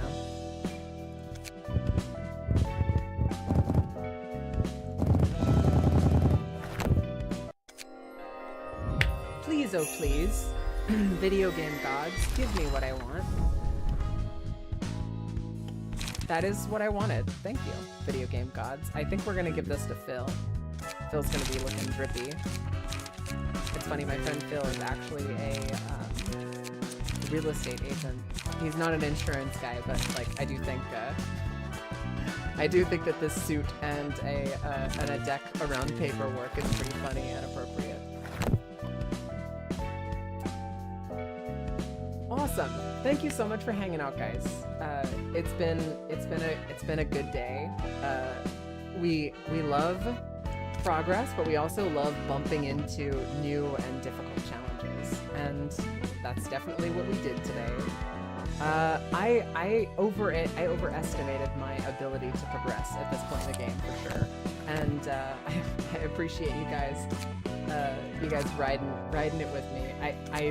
I'm pretty disappointed in the fact that the first time I was like, you know what, I miss Yasad, I'm gonna use Yasad's team, and we just get shit stomped.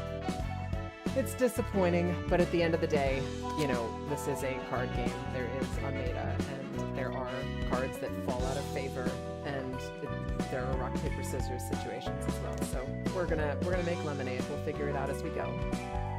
Thank you guys so much for hanging out again.